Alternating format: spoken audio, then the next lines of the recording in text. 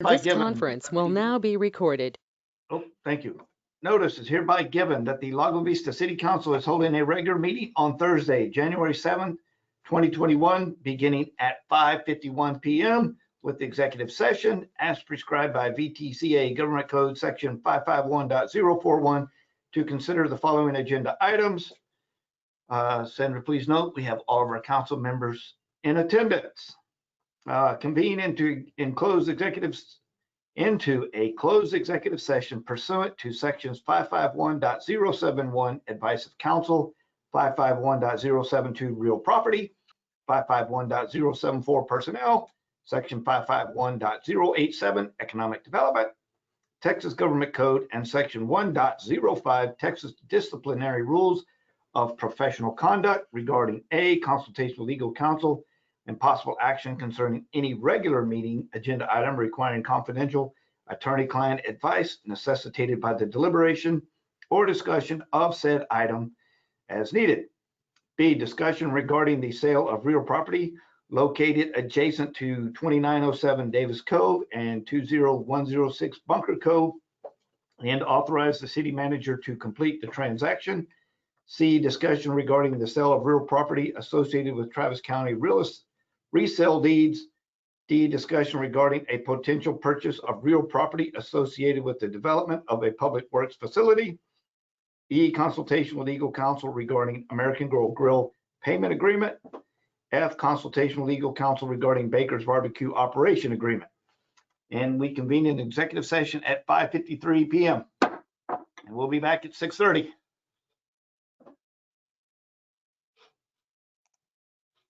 Promises, promises.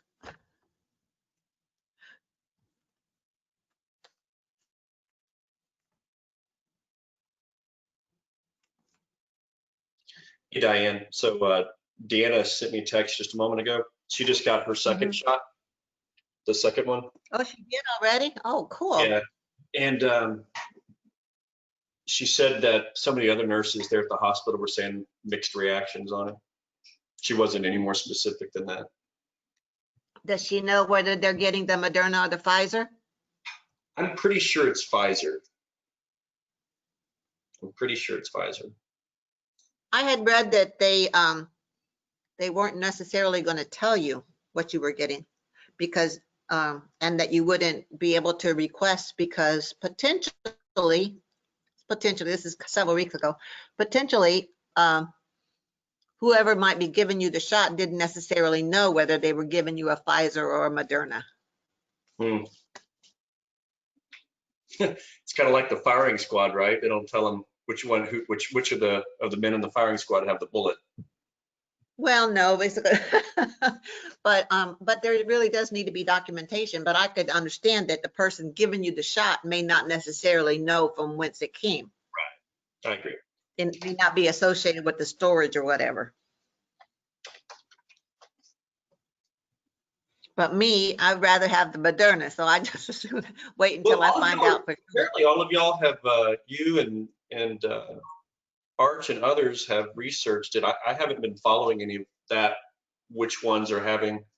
I haven't been following that. Is Pfizer the one having the most adverse reactions? No, I mean, I don't know statistics on that. I know the statistics that they published, they were like 2 percentage points worse than Moderna. Moderna was like 97, 98, and Pfizer was 95, something like that. I mean, they're both so high that it's really inconsequential. It's just me, I prefer, you know, if I had a choice, I prefer the 98 as opposed to 95, but those kind of statistics are nebulous to some extent anyway. You know, there's always a margin of error, a plus or minus. But Dr. Neal had told me that we're not going to have any right now because we're not in phase, whatever the phases are. I don't keep up with them, but we're in phase 1. We're not in high priority yet because we don't really have a medical facility or first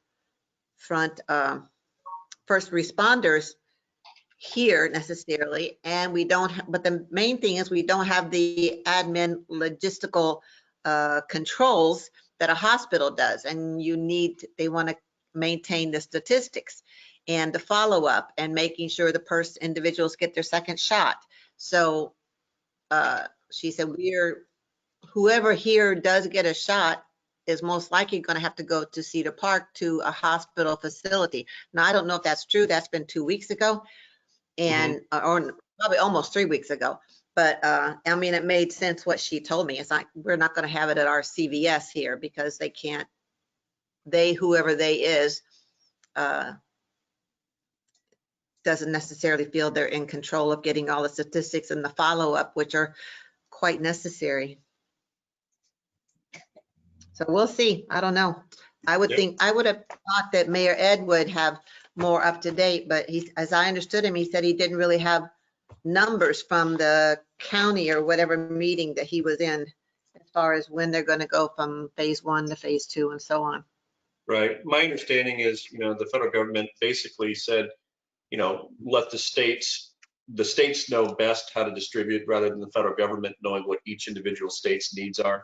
So the states, here you go, here's your allocation, and then the states are doing their thing. That's definitely what Donald Trump said, but that's all going to change with the new administration, because I knowing how things work and how diverse it is and the need to keep the statistics and the continuity, the states will have to implement it and so on, but there needs to be a federal component to maintain consistency and make sure they get the money to use to be able to implement, give the shots for everybody who is going to need shots as per phase 1 or phase 2 and so on. So there's going to have to be We're going to disagree. I think the states are wholly capable of deciding what their citizens need rather than the federal government deciding what the citizens of each state needs. But we can agree. You kind of rephrased it from the actual goal. So I wasn't addressing what everybody a shot. Capabilities are. Get everybody inoculated, and the federal government, as it is right now, has allocated the vaccine to each state and left it up to the administrations of each state to distribute that. You're saying you disagree with that process, and that's cool. No, I didn't say that at all. You changed my words, and that doesn't mean the same thing. So I think it's going to be a cooperative effort, and it'll be a much better cooperative effort going forward than what has happened in the last 2 months. Because so I just cross my fingers that it all goes well. Right. And, so what do you think the Biden administration is going to do to make the rollout different? I'm not addressing that as far as the rollout or anything. I'm talking about accessibility to people and the states, individuals, the states having the support that they need in order to, because every state is not the same.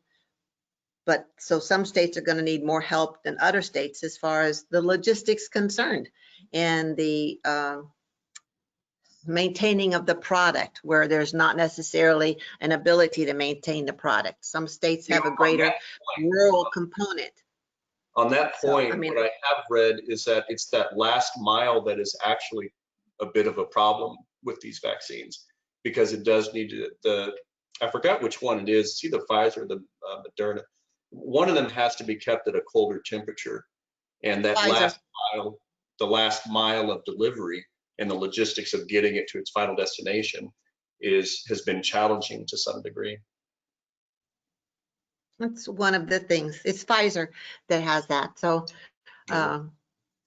yeah, if it's something like this, like what had to be done in what was the other one where there was mass inoculations needed, because it's been brought up as an example, and we as a country were able to do it, which was seemingly insurmountable odds to get done, yet it did get done, and it got done because of the cooperative effort between states and the federal government.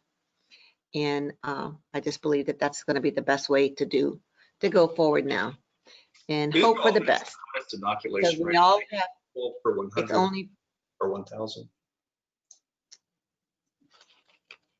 It's all about the communities getting as best of a job that the infrastructure can give them. So I keep my fingers crossed.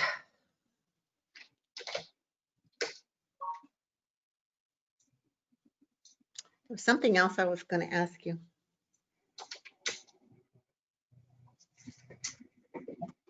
Oh, what is the thingy that, you said my handyman, so I assume you meant Rob. What was it Rob put up?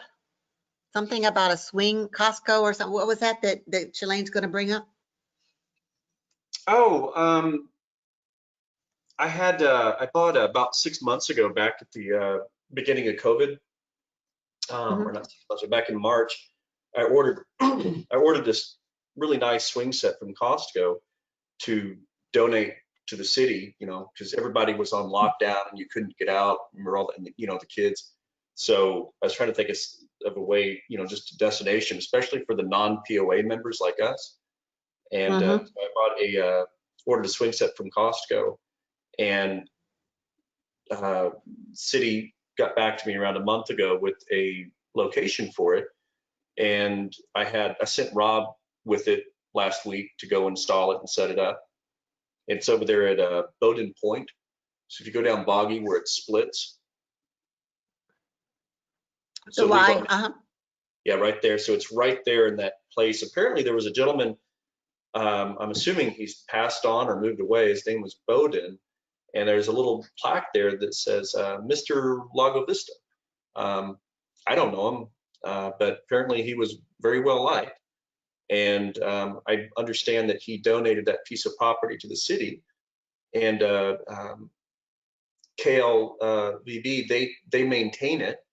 And so I think I remember seeing that little plaque in, during the candidacy.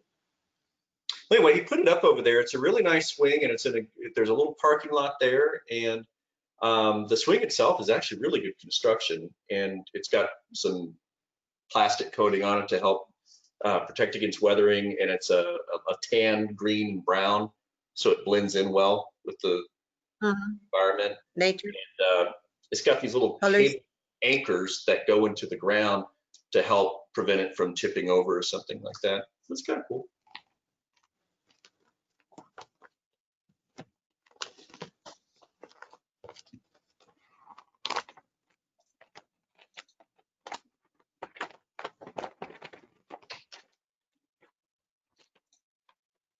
I think it'll be great when we get some playscape equipment in the new park.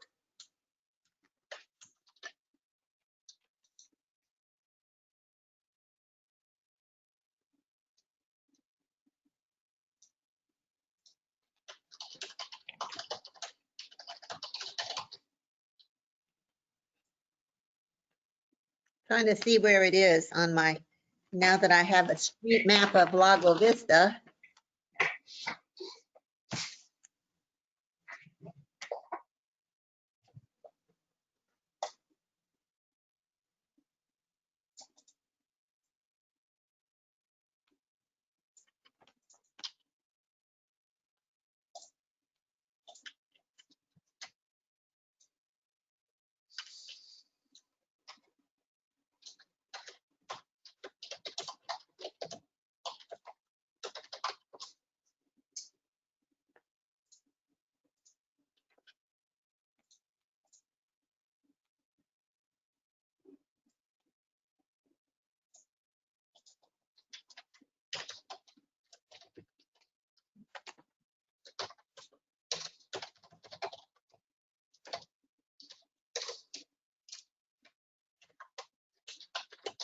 When it makes a Y, Paul, does it to the right side or the left of the Y?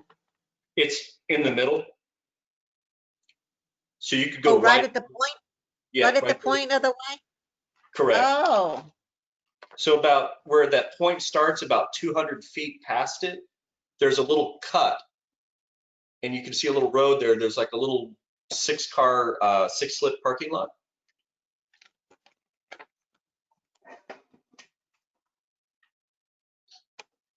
Sam keeps wanting us to take him over there to play. Did you hear the kids going all over the place around here this afternoon on those go-karts? No, when I came over there, I heard him, but I didn't hear him thereafter. When I went to go feed the girls, I didn't hear him. I figured they were putting him up. They put him up, but no, when I was outside, I didn't hear him. And then they come back out, and then they get put up. Then they go back out. Where are they parking them? Is your area underneath there not ready yet? No, they're parking them in the garage for now. So Dan and I are parking in the parking court, and hopefully, if we get that, if everything goes okay on the scheduled plaster and fill of the pool Wednesday, I will be able to get the dirt bike, the other dirt bike, the 2 dirt bikes, the 4-wheeler, their 2 go-karts, and get everything out of that garage and get it down into the accessory I building. have a brand new space. Yeah, it's gonna be great. I can't wait. So when they put that fire hydrant there, I heard they're gonna put one in. Does that mean so it'll be available it's for you to already fill your pool? Huh? There's already there's a fire hydrant in front of my house. Oh, there is one already? So Yeah. will you be able to fill your pool like on a constant basis using that water, or? No. Yeah, so they do, how I know you're not on city water, but you're aware of how the sewer rates are calculated 3 months out of the year. This is one of those 3 months. And Just doubling well, in Houston, your sewer rate would be just doubling your water usage. They would just somehow assume. So I've got that pool is 55,000 gallon pool, which is a lot of pool. And so I've put a deposit down with the city, and they've attached a commercial meter to the fire hydrant. And then I'm going to hook fire hoses up to it and fill the pool up that way. So I'm buying the water from the city, that separate, so that I'm not adversely impacting my sewer rates. Right, that makes sense. At residential rates, such so you don't get the double charge for the sewer. But I was asking, are you going to be able to use it on an ongoing basis for the fill? Like most pools have an autofill component. So is your autofill going to be attached to the fire hydrant, or is it going to be to your It's a one-time home thing. water? It's a one-time thing. Oh. Fire hydrant. Because in the summertime, there's a lot of evaporation and playtime and things like that. You have to keep adding water to your pool, especially during the summer months. I imagine Just so. a heads up. Yeah, Just a heads up. I'm a little nervous about the impact that it's going to have on the electric and water bill, because my God, my water bills are ridiculous, and I don't even run the sprinklers. The last, once we get into the Not in the winter time. Yeah, even like last month, my water bill was $226. I can't relate, but I can relate to my electric bill being 4 times what everybody else's is. So. Yeah, no kidding. So your pumps, I don't know, how many pumps do you have? I don't know how many. I have no idea what the hell it's Pentair, and I'm assuming the contractors got sufficient number of pumps. Yet there's more than one pump. Well, I would think, I haven't gotten but educated on the pool equipment itself. it depends on how they did it. But didn't you see them? I mean, did they have to install them and run lines and everything? They have not installed the pool equipment yet. They just poured the pad for the equipment today. And there's 2 pallets. Yeah, but they ran the lines. I mean, it's in the plan. It's in the plan because they have to run the line. There's a ridiculous number of pipes coming from that pool, because I've got 2 of those jets with the LEDs that'll shoot like a stream of water into the pool, like an arch. So there's 2 of those, and then you've got the bubblers for the hot tub. And then there's also 2 bubblers for the sun deck. So there's 2, 4, and then, I mean, there's a dozen pipes. I don't know how they would have. Yeah, I don't know how they would have arranged all the bubblers, but because they may be separate on small pumps or something. But the gist of it is that you're going to have a main pool pump for circulating the pool water, and then you're going to have a spa pump because the spa you want it to operate separate from the pool. You don't want everything to have to come on at one time, right? So and like for me, I have a water feature, so I have the waterfall over the infinity edge, so I have a 3rd pump. So for my pool, I have 3 pumps, and for the Houston pool, we had 3 pumps as well. So that's why I added, that affects your electric bill. That's all I was asking. If you have one pump and it's on for everything, or if you have multiple pumps. Gotcha.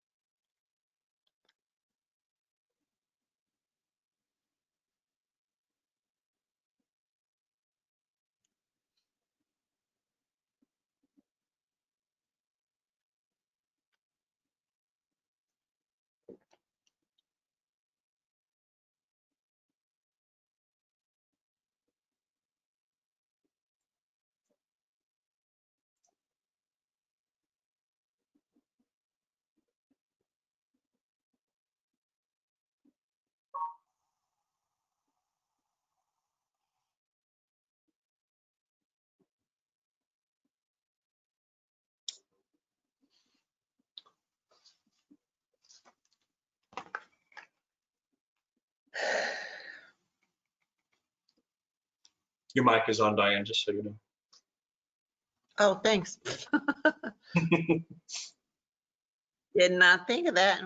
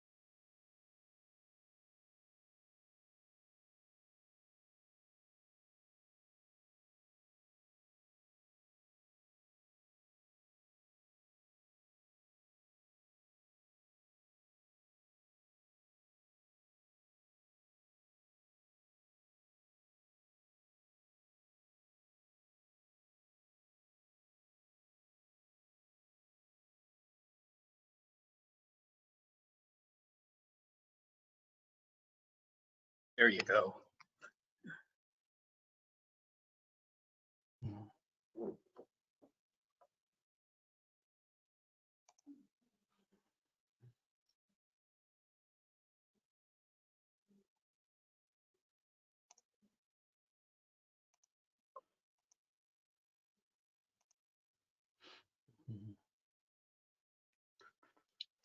Can y'all hear me okay? All right. I don't know, for some reason, my microphone is not working today. I don't know. Okay, as long as y'all can hear me. Na, na, na, na, na.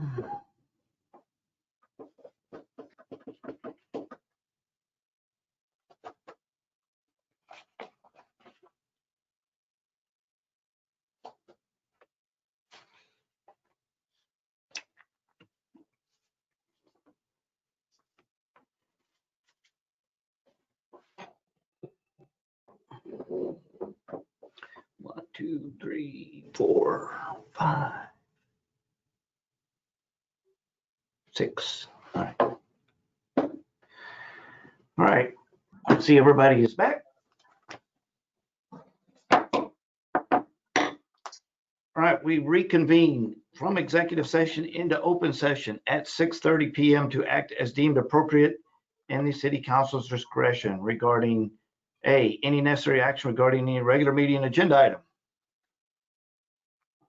No action. Any questions, comments from audience on that one?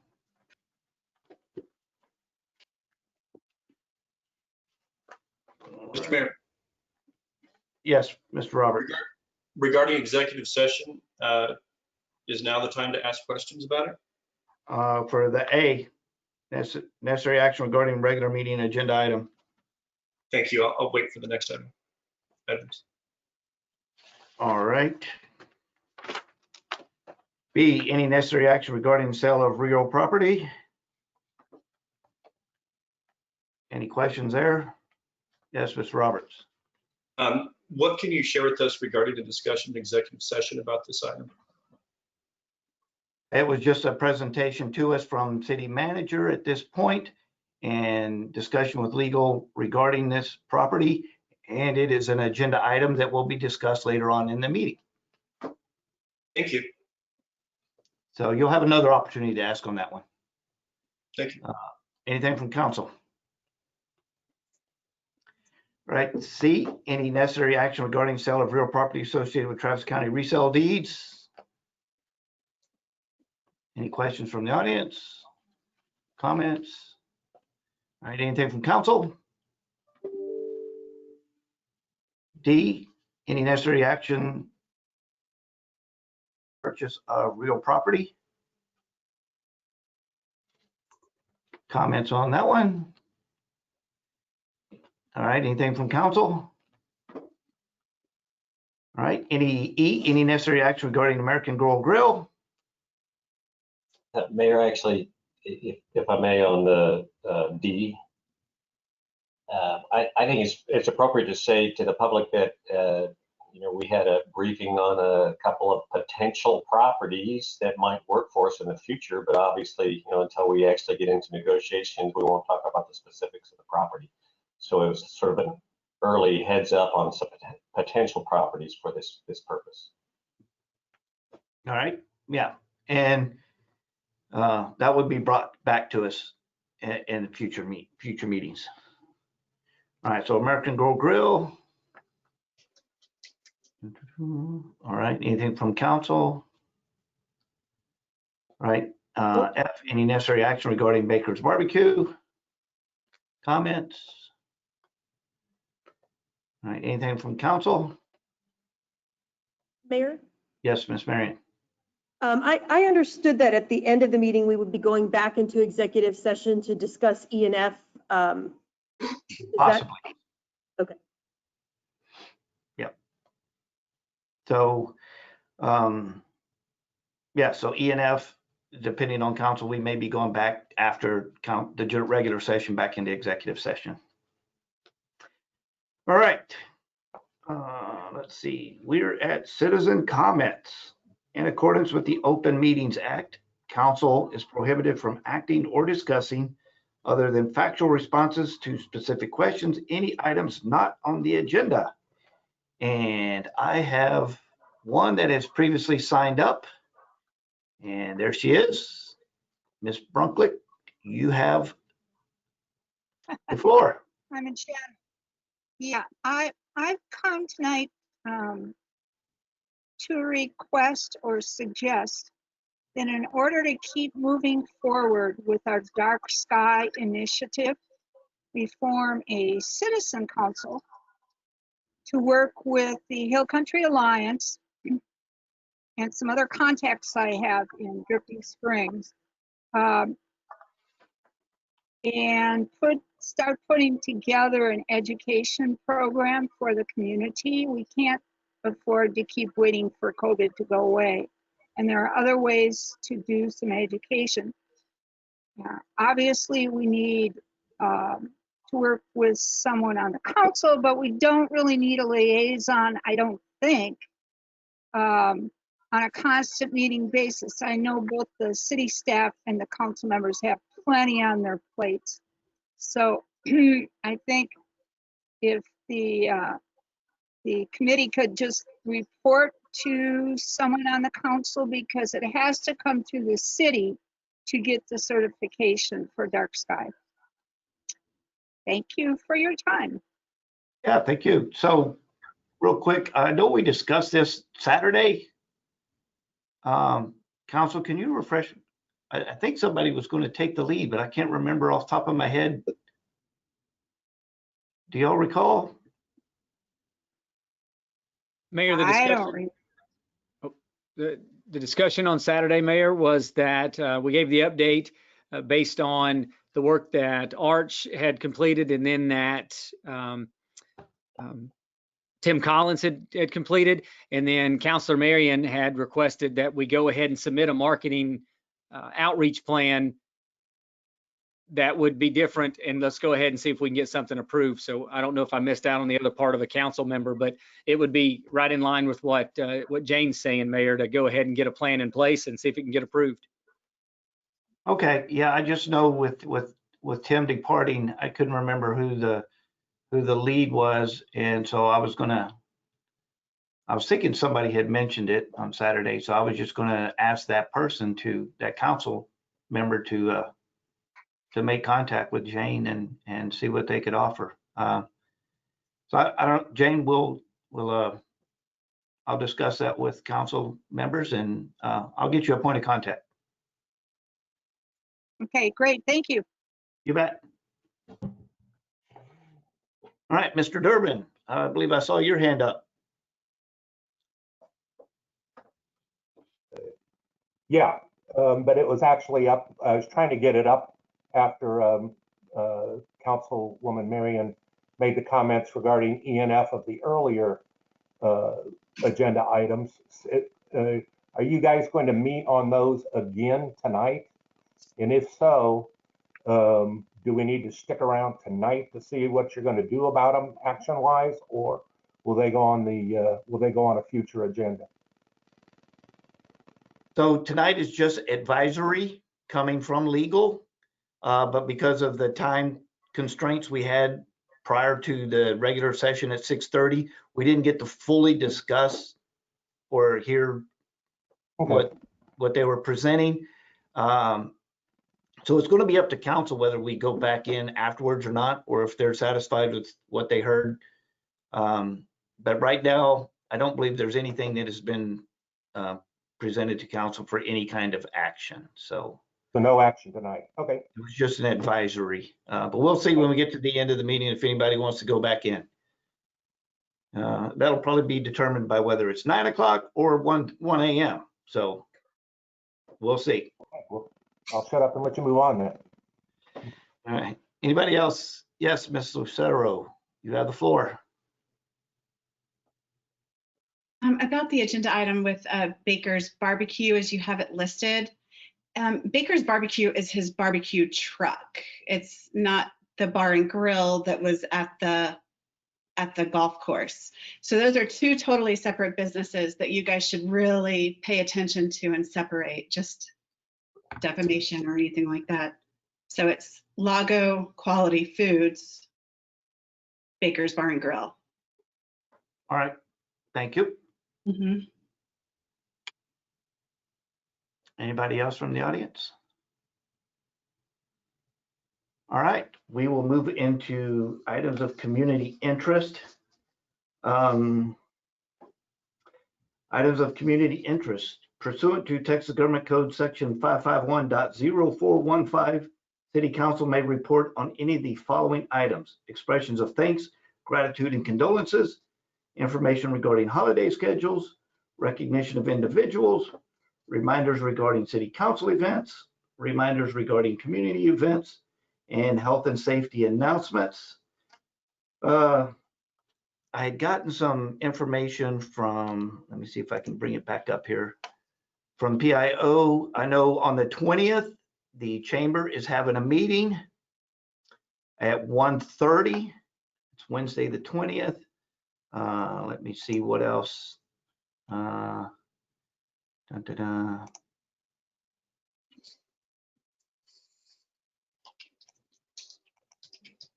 Let's see. Christmas tree recycling at the Green Center this Thursday. Well, I guess that was today and Saturday. Let's see.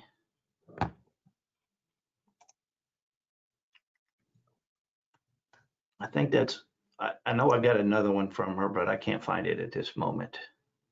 All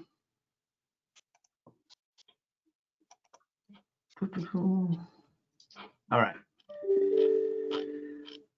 Personally, I don't have any other, I can't think of any other events or there's no holidays coming up. There's no proclamations. There's a note, the bicycle race, La Primavera, if anybody isn't aware, it has been canceled for 2021. It was scheduled for March, but it's been canceled. Let's see, community events, health and safety. I cannot provide any information on vaccines for our community. I sat in on the county briefing yesterday, and they have their plan of 1A, 1B, 2, but there's no timeline. They say it all hinges on how much vaccine supplies they have, and right now they say they're short. They're still doing the 1A portion of it, and they don't know exactly when they're going to roll out 1B. And so I don't really have any updates for you vaccine wise, under health and safety. Obviously tonight is Josh Ray's last city council meeting with us, but before I get to that, does any other council members have things that, yes, Mr. Prince?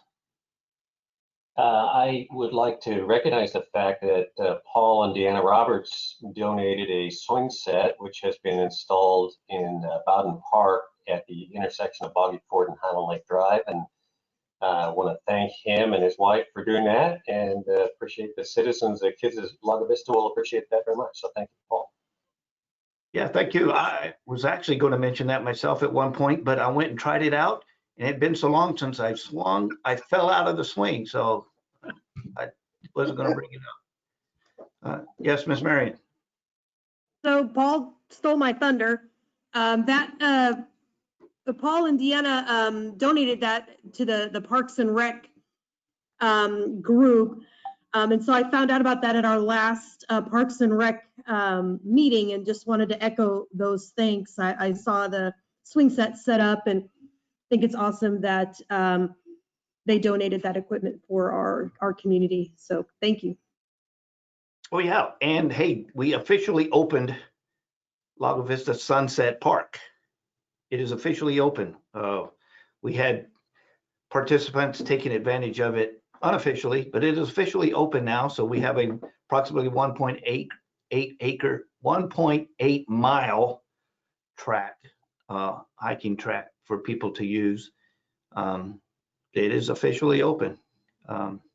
Hopefully, springtime, the community, the society, the pandemic, whatever controls our world will allow spring sports, and we'll have Little League baseball and softball and possibly soccer and other events going on this spring. Mr. Williams. I did receive a letter from the Men's Golf Association where they were being thanked by the Blue Santa, Lago Vista Blue Santa Association for their participation in raising a lot of toys for kids. They had a tournament and everyone brought toys. The police department was there to pick up the toys, and they were just thanking the Men's Golf Association for their participation. All right, thank you. Mr. Sullivan. Thank you, Mayor. I just wanted to remind people that the Lions will be out on Loman Ford this Saturday morning doing trash pickup. So just if you're driving on Loman Ford, be careful and avoid those folks. And as much as we like picking up your trash, do your best to not throw trash on Loman so we don't have much work to do. Thanks, sir. And that's at 8. That's at 8:30 if you want to participate. All right, thank you. Anybody else from council? All right, is there anybody from the audience that has a item of community interest? Mr. Levy, did I see your hand up? You did. You did. I was just wondering, where is that new track that you were talking about? Lago Vista Sunset Park, which is just west of town, a little before, across from there's a church there. I don't know which church it is. The Lutheran Church. The Lutheran Church, just across from the Lutheran Church, prior to getting to Lakeside at Tessera. Okay, great. Thank you. Off of 1431. All right.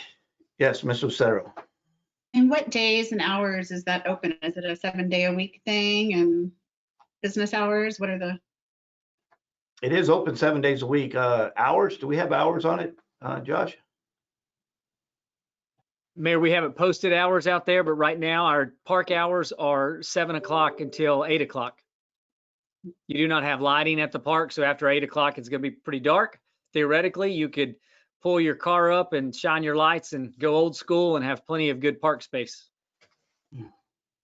Thanks. So is that 7A to 8P or 7A to 8A? We got 1 hour or 13 hours? You make the call, Mayor. Okay, we'll go 8P. Okay. All right, are we good with items of community interest? All right, we are getting into the meat and the action items. Obviously, we have some big items on here, and I have a lot of guests that will be attending tonight's meeting. So we have a change in the order from the way it is listed. We are going to start with agenda item number 5. And then we'll do agenda item number 6. Those both deal with city manager issues. Then we're going to go into a discussion item, item number 16, which is the water rates. And then we'll go into agenda item number 8, which is also water rate related. Then we'll go back up to the top and we'll do 3, 4, 7, 9, 10, 11, consent agenda, and the 4 items under there, 17, 18, and 19. So we're starting with agenda item number 5. It's an action item, discussion, consideration, and possible action regarding a contract to hire a firm to assist the city in selecting a new city manager and direction to the mayor to finalize and execute the contract. We have 2 companies that will be presenting tonight. And the first one that we have is Chris Hartung. Chris Hartung is the group that we used in 2017 to bring us Mr. Ray.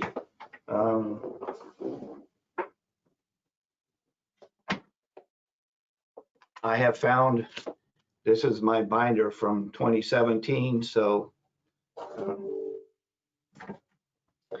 Mr. Hartung is back with us this go around, and at this time, Mr. Hartung, if you would like to take the floor and make your presentation to council, you have the floor. Thank you, Mayor, members of the council. It's great to be back with you again tonight. Thank you so much for this opportunity. We did the last search. Currently, we're following kind of the same procedures. Do you want me to go through the whole proposal, Mayor, or answer questions? I guess I'd ask that question first. Mayor, is anybody else having a hard time hearing?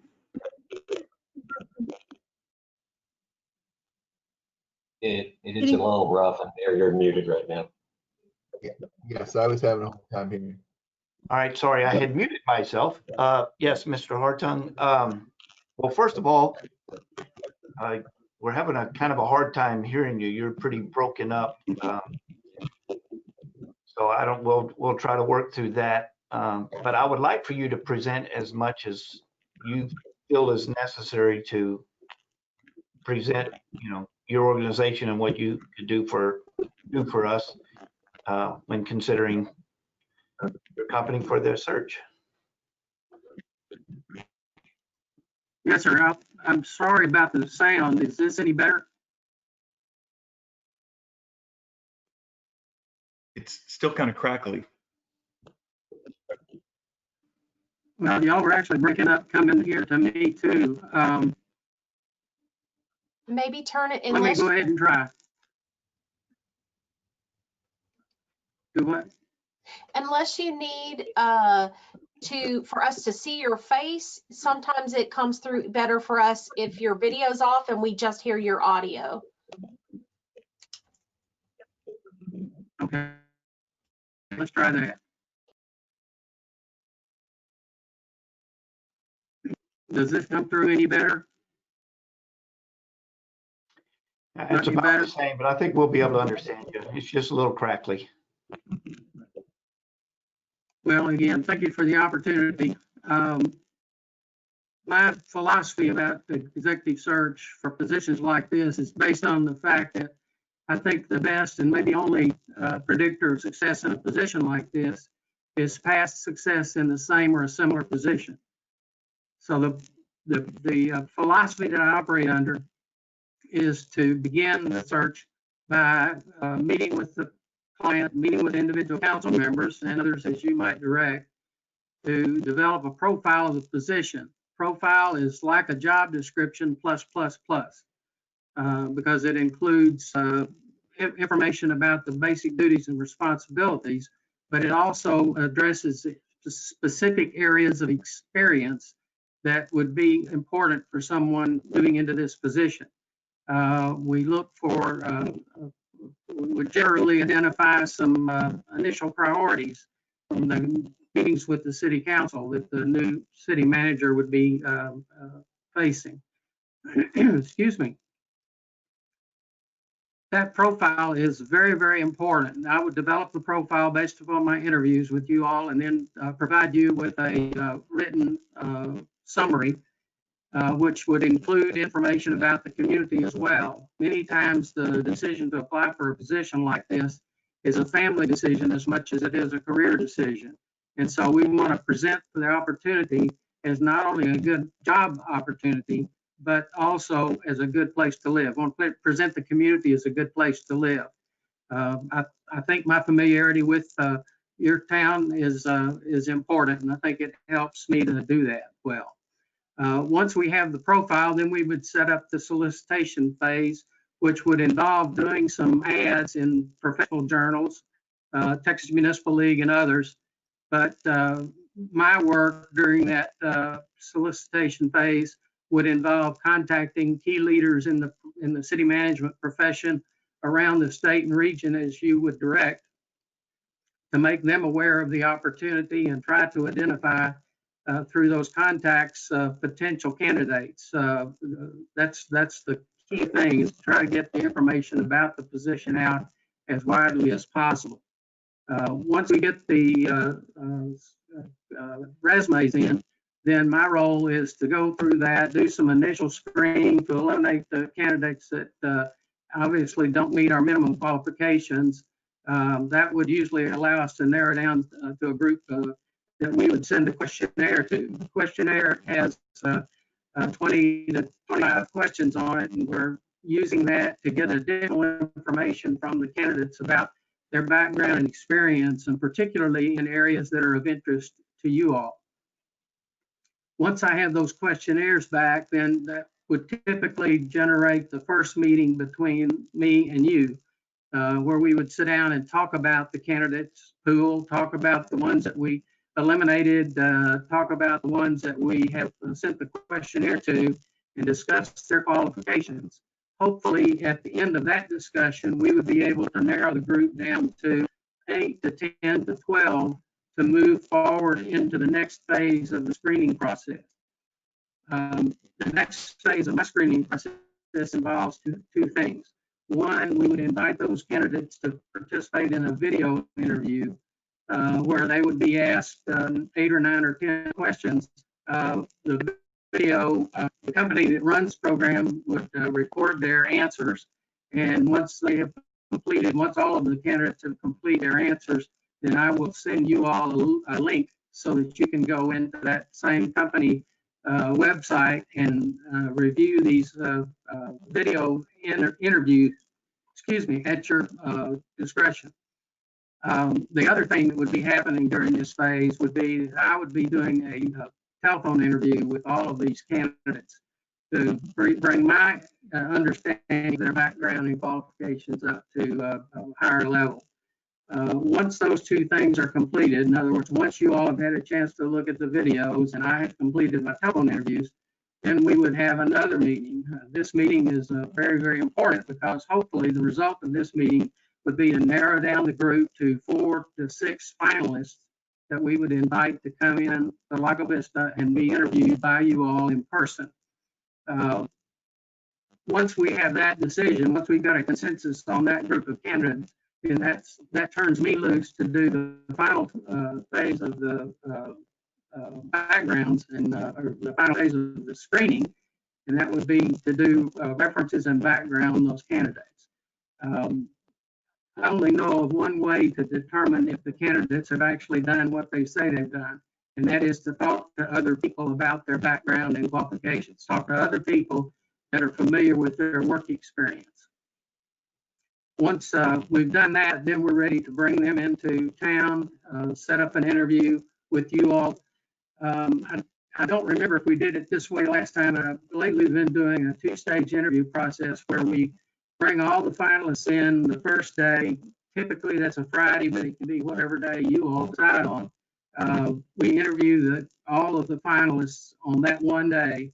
At the end of that day, you would meet and discuss the interviews, and hopefully we'd be able to narrow the group down to 2 that we would invite back the next morning and have them go through a second interview with you all. There is something powerful about that second interview. You get through the kind of familiarization phase with this first interview, and when you bring them back for that second interview on the next morning, you can really get into some very real meaningful issues that you all are dealing with. And I think it really does help to begin focusing on the candidate that you want to make an offer to. Once we complete those interviews, hopefully you would decide on the person you want to make an offer to. And part of my role in this would be to negotiate the details of an employment agreement with that person that you select. Again, I think the real key to successful recruitment is finding the person that really does have the background and qualifications to address the issues that you all are dealing with. And I think this process has proven over the years that it does do that. Again, I appreciate the opportunity to be with you all tonight, and we'll look forward to answering any questions. All right, thank you very much. Just off the top of my head, yes, that is the exact process that we went through last time. So I'm going to open it up to council for y'all to ask questions, get some clarification.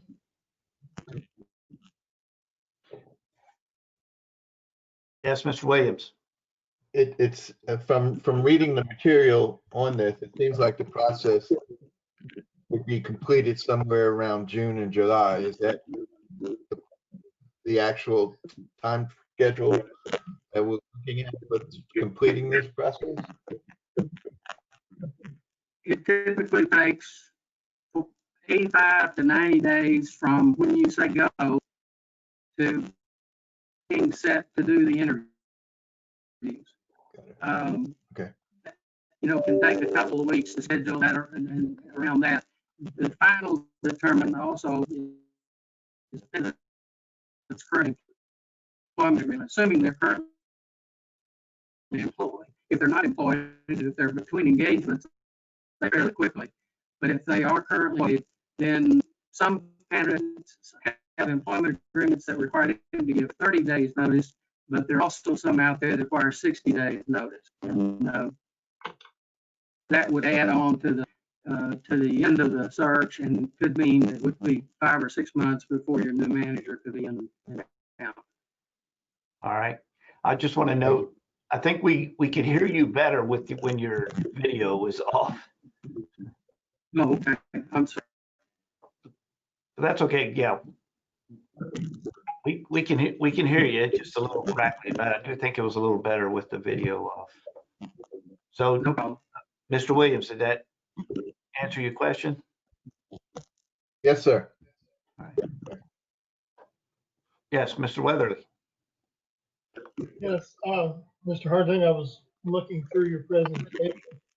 You listed your professional fee is $16,200 plus whole list of things there. Could you give me a general idea of about what it normally costs for recruitment? The expenses are mainly the advertising that we would do, my travel between here and there. There are a few other items that come in. I would guess that it'll be less than 5,000, and it may well be less than expenses. So you think that something in the neighborhood of 22,000 for the whole thing? Yes. Okay, thank you very much. Mr. Sullivan. Thank you, Mayor. And Councilman Weatherly, I think he did have an option out there for an all-in price of 21 and some change that was in the packet. Chris, I was on the committee when we went through and brought Josh on back in 17. And so I went through the process and you described it exactly as I remember it. My question to you is in these COVID times, do you anticipate that there's any alteration to the process due to COVID? Have you had to do that in your recent searches? One of the things that I've been doing is, instead of coming to the council meetings for the interim meetings, I've been doing those via Zoom or GoToMeeting or whatever system the cities are using. We have still been able to do the final interviews in person, but we have not been doing any community meetings, any community kind of activities, dinners, lunches with the candidates. We set up the council meeting room so that the council members are spread apart, masking if that's the rule of the city. And then we bring the candidates in one at a time. And so far, we've been able to do that. Most of the other parts of the search, fortunately, don't require that kind of in-person activities until we actually get to the final interviews itself. But I'm willing to work with you all if your city has policies that say we need to do them virtually, then we can do them virtually. But I still think the best one is an in-person interview, and we have been able to do that in the searches that I've done since May. I know. Okay. Work, motherfucker. Where's the volume on this thing? Hold on just a second. Go up here. Okay, there we go. All right, Mr. Prince. Yeah, Mr. Hartung, I'm wondering, you talked about early on in the process about, experience being the most important thing. I'm wondering how much in your view would you be looking at, say, city managers or people that have been city managers of similar or potentially smaller cities versus, for example, someone who's had a possibly lower level position at a very large city? Do you think both of those come into play in the search, and would your search cover both of those types of candidates?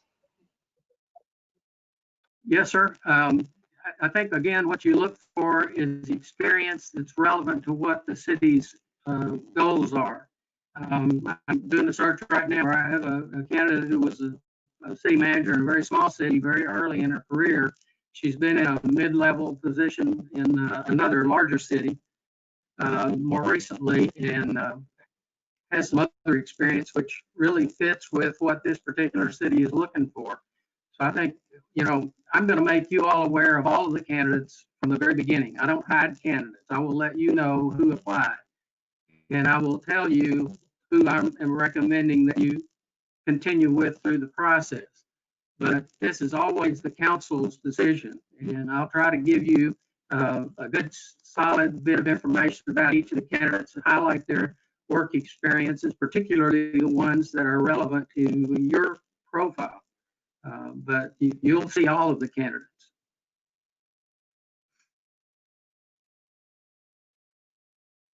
All right. Anyone else?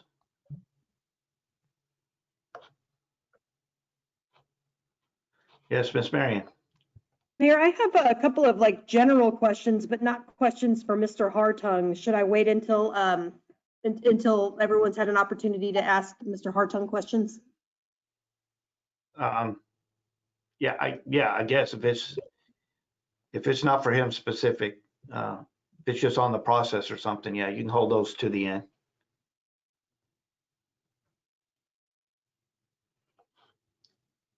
Yeah,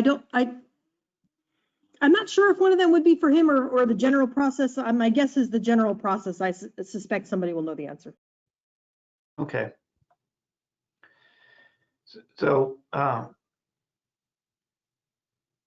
Hartung, Mayor Tidwell here. I know you said you present it to us. So the process is that the entire council gets to review all the candidates and stuff, right? We all get to look at them. Is that correct?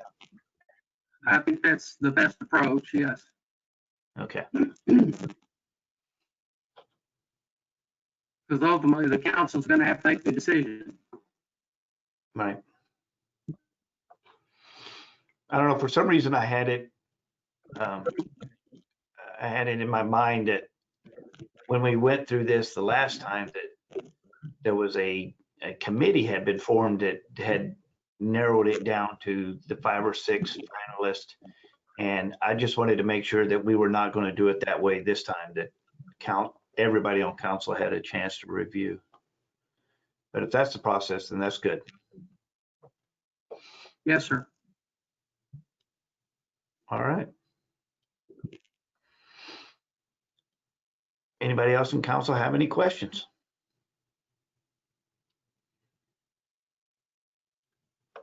If not, it was your last chance, because at this point I'm going to dismiss Mr. Hartung, and I will ask Josh to contact the other group.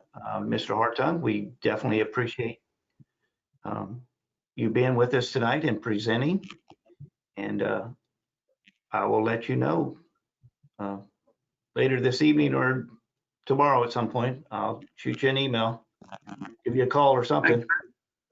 Thank you very much, Mayor. I really appreciate the opportunity to meet with you all tonight. Yes, sir. It's good to see you again.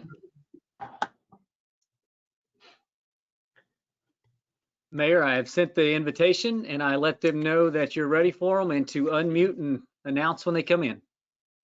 Okay, so we're looking for Jennifer, and I'm sorry, I don't remember the other lady's name. Jennifer and Lynn, Mayor. All right.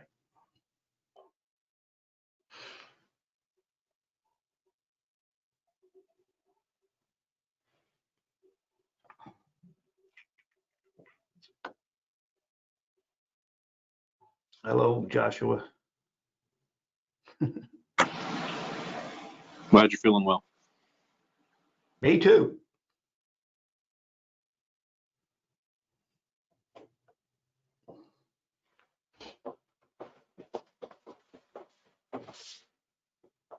Shalane, while we're waiting, do you want to ask your general questions at this time, or do you want to wait till after the next group? Oh, I can ask. Really, the one I'm most interested in, if we end up, let's say, for whatever reason, we get a really good interim and we end up keeping that person as our permanent city manager. If we don't hire someone that the company we ultimately choose to do this work has presented, how does that work contractually? Do they get this whatever thousands of dollars anyway, or how does that work? Or do we pay them, is the payment contingent upon us picking someone that they have presented? I would say no. I would say if we enter into a contract, it's going to be for services provided. If we do not select one of theirs, we still owe them for services provided, because he's done all the advertising, all that legwork. Yeah, I could be wrong, but I'm going to guess that's the way it works. That's correct, Mayor. Once we enter that contract, no matter what the result is, that's going to be for the contract period, and they'll provide the services. And if council chooses a different direction, then we still pay that contract. And Mayor, I'll let you know that Ms. Barbosa and Ms. Fadden have signed in. All right. Well, thank you very much. Jennifer Fadden and Lynn Barbosa, welcome to the Lago Vista City Council meeting.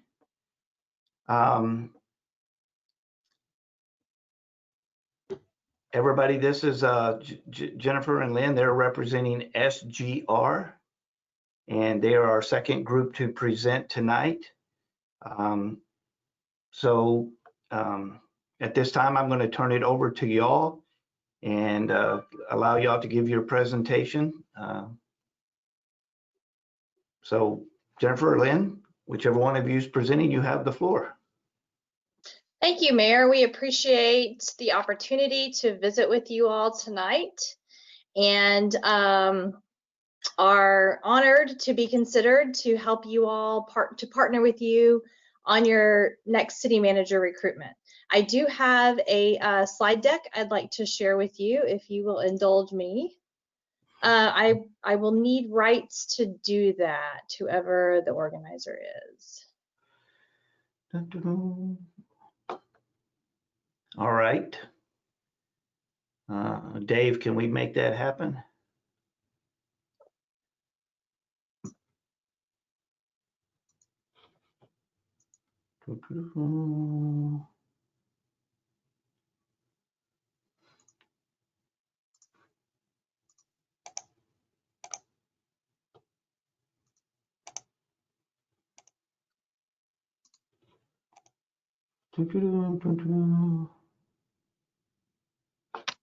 If that's not possible, I'm happy to just verbally walk through what I would have shown you on a slide, if that's most efficient for you all. Yeah, hang on just a second.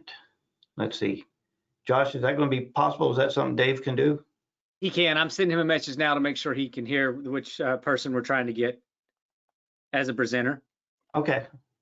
Yeah, just hang with us, Jennifer. Okay, no worries. If you don't hear, Mr. Mayor, if you don't hear from him, I think I can go down the hall to the city council chamber computer and do it too. Oh, okay.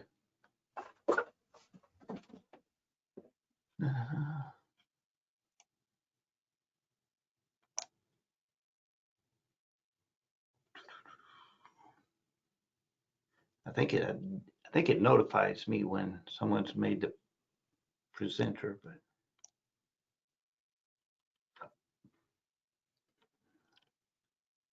Mayor, if you click, can you make, as an organizer, can you click the box dun, dun, dun, let's see. and make Jennifer an presenter? Which tab is that under? If you just click on her box where she's at, just click the 3 dots, Oh. top right corner. Hey, looky there, make presenter. There you go. Bam. Got I have the power all the time. Glad you'll educate me on these things. Love it when a plan comes together.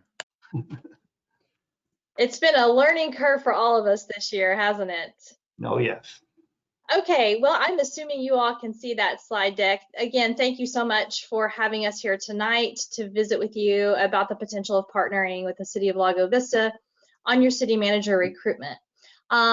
Just a little bit about our firm. I do want to share we are a full service local government consulting firm.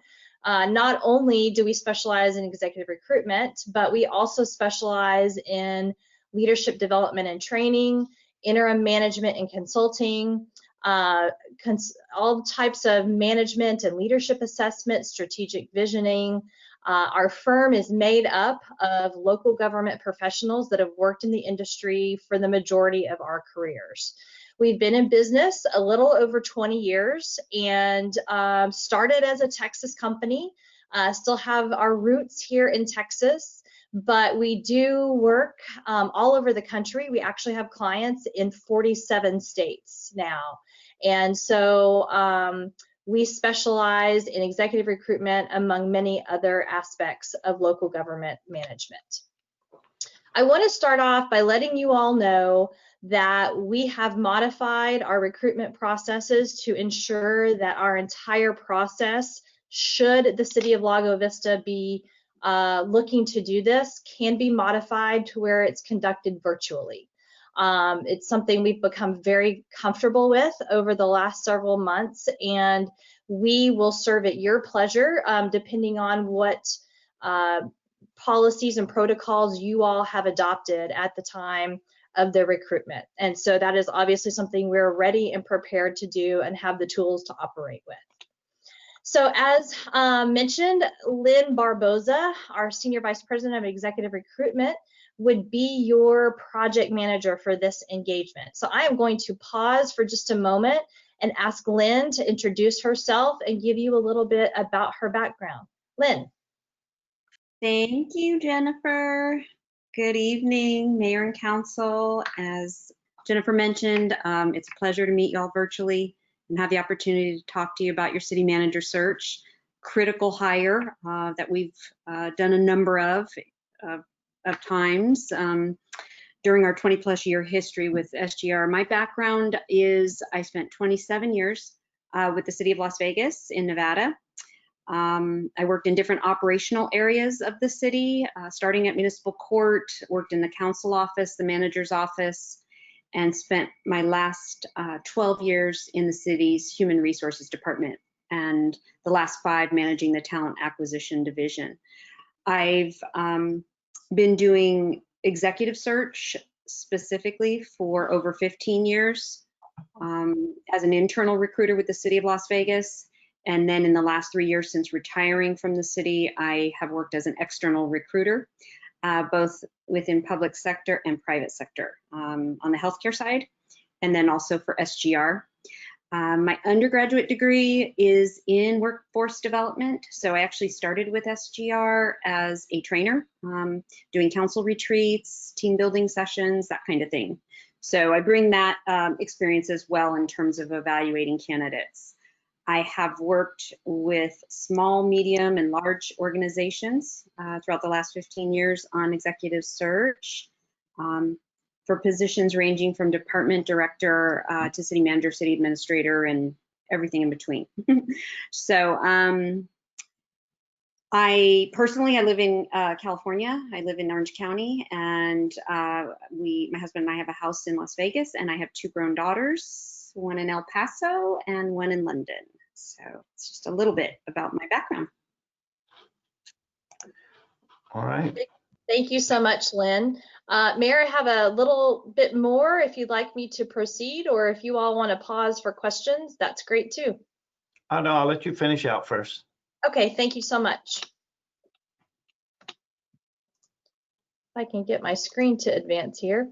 Okay, so as we go about partnering with you on your executive recruitment, I'm going to give you a high-level overview of our process. It's obviously detailed in the formal proposal that we sent you, and you can look at the very granular detail there. But we start off by visiting with you all. Our objective in this first step is to understand the profile of the ideal candidate that you are seeking as your next city manager. Lynn will either virtually visit with you, or she will come on site, just depending on COVID protocols at the time, to meet with you all, to meet with the council, members of the organization, the senior staff, community members, to understand what your needs are. What's unique about Lago Vista that you're looking for in your next city manager? What types of qualities and experiences and background traits are you seeking? And that will help develop what we look for in candidates as we go forward. From that, we will produce a digital marketing brochure. You can see the one here that we recently did for the city of Hutto. This is a professionally produced 6 to 8 page digital product that really becomes the marketing piece for the recruitment. It is shared widely. It's distributed all around the country as we cast the net, seeking candidates for this opportunity.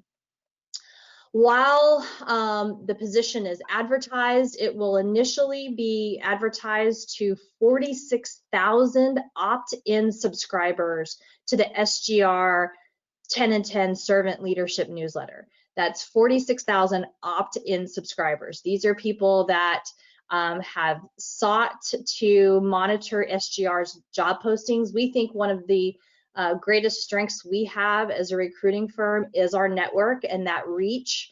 And so your position will be seen by all of those in our network that are seeking this type of opportunity. It obviously will be sent out via our social media channels, something that you can share on your social media channels. And then we will likely look to do traditional advertising as well, either through TCMA, ICMA, Texas Municipal League, organizations where we think high probability candidates are going to be looking for this kind of opportunity. While the position is open, Lynn's going to be doing individual outreach. She's going to be talking to candidates that she thinks are good matches for your community. Lynn just completed the recruitment for the city administrator in Castroville, Texas. And so she likely has some network of candidates from that recruitment that might be a good fit for this one. And so we will be doing outreach to passive candidates that maybe wouldn't have been aware of this opportunity. Once we receive all the applications, we typically leave the position open about 30 days. While applications are coming in, Lynn is screening them. She's talking to candidates. She's getting to know them. Once the application period closes and we have our pool of candidates, we meet with you a second time.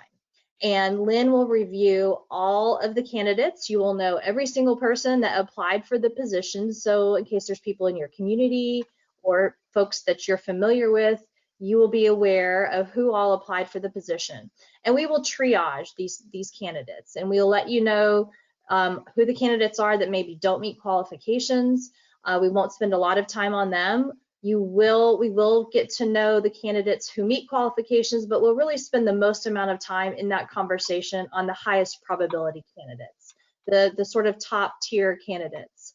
And at that point, your selection committee or the city council will decide who to move forward in the process and formally select semifinalists for the position.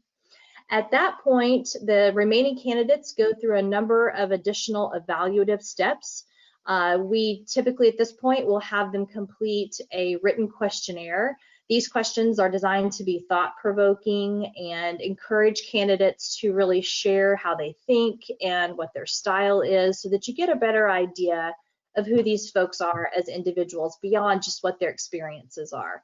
We will also have them do a one-way recorded online interview so that you can watch them talking to you at your convenience, and you get an idea of how they communicate, how they present themselves, what types of things maybe pop into their minds spontaneously as they're answering interview questions. And then we will conduct an initial media search on these semifinalists as well, because we want to know what is out there about these candidates to ensure that they're properly vetted. And so that piece of the process will be done. We will then, Lynn will meet with you again, present all of that information. You'll have an opportunity to read through those written questionnaires, to view those pre-recorded online interviews. Lynn will brief you on any findings in our media search. And at that point, you all will make the selection of finalists. Typically, you go from about 12 semifinalists down to approximately 5 finalists. Obviously, in the age of COVID, we've been a lot more flexible about how we manage the process at this point. Some communities want to select 5 finalists that they do maybe a live Zoom interview with, and then they further narrow the field down more and to maybe 1 or 2 people that they bring in person to meet with the community and with the council. Once you do select finalists, though, we will do a deeper dive into their media background. We will double check all of their social media. We'll make sure that anything they've posted out there is consistent with the values of your community and your organization. We will do a thorough background check that identifies any criminal or civil issues out there. It'll do an education verification, a credit check. And at this point in the process, we also have the ability to do a leadership assessment, like a DISC or an IOPT assessment, to really help give you an idea of how people are going to make decisions and how candidates process information. So this is where we've narrowed the field down. These are some additional evaluative steps that we conduct at this point. Finally, once you are ready to meet some candidates face-to-face and you feel like you've got that field narrowed down and the right fit is one of these last remaining folks, we prepare interview questions for you. Again, should you desire, Lynn will be on site to help you manage the interview process and be the logistics and the facilitator for that process if you like. We will also conduct reference checks. I will let you know that we use an automated platform called Skill Survey for our reference checks. This tool we have found is amazing as it relates to having references give honest, candid feedback. They are able to do it anonymously, and we find that they're very frank with the information they provide about our candidates. And so that's another tool that we think is a real benefit to our clients. At this point, you have likely made a hiring decision, and Lynn will work with you in determining what maybe needs to be included in an employment agreement or where you need to be on the terms of an employment offer. We are also happy to help you with a press release at this point, if that's something that you desire as an organization. And then finally, as a company, continuous improvement is at the top of our list of priorities. We value that very much. You will be getting a satisfaction survey from us after we complete the process, because we want to honestly know what your feedback is, what your experience was. Was the process positive for you? Do you have feedback for us that we can improve on? Over the years, like I said, we've been doing this about 20 years, and we've found that these 5 things are really the key to a successful search. And we've incorporated, obviously, these 5 things into our process and honed it over the years. And we, like I said, we start off by understanding your community, understanding what makes Lago Vista a unique place, what's the heartbeat of your community, so that we can convey that and filter for that as we talk to candidates. We believe that our marketing and outreach is second to none. There's not another recruitment firm that has the type of network and database that SGR has, and you, by being our client, you have access to that. We will work extremely hard to understand who these candidates are, know the ins and outs of everything about them and their background, so that you are not ever surprised about anything once they go through the process and we fully vet them. Concurrently, we are in constant communication with candidates throughout a search. Lynn will be talking with them. We set up Google alerts for all of our client communities, and we share that information, and any news articles about your community get shared with candidates in that search so that they're fully aware and up to date and in the loop on everything going on in Lago Vista. And we find that these 5 things really make the process smooth for both your community and candidates. One final point I will make, and then I will be quiet and we will be happy to answer any questions you have. SGR, you're going to talk to another firm. You already talked to another firm, and they offer a wonderful process as well. Most executive recruitment firms basically do the same things. So what makes SGR different?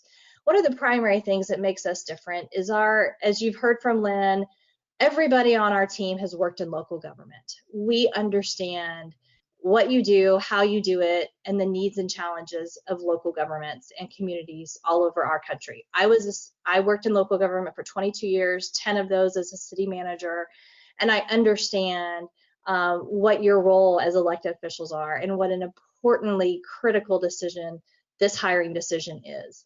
That makes us unique. We understand your world and the world that you operate in. We also, as I mentioned, think that our network and our ability to outreach to candidates is going to get you candidates that you would not otherwise likely find in your candidate pool. They're going to be passive candidates. They're going to be candidates that are actively looking, but we work that piece of the process very hard. And your position will get a lot of visibility.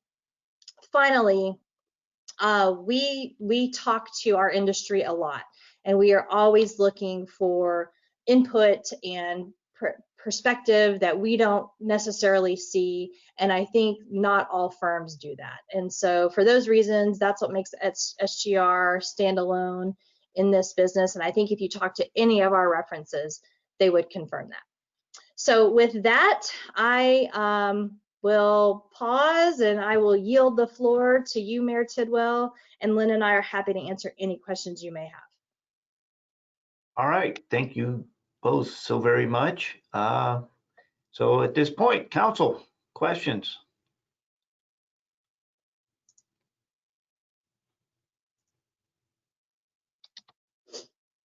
Yes, Mr. Sullivan. Thank you, Mayor. Jennifer and Lynn, it was actually Councilwoman Marion that asked this question before you guys hopped on, and Josh kind of gave us an answer, but I'd like to hear it directly from y'all. Let's just say that we signed a contract with you guys, we start to walk through the process, and somehow, some way, we find a candidate outside of your process that we've decided just has to be our city manager. Would we be on the hook for the entire contract amount? Or I know you have, I think there were 3 interim payments. Would we only be obligated for what you've done, the services you performed to that point? That's correct, council member. We typically bill clients for the search in 3 different invoices at 3 milestones throughout the project. So we will only bill you for work that has been completed. Both our professional fee and any expenses that have been incurred, whether it's travel or advertising or anything else that may be part of that piece of the process. We don't bill you in advance for the entire project. Okay, and if I may, Mayor, just one other question. Have you noticed during these COVID times that it's been more difficult or less difficult to find candidates applying to these positions? That's a great question, Councilman. I would say, and I'll certainly, Lynn is actively out there doing recruitments. At the beginning of the pandemic, early, last spring and into the summer, we did see a slowdown in folks looking for positions. But now that, people have developed their COVID protocols, organizations are fully functioning again. Life is back to the new normal that we've all adjusted to, and our candidate pools are strong and healthy. We are not seeing a decline any longer in folks looking for career transition. Lynn, do you want to add anything to that? I would agree. There was, especially in public sector, there was, some degree of maybe hesitation with applying, not knowing what their current status was with their, where they were employed. I have found that many of the finalist candidates really, are in favor of doing an on-site, even if we offer virtual to the very end, to the selection. But they want to, of course, if they're not from the immediate area, experience, the city and the area and involve family members maybe at that final step. So that would be really the only thing I'd add, is that most still want to be on site for at least that final step. And I won't speak for the rest of the council, but I would enjoy that as well. It's a great way for you to really understand that person, is getting a chance to visit with them in person. I thank you both for the answers. Thank you. Yes, Mr. Williams. In your presentation that we were given, it shows that your fee for this is $24,900. But then I saw a bunch of additional fees. Are the comprehensive media reports and the background, is that all included in that 24,000, or is that additional? Sir, the 24,900 is designed to be a not to exceed price for the scope of the engagement that I described, which would include 12 semifinalists and 5 finalists. Should you choose more than that and have those candidates go through those evaluative steps, then there is an additional per candidate fee should you exceed that number of candidates. And should you elect to do either the DISC or the IOPT assessment, those are a per candidate charge as well. Those are the supplemental services. Okay. Yes, sir. Got it. Thank you. All right. Who's next? Mr. Sullivan. Thank you, Mayor. I think I know the answer to this question, but we had this happen last time we went through the search. We went through, came up with a list of candidates and had 2 very good finalists, and they ultimately ended up taking positions at in other cities, larger, more pay, that kind of thing. And we had to go through an additional round. If I remember correctly in reading in your proposal, that is covered as part of it, 1 additional round. Is that accurate? That is accurate, sir. Should you go through the process, well, let me back up.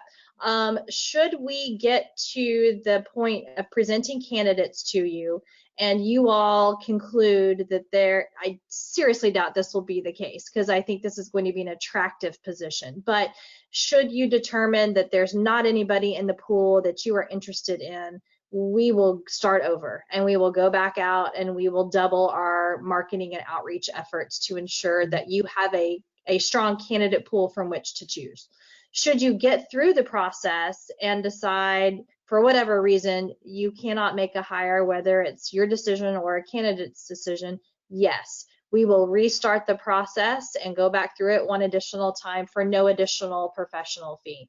In addition, we also have an 18-month service guarantee. So should, for a period of 18 months from the date of hire, the selected candidate separate from your organization, either on their decision or your decision, we will repeat the search for you for no additional professional fee. And Jennifer, one last thing, maybe throw in there. My understanding is if we use you guys and you find us someone, you're not going to come recruit that person for someplace else. That is correct. We pledge to never ever, cannibalize is not the right word, or poach, or whatever word you want to use. We do not do that. Obviously, we can't prevent someone from applying for a position, but if we have made a placement of a candidate and they don't fulfill their ethical obligation of a 2-year service, we're going to first coach that person and encourage them to uphold their ethical obligation to serve in the posts for at least that customary 2 years before they decide to step out and look for another role. But we're never going to go recruit them again.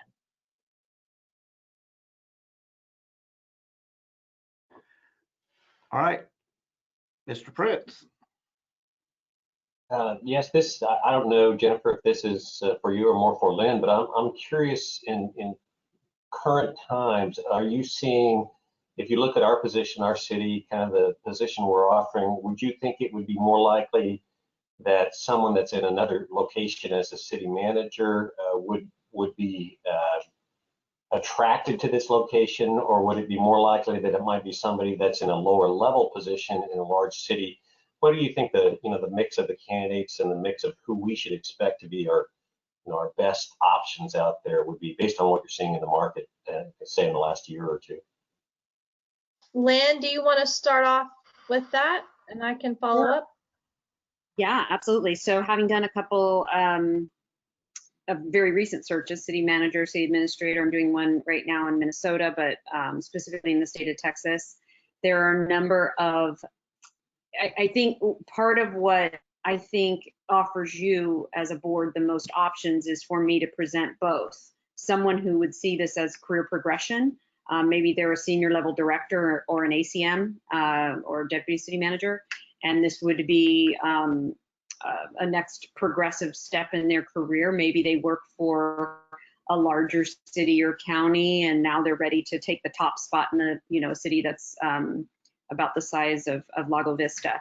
And then we also see current city managers, current city administrators who have ties to the area, who their contract is up for renewal at their current city or county, and they are ready for a change potentially. It really, like I said, I take pride in presenting a group that's a combination of both, so that you can see an up and comer, or maybe somebody who's been at that city manager, city administrator level already for a number of years. So I'd say we definitely would strive to present you with both. All right, thank you. Anybody else, council? Yes, Mr. Davila. Ms. Fadden, start to finish, how long do you think this process would take you? We typically will run a full service recruitment in 15 weeks from the time we execute a contract until you make a hiring decision. Thank you. Absolutely. Of course, then, Art, you're looking at the 30 to 60 day notice of when we might get somebody. So when they take the position, so that pushes it to about 5 to 6 months. Anybody else?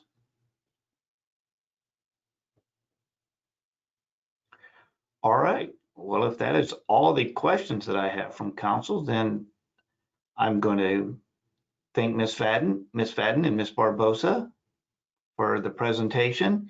And then council, from here, we will discuss it, and I will let you know either later tonight or tomorrow what action we have decided to take. Thank you all very much for the opportunity to meet with you tonight. And regardless of your decision, best of luck in your city manager recruitment. It's a big decision, and we wish you the best. All right. Thank you all so much. Yes, Bye-bye. thank you. Good night. Night. Thank you.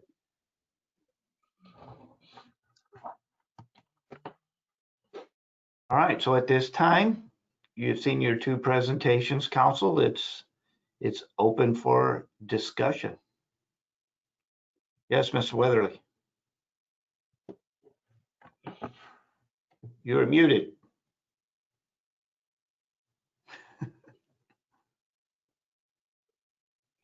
Boy, I hate this. Anyway, I have been in the position at least 4 occasions of hiring recruiters. The most important aspects of those that I have worked with, those I have had dealings with, has been, 1, the professionalism of their presentation, and 2, their reach. Looking at what has been presented tonight, there's no question that the recruiter used last time brought us an excellent candidate, and that was a great thing for our city. But the presentation that I've seen from SGR to me is much more professional, much more the type of outreach that you want to get out there. And they seem to have a broader spread with their social network, with their outreach. And I understand that they are a little more expensive, but it looks to me like they may do a little bit more professional job. So for my money, I think SGR would be our best choice. All right, thank you. Ms. Marion. Thank you, Mayor. I actually wholeheartedly agree with what Councilor Weatherly just stated.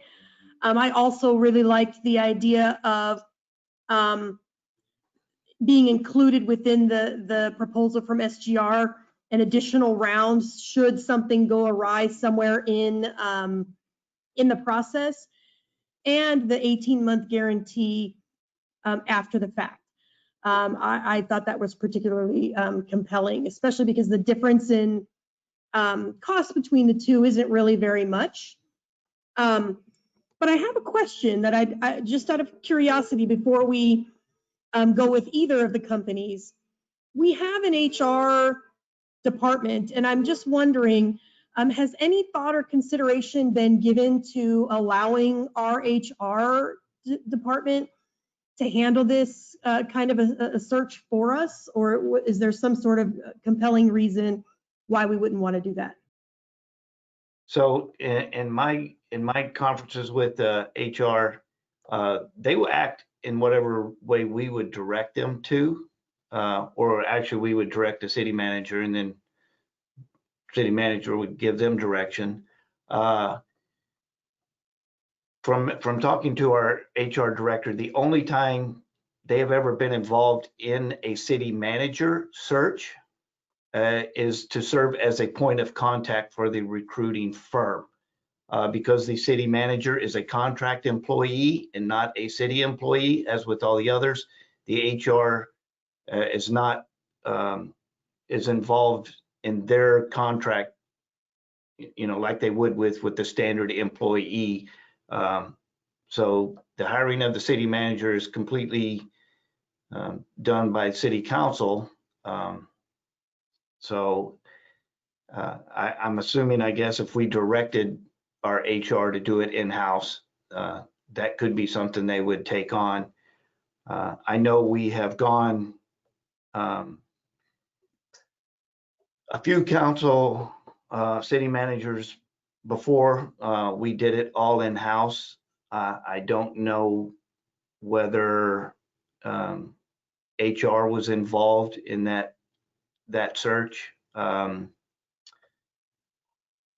But we did do it at one point in-house, and we did get some qualified applicants, but our reach was limited to what resources we knew about, and then we also didn't have the ability to do the online video interviews and things like that. So if we chose to do it in-house to our HR, I'm pretty sure our resources and our reach would be quite limited compared to what these companies offer. Yes, Mr. Sullivan. Thank you, Mayor. I just wanted to go back and highlight a couple things. Mr. Hartung's proposal had the same kind of, guarantees, the 18 months, additional rounds. So there's really no difference there. It really comes down to the price and the perceived reach. So one thing, a couple thoughts with regard to Chris. We did use him in 2017. He did an excellent job, and he brought us Josh Ray. So it was a successful effort, and he did do a good job. I get the impression that Chris is much more steeped in Texas than Lynn and Jennifer. And I believe he knows a lot of these people personally. He's or knows people who knows them. So I wouldn't discount that as part of the evaluation criteria. I really don't see a huge amount of difference between the two of them, to be honest with you, with regard to what they're providing us. I agree with you. SGR's got their fancy slides, and you know, they've got their 46,000 or whatever people on their email list. But quite frankly, Chris is going to go to the same places they are when they go to advertise these things. And so I don't know that there's going to be a huge difference, to be honest with you. Just a couple thoughts. On that I'm note, comfortable going with either one. on that note, I was looking through my binder from last time, and yes, Chris has been in Texas his whole career, I believe, but I'm at the 10 candidates that I had in my notebook, I think only 2 of them were from the state of Texas. All the others were applicants from somewhere else, including Josh Ray, who was in New Mexico at the time. So yes, he's in Texas, but his reach is just as probably just as far out as SGR's reach. Right. And maybe if I may, just to add to it, I think our first round had a lot more Texas candidates. It was the second round that had more people that were out, because if you remember, the 2 finalists in the first round both were from Texas, as were a bunch of the other finalists. Yes. Anyone else? Yes, Mr. Davila. Mayor, this is my first time to go through this process. I've never had the opportunity to hire anybody for anything like this. I am very pleased with the presentation that was made by SGR. I think they were very impressive. I just have a feeling that their outreach is probably it goes out a lot farther, I believe, than the prior presentation. That's my feeling. All right. Mr. Pritz. Yes, certainly what we saw tonight, the SGR material was much more polished. It was rough with Mr. Hartung and his connectivity challenges. And, you know, I mean, I hate to say it, but a big part of what we're going to be doing over the next few months is internet-based things. And based on one simple interaction, it was problematic, whereas the other ones were pretty solid. So I'm kind of with Mr. Sullivan. I think probably both of them will be good choices for us. And it really, in my mind, it comes down to is it worth paying a little bit more for what appears to be a more polished and certainly a much larger organization for the process between the two. And I'm kind of you know, I see value in saving the money, obviously, but value in moving quickly through the process. And it just, the answers were a little more crisp and well thought out and polished from the SGR team. So I would say that I'm leaning in that direction. Mm-hmm.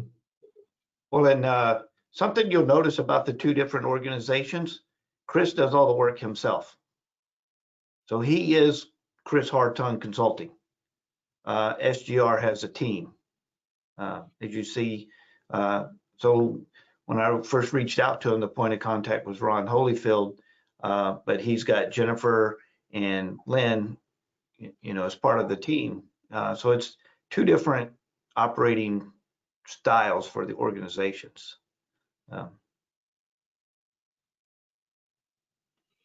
Anybody else? No, I was impressed with SGR also.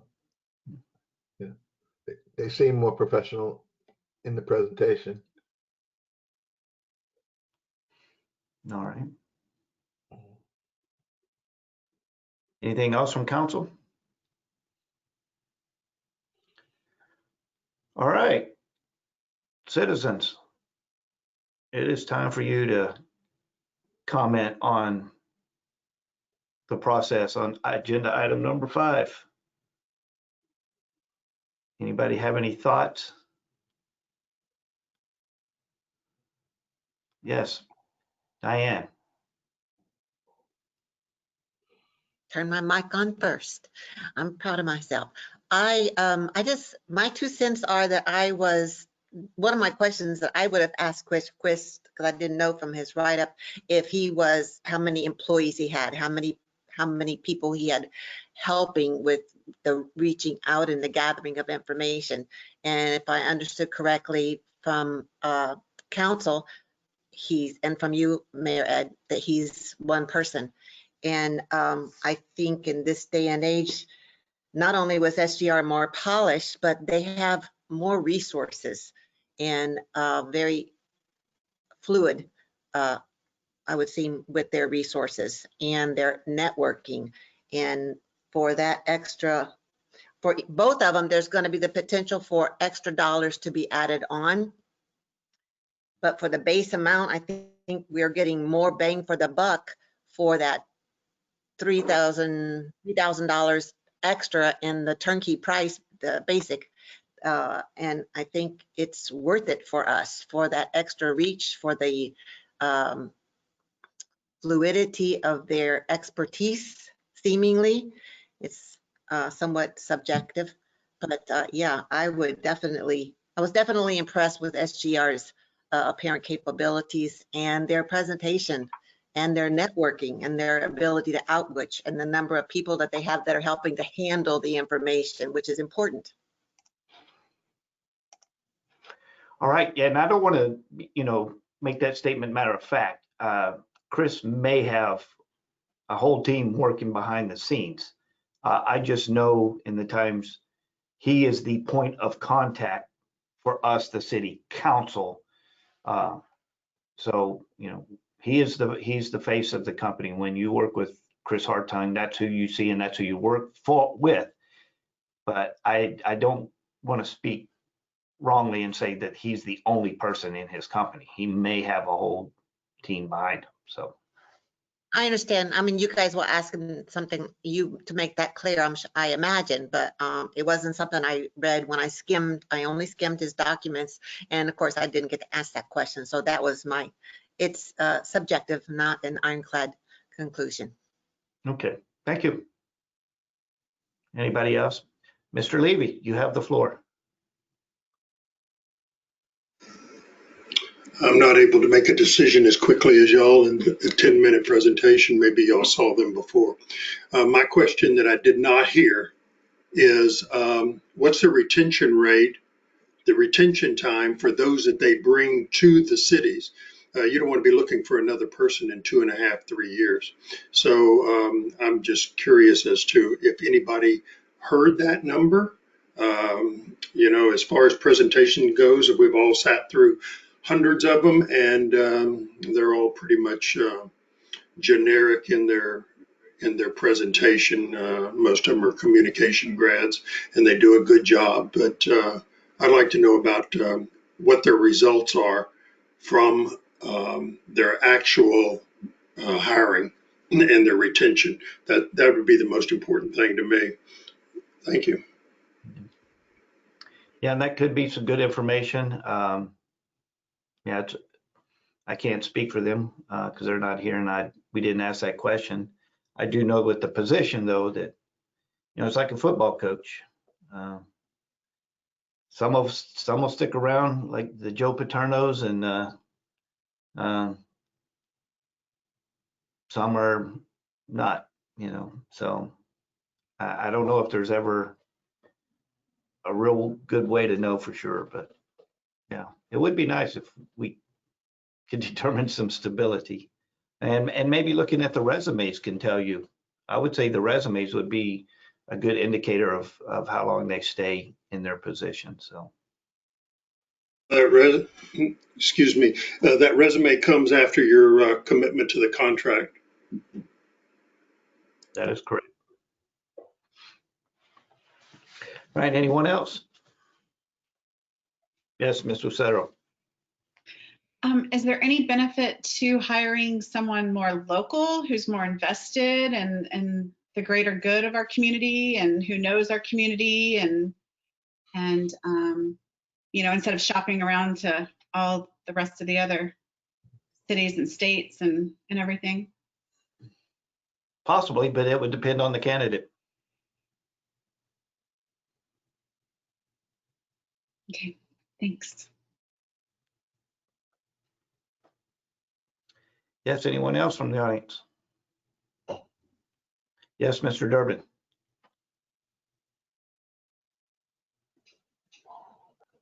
Just one thing, and that is in terms of the people that they're going to bring to you, you got to remember, if a presentation seems more polished and professional and effective to you today, it's also going to seem more professional, more polished to the big batch of candidates that they're trying to sell to you. I'm not advocating to go with either one or with any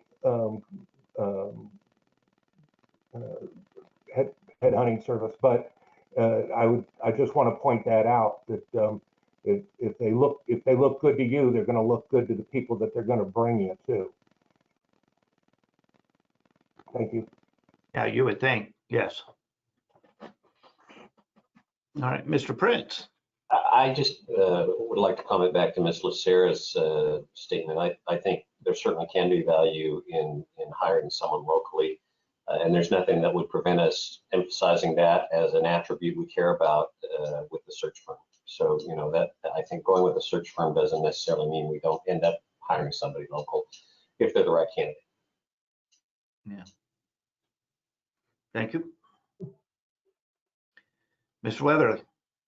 Yeah, but you got to be careful about what you get, because I guarantee you there's a whole bunch of city managers local that have been in trouble and have been released just in the last couple of months. So you've got to be careful about who you get in. And it sounds to me like this group has the ability to investigate that and find people that are appropriate for what we need. Yeah. Mr. Davila. One of the important thing that I heard, Mayor, was that there are two places where we can jump off if we happen to run into somebody local or anybody that comes forward between now and the end of that process. So if they're going to be billing us at 3 different times, we might, you know, short circuit their search if we happen to stumble into somebody that fits our needs. That's possible, yes. Yes, Mr. Roberts. Mr. Mayor, thank you. I would encourage council to, before consummating contract with either of the two parties being considered, to interview anybody that the council is currently wants to interview before consummating and being on the hook for any amount of money whatsoever.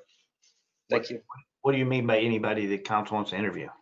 Well, I mean, if there's anybody, if there are some individuals who've expressed an interest already for the permanent position, I'm just advocating for interviewing those people before entering into a contract with either agency.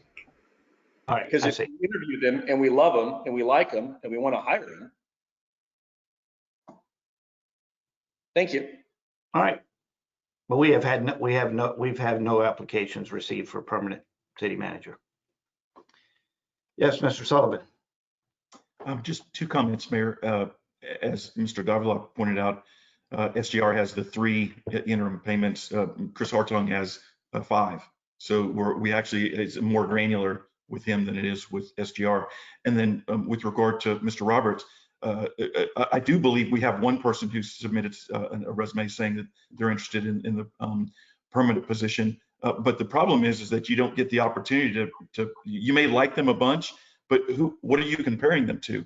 And so we won't know who we're comparing them to until we've got a host of candidates that's been brought to us, the people that are interested in coming to our town. I do believe it's beneficial. Yes, it's going to cost us a little bit of money to go through this process, but it means we end up hiring the right person because we compare a bunch of people that they're interested in us and we're interested in them versus just going and pulling the first resume out of a hat. All right. Yes, Mr. Levy. So based on what Mr. Sullivan just said, why wouldn't you be able to just negotiate into the contract that if you have interviewed someone prior, that they are exempt, and if you accept them over what is brought in, that you'll pay a reduced rate? These companies are negotiable, I'm sure, and there's nothing written in stone that you have to pay them $16,000 or $21,000. You can make your own deal.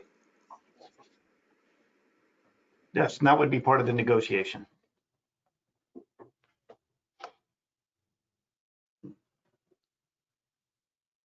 Yes, Mr. Cerro. And if we did hire someone locally, even as an interim, and we could also, we didn't have to start with a year contract like I know that generally they do with these city manager positions. We could start with a 6-month contract or a 3-month contract or something like that and test drive and see how they work out. And when I was speaking about locally, I was talking about even just Lago and Jonestown, kind of Burnett, this area right here, not necessarily Hutto or San Marcos or any of those other towns that have had, like you said, some people that have done bad things.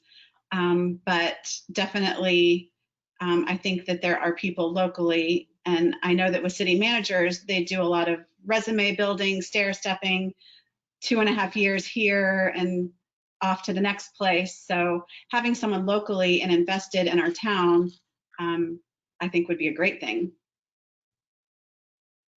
Thank you. All right, thank you. Mr. Mayor, Oh, Mr. Williams, yes. one thing to suggest to make sure that people understand is that we're looking at both a permanent city manager, and then we have another company that has to work on the immediate intermediate manager. So we have to look at two different scenarios. Two companies are looking for providing us with a permanent city manager, and then another company is looking at providing services for an immediate city manager while we're trying to search for a permanent. Correct? That's how I interpret what we've been trying to do. So we do have, that's agenda item number 6. So yeah, we potentially have another company that would help us with the interim city manager that we will be considering.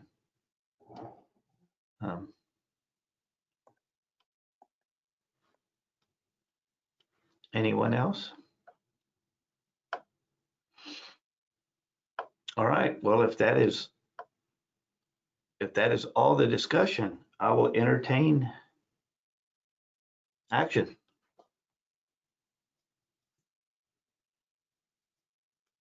Yes, Mr. Weatherly. Mr. Mayor, make a motion that we negotiate a contract with the, I'll get the initials wrong, SRG recruiting, SGR recruiting company, and that we authorize, I guess, you to negotiate the contract. I'll second that. All right, I have a motion and a second to entertain or to enter into a contract or negotiate a contract with SGR and direct me to finalize and execute that contract.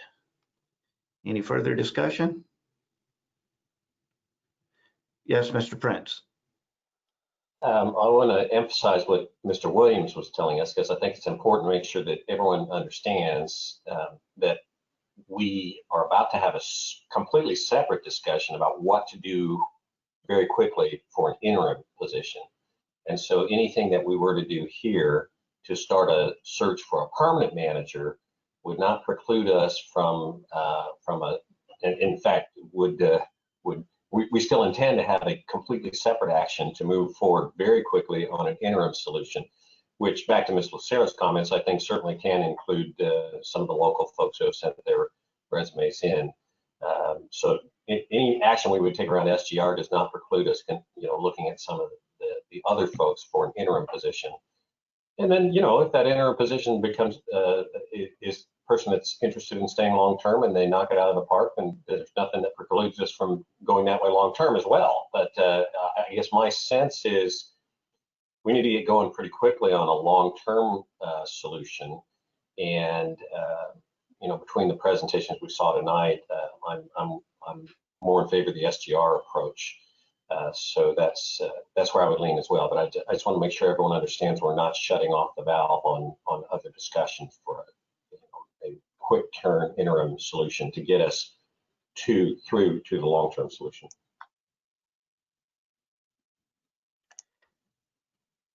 Yes, and real quick, so along those lines, my direction was, for the permanent city manager was for Chris Hartung and any other executive recruiting organizations, and that is what I brought to you in agenda item number 5. For the interim city manager, my direction from council was reach out to Carrie Sweat and any other interested parties. And I have, and as you will see when we get to agenda item number 6, I do have applications from other interested parties, but because my direction was only for interim city manager, at this time, the applications I have are only being considered for the interim city manager until I get further direction from council. So, Mr. Ray, do you have something to clarify? Yes, sir. Just want to clarify on Councilor Weatherly's motion. He said to negotiate the contract and didn't say to execute the contract. So just want to make sure that the motion was clarified so that if you negotiate it, then the mayor can execute it, or does it need to come back to council? No, my motion is that the contract be negotiated and that the mayor have the authority to sign it and complete it, execute it. All right. Ms. Marion, did you have a question, comment? No, just a comment, kind of along the same lines as Councilor Prince just noted a moment ago. Should we decide to end up going with someone that's local for the interim position, they certainly then would be welcome to either apply for the permanent position through the headhunter, or to his point, if they do a stellar job, may not even necessarily have to do that. It's almost like a 3 or a 6 month job interview. Really gives us an opportunity to look really closely at someone, and we may decide to keep them or maybe not, but it at least gives us an opportunity then to get someone on board sooner than later so that we don't lose time should we choose not to go that direction. All right. Hang on just a second. I'm talking to one. I have to email one of our next presenters.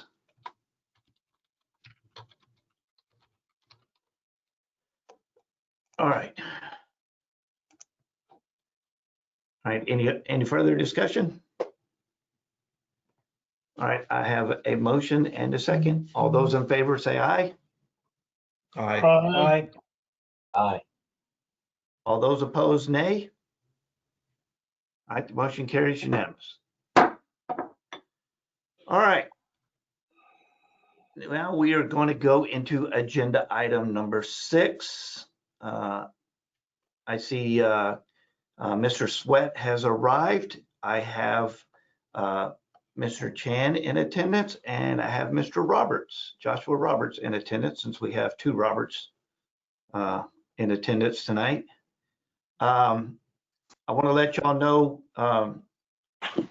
tonight is a meet and greet session.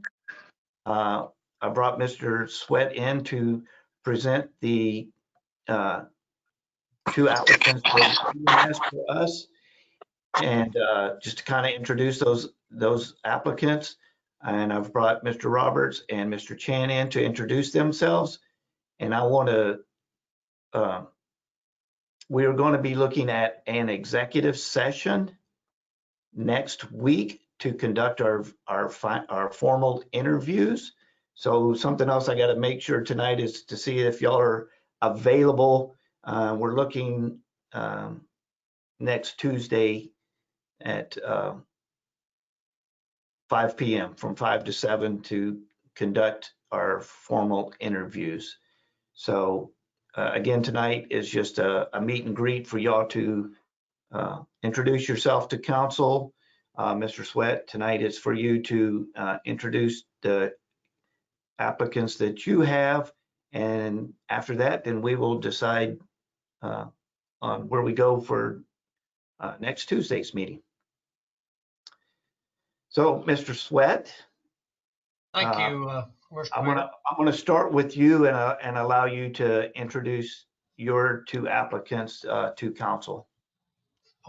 All right, Mr. Mayor.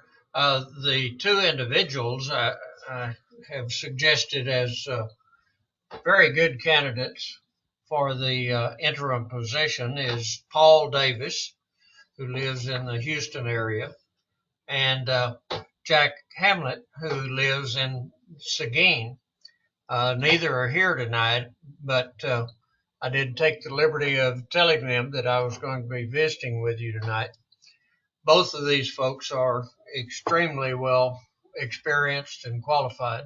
I've known both of them for quite some time. I've observed their careers and their moves.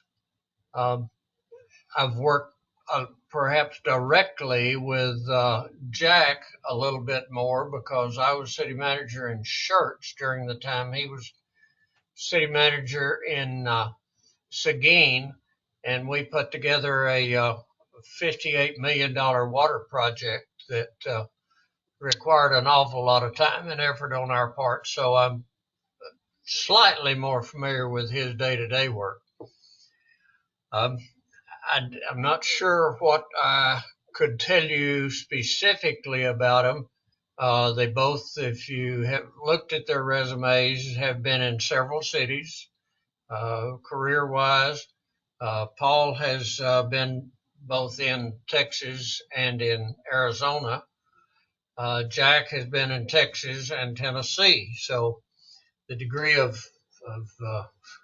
what do I want to say, experience in other areas is somewhat similar.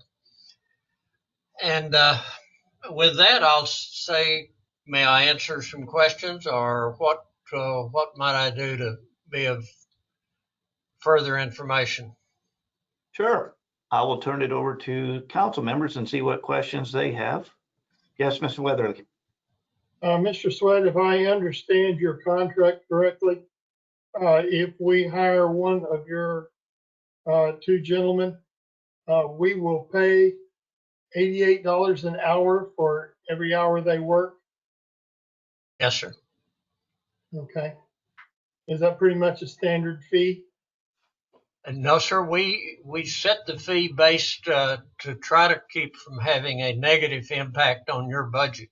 We take the salary that you have budgeted, apply a factor for the fringe benefits that you won't be paying directly. The funding for the fringe benefits is scattered throughout your budget. And then we divide that number that we come up with by 2,080, the number of work hours in a year. And that becomes our billing rate. And it's different in every circumstance, as you would imagine. All right. Thank you very much. Yes, sir. Yes, Mr. Prince. I have a question about one of the candidates, Mr. Davis. I see in his resume that he was city manager in Scottsdale, Arizona, Kerrville, Texas, and Canyon, Texas, but I can't find anywhere the date range where he was in those positions. Am I just missing it, or can you answer that question for me? I'm sorry, you couldn't find what, sir? The dates when he was in those positions of city. Yes, most of those dates, not most of them, all of those dates were back in the 80s. I don't have the exact date. I'll certainly get it for you. It was Paul's resume was rather long, and I decided that, well, that's not an area that I need to flesh out necessarily, but I'll get that for you and furnish it tomorrow if you'd like. Yeah, thank you. It would be nice to know the ranges. I mean, that seemed like his relevant experience, but I couldn't tell when he did it or how long he did it or anything about it. Sure, and I understand that. It has been longer than the more current items on his resume. Is the only reason it was omitted. Yeah, thank you. Yes, sir. All right. Let's see. Anybody else?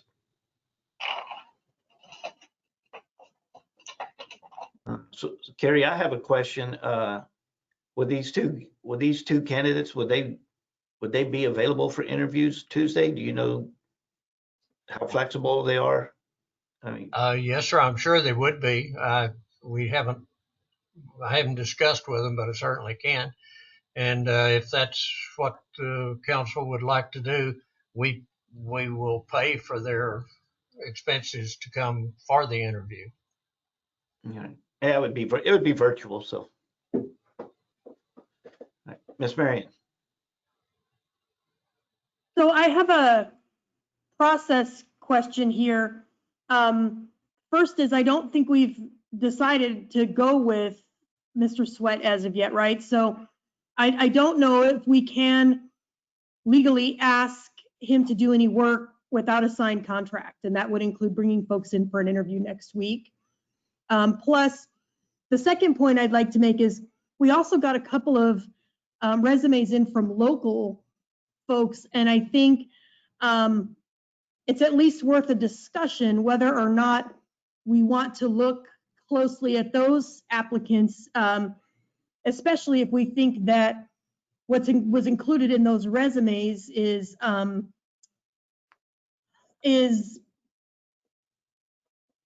impressive or is things that we're looking for here in Lago, because if we think that they could bring something to the table or do a good job, then it would sure save a whole lot of taxpayer money to not have to pay for lodging and 2 trips a month back home and well, we might be paying $88 a month. I don't know, but I mean, an hour, not a month. But I think we should give that some thought. And I just wonder if asking if folks would be available to come in on Tuesday for interviews might be a bit premature. Plus, that's only 2 resumes that we would have seen. Right. Yes, so the other 2 candidates are here in attendance and we will visit with them here shortly. But I wanted to give you all the opportunity to visit with Mr. Sweat first. And then once after we have met everybody that's involved, then we'll make, I will ask y'all for direction on where we go from here. So, yes, Mr. Prentice. It may be good as a clarifying question. I know when we talked with Mr. Sweat on Saturday, I believe it was, he was willing to bring us 2 resumes, which he's done. Thank you for today. And then I guess the question is, at the appropriate time, we can ask him whether he's willing to move to that phase of actually us having a conversation with those 2 prior to having an executed contract. And I think that's where Ms. Marion is going, is how far down the conversation can we go before it's no longer appropriate to proceed with Mr. Sweat's candidates with no contract in place. Right. I just wanted to get the purpose of my question was I was just wondering, since I know we're wanting to move fast and have the executive session on Tuesday, I just wanted to get a feel to see if they would be available. So because we may, if not, and we did choose to proceed with Mr. Sweat and his candidates, then we may have to have the executive session on a different day. But I just wanted to get a feel.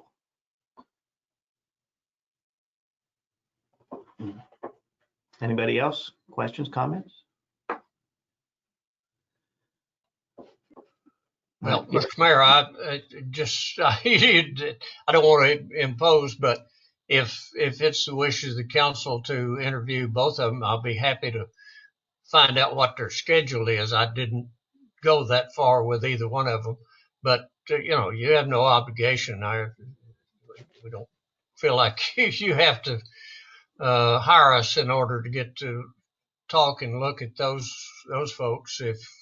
If that's what you want to do, it would not be any obligation on your part. All right. Well, thank you. Yes, sir. Yes, Miss Marion, do you have another question?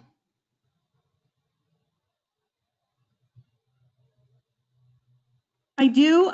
I'm not sure if now is the time to ask it. I'll go ahead and ask it, and somebody can tell me that I need to come back to that later. If some sort of a decision is made to go with, Mr. Sweat's company, personally, I would like to see more than 2 resumes before we agree to interview folks. I understand that on Saturday, we asked them to produce a couple as examples, but I would be interested in seeing taking a look at more resumes. Well, I don't mean to disagree. I've given you the best 2 that I believe fits the need as I understand it in the community.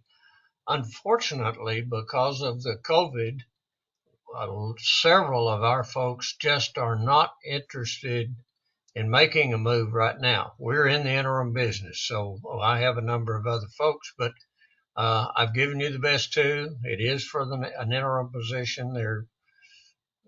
If you're not happy with them, if they're there 2 days, we'll leave and no obligation. But I don't have a lot of other candidates who are available as well qualified as that I believe are as well qualified as these 2 I've sent you. All right, thank you. Anybody else have any questions for Mr. Sweat?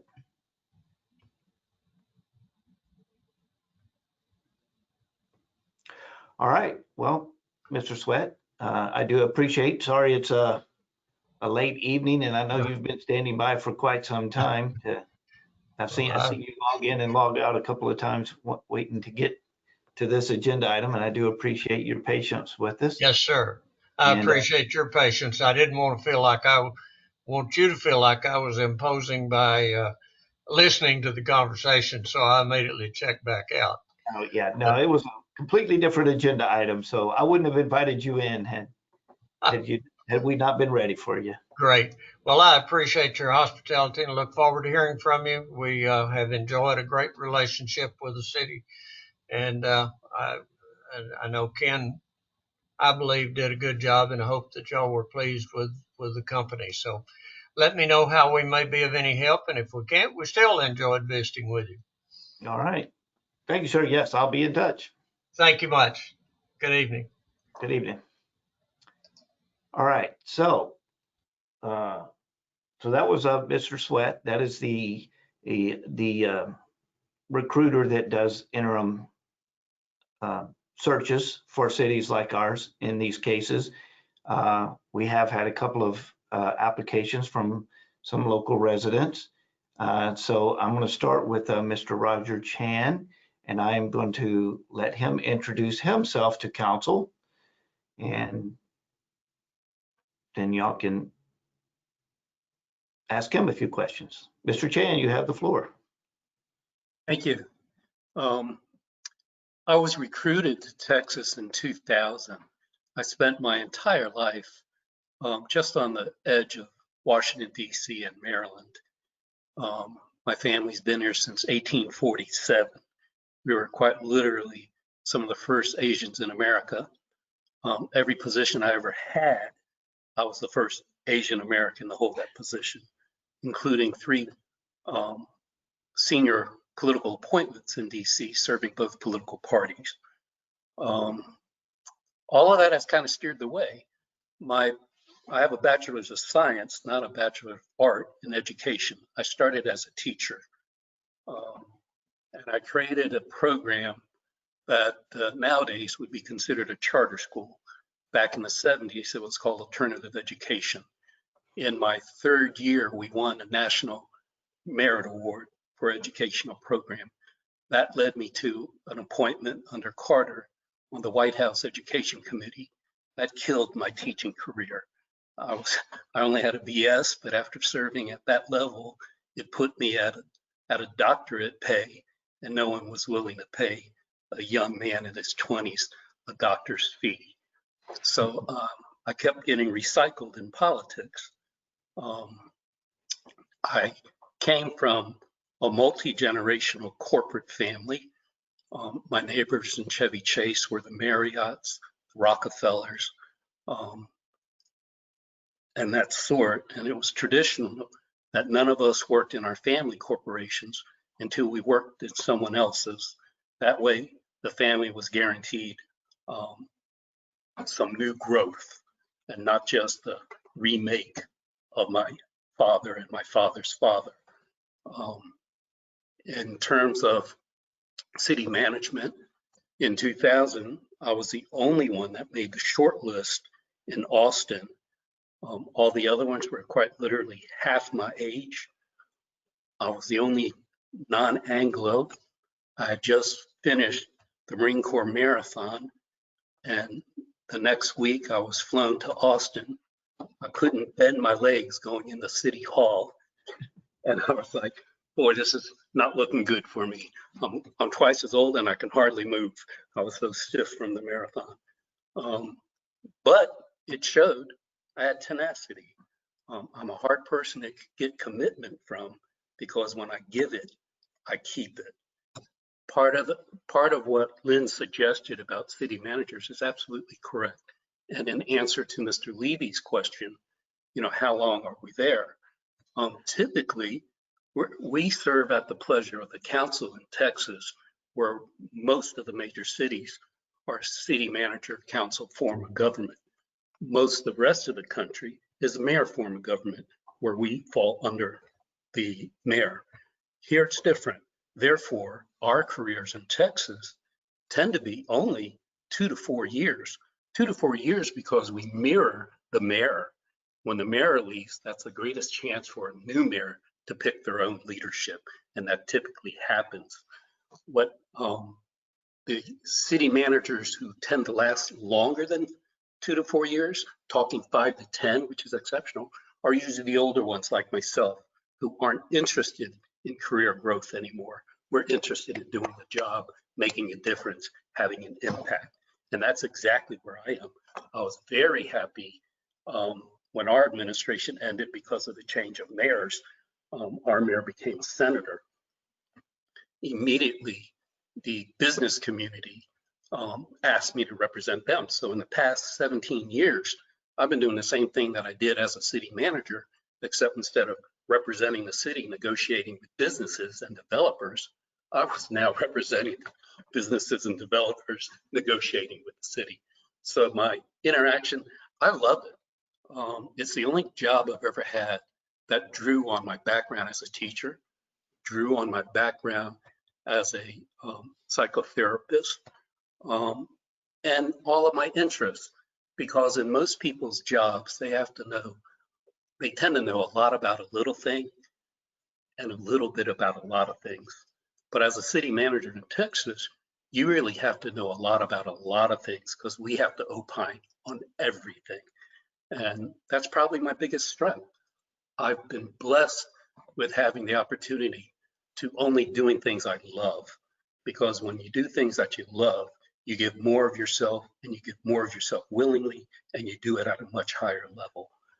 Consequently, as a manager, that's what I bring to the table. Every organization I ran as a political appointee, where the staffers look down on us like we're outsiders, what the heck do we know?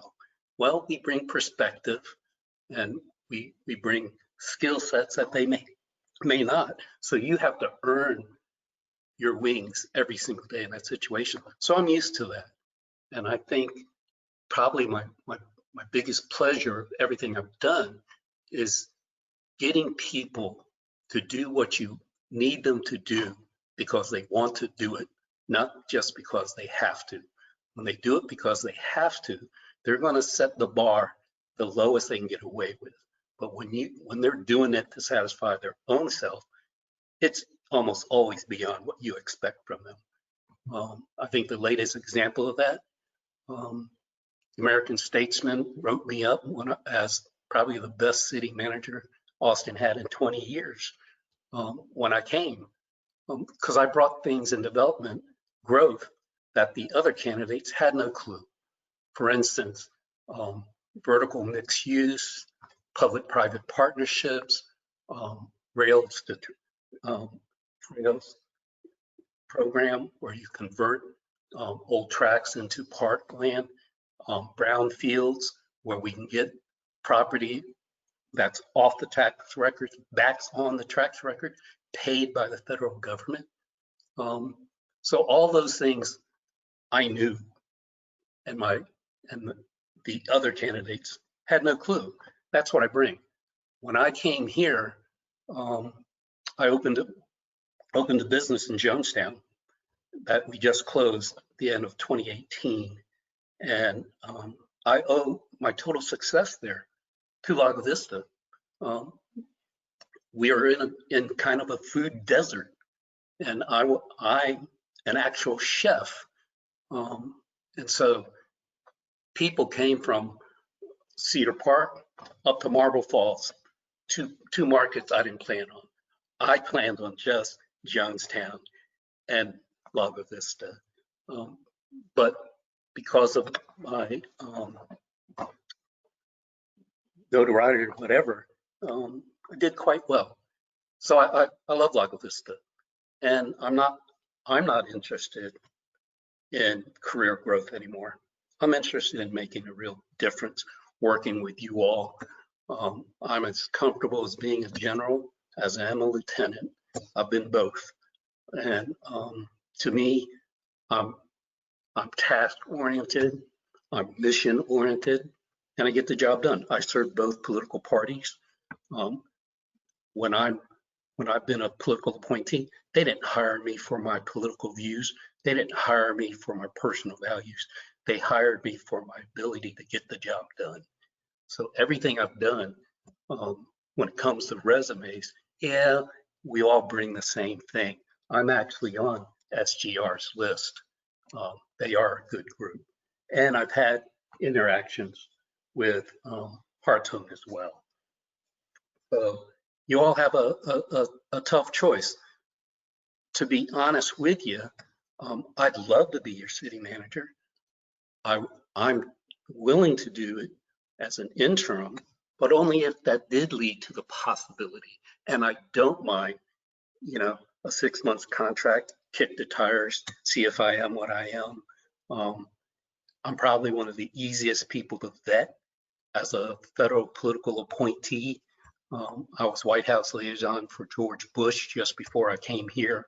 So OPM, the Office of Personnel Management, vetted me. They went as far as even interviewing my kindergarten teacher and my neighbors, since I lived in my house for 4 generations. So I'm the easiest person to get information about. I'm open to any questions you have. I'm an open book. All right. So what year did you run the Marine Corps Marathon? It was the 25th anniversary. There you go. I ran it in 2002. No, it was October 22nd, 2000, when it was the 25th anniversary. So you're 2 years ago. Mm-hmm. And I got interviewed, I think, 1 week after that. Council? So I just wanted to remind y'all, we will have the final interviews, formal interviews on whenever we have our executive session. So, but if y'all have anything y'all would like to ask of Mr. Chan, now's the time.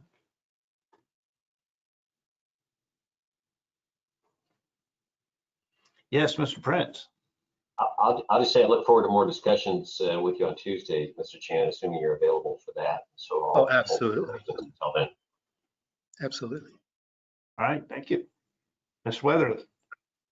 Mr. Chan, could you give us any idea what your expectations are as far as salary? Well, that's an interesting thing because for your size population, you're actually the lowest paying in our area.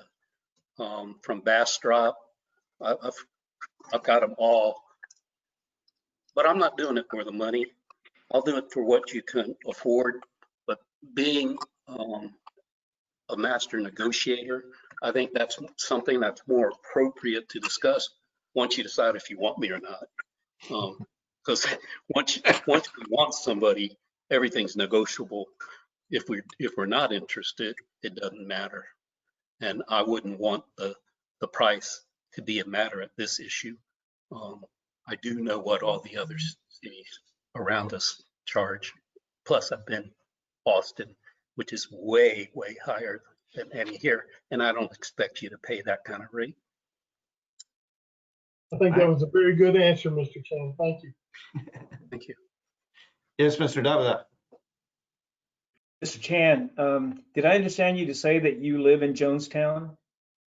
No, I just moved to Cedar Park. I had a business in Jonestown, Rolling Thunder Roadhouse.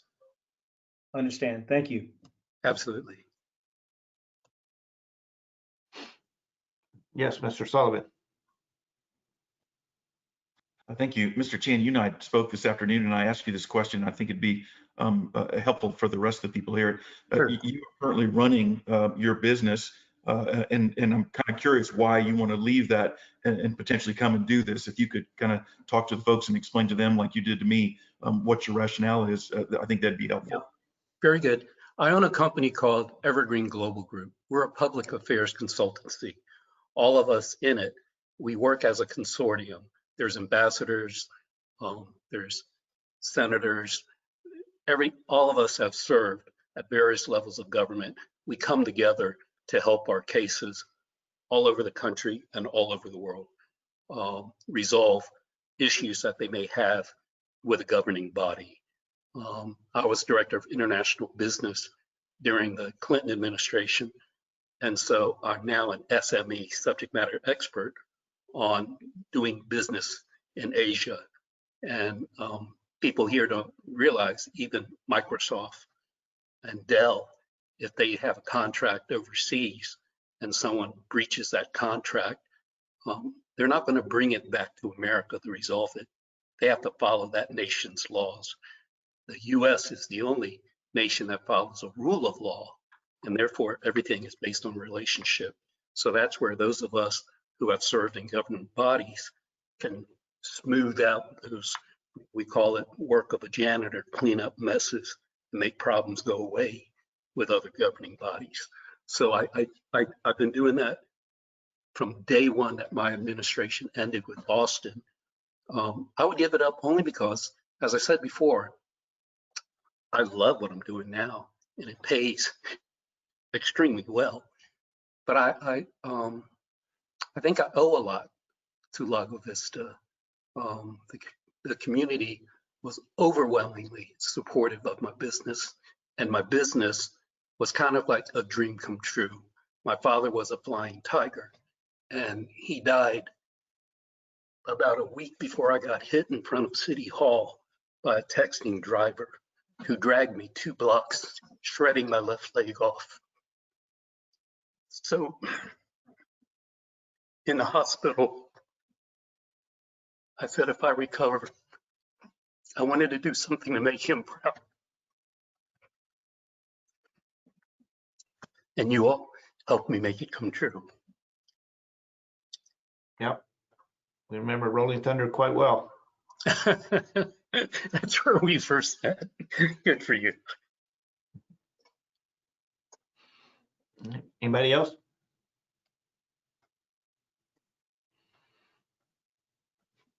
That's the only time I get super emotional. I'm sorry. No, we quite understand.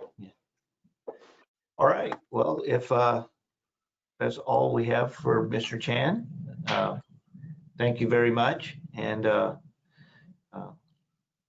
I'll be contacting you after this.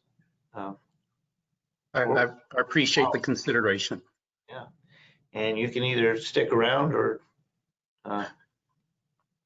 go enjoy your Thursday night as you wish. This is what I do. Right. In Austin, our council meetings didn't end till like 8 in the morning, so this is a dream for me. Well, we're on item number 6, so we still got 13 more to go. Okay, so I'll cut out shortly. Thank you, everybody, for your courtesy. All right. All right, so next up is Mr. Joshua Roberts. Mr. Roberts, I'm going to give you the opportunity to introduce yourself to the council. Sounds good. With us. All right, just make sure I'm coming in nice and clear. Everybody sound here okay? Yeah. Okay, I'll make sure I wasn't crackling and causing a bunch of confusion. So I don't know how you follow up Mr. Chan's extensive history and resume, and we even got some emotional from him. So I thoroughly enjoyed, since it was a meet and greet, just hearing his backstory and meeting him. It was just a pleasure to be on to listen to that itself. So my name is Joshua Roberts. Been in Lago for, coming up on 3 years now. We actually moved into town here back over spring break in March with my family, and moved in here really to be a pastor at Grace Fellowship Church here in town. And I've been doing finance at BBVA Bank here in town as well since we've been here. And we've really gotten acclimated and accustomed to the city here, really gotten involved the best I could with everything. My wife is currently serving as a school nurse there at the elementary school. And I see you took your jacket off. You must be getting busy. But yeah, so we're just kind of getting involved that way. I've been involved in a lot of city events. I've worked closely with Josh Ray on several different projects, and currently now president of the 4th of July committee. That just kind of transitioned and happened. So I've been doing that for the past 2 years. I come from more of the servant side. I was a police officer for almost 7 years. Trained and served and taught in colleges as well, but all that teaching would be through the academies and different things, teaching those who serve others how to serve correctly. And my heart is really just for people and seeing people succeed and love what they do. And we've come to love this community. And we actually put on the trunk or treat here in October. So I don't know if any of y'all had a chance to stop by for that. So I really love the aspect of organization and just the amount of pride that everyone that lives here takes in their community. It's been very interesting and humbling to watch all the changes that have taken place here recently over the few years, and really watch Lago Vista develop and grow. And my desire and goal, pretty much like Mr. Chan, is really just to see those who move here get to know this as home, and they're proud of their community, and just seeing kids having a safe place to live and to grow up and call their own. So my initiative is just to really offer a service in an intern position, just to kind of fill a role and a need, because that's basically my nature. Anytime there's a need, I try to fill in the best I can. And so tenacity, and as far as getting to it, if there is not a way to do it, I will find a way to get things done. I've managed people. You go to political realm, not so much. My master's degree is more in team organization, leadership. I have a seminary degree as well, as far as law enforcement degree, along with 4 kids and a wife and all that stuff. So family man, work man, and I don't know, I love people.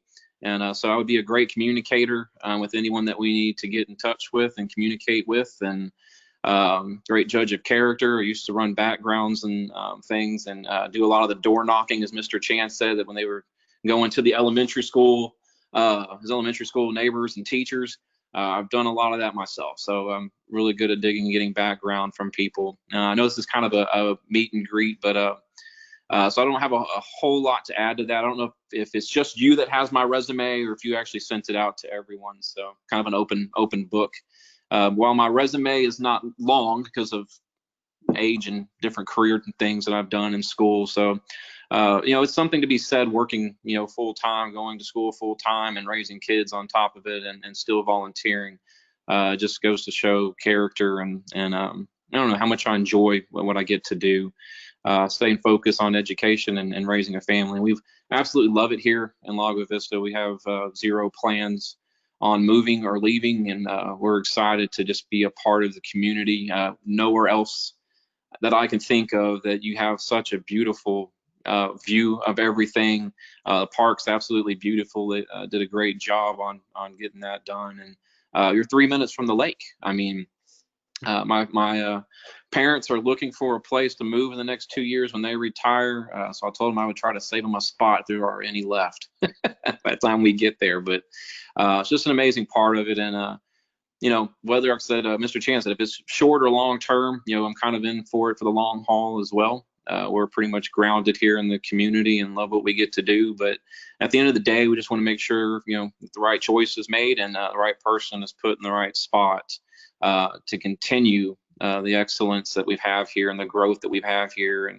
And just, although we're growing, it still feels like a small community by how much, we do and for our community and impact with all of our events and things. So I'm just excited to serve in any way possible, really.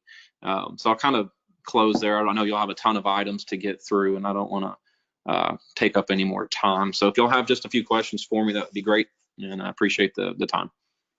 All right. Thank you very much. And everybody, all the council members does have your resume. I did forward that to everybody. Okay. Yeah, it's not 6 pages long. We got about 3. So, council, questions?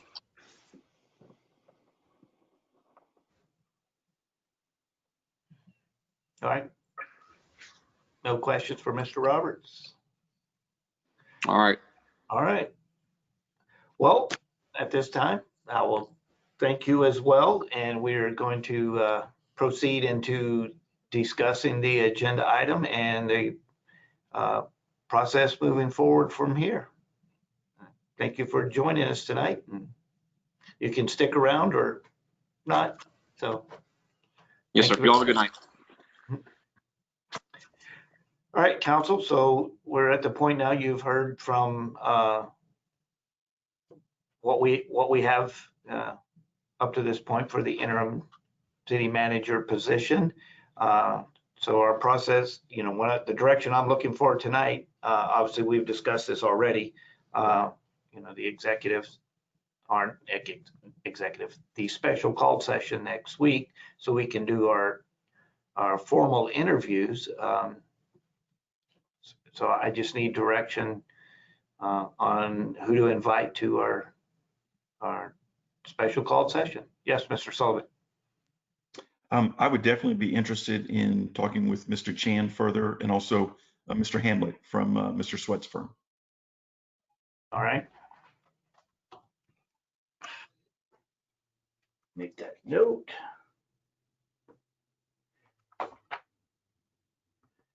All right. Yes, Miss Marion. So at the risk of beating a dead horse, I want to revisit my concern earlier about if we bring someone forward from Mr. Sweat's company or someone that he has provided us a resume for, how does that obligate the city since he is seeking some sort of a contract with us for this work?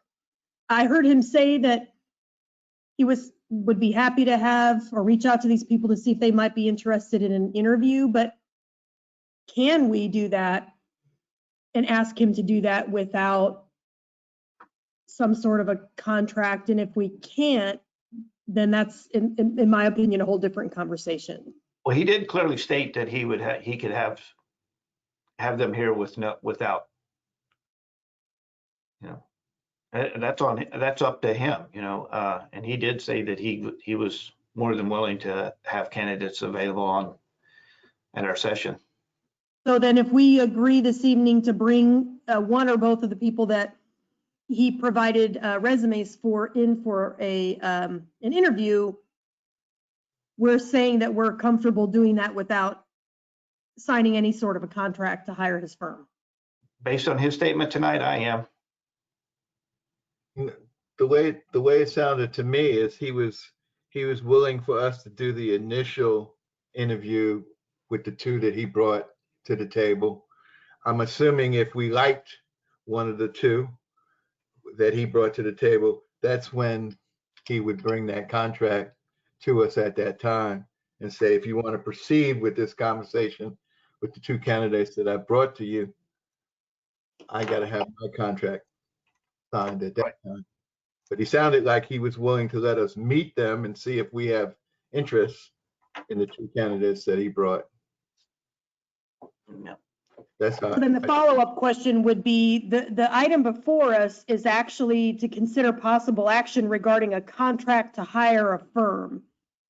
And if we are saying that we and he are comfortable with bringing forth someone that he has provided a resume for an interview without hiring his firm or without entering into a contract with his firm, then my understanding is we either need to table this item or remove it from the agenda. Is that correct? Yes, that is correct. That is correct. Thank you, Mayor. Anybody, Mr. Davila? Mayor, I would like to second what Councilor Sullivan said. I'd like to see Mr. Chan further. Mm-hmm. All right. Yes, Mr. Weatherly. I'd like to at least have an opportunity to talk to Mr. Sweat's candidates. I don't have any idea if there'd be anybody we want to have, but I would really like to be able to talk to them and hear what they have to say. Mr. Chan's resume is very impressive, but I think we should bring in everybody, because you never know what's out there until you talk to them. We can look at a piece of paper all day, but until you get somewhat face-to-face with them, of course, computer's not really face-to-face, but until you talk to them, you really have no idea who they are or what they are. So I would definitely like to have the opportunity to talk with Mr. Sweat's candidates and see which person we think would be the best fit. Yeah. Yeah. Yeah. And again, we're under no obligation at this point. So yeah, we could easily bring both of them in for interviews. Yeah.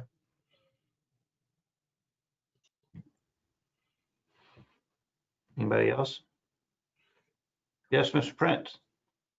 I am kind of along the lines of what others are saying. I think while I greatly appreciate Mr. Roberts' enthusiasm and willingness to apply, I think we're in a position, as we discussed last Saturday in the retreat session, we've got some upcoming decisions around bonds and spending that I think it behooves us, even in an interim, to have somebody that has some pretty solid city government experience. So I feel like he's probably not a candidate for us, but I think that the other three, I would like us to have a next step quality detailed discussion around those and see if there's one of those that we can be comfortable with. And then if we get to past that point, then at that point I think in the special call session it may in fact be appropriate for us to come back to this contract with Mr. Sweat if one or both of his candidates are the ones that really stand out for us in that discussion. So I would propose, or at least my inclination is to move forward with 3 of the 4 that we heard tonight into the next level of discussion on our next opportunity, which presumably would be a soon to be scheduled special call session. Right. So probably the direction I'm going to be looking for, obviously with this agenda item and the way it is presented to us, we have to take the appropriate action on it regarding that contract. But then later on, when we get into the future agenda items is when we'll be scheduling the session, the special called session. And then we'll have to figure out how to put that agenda together so we're addressing everything at one point and make sure it's addressed properly.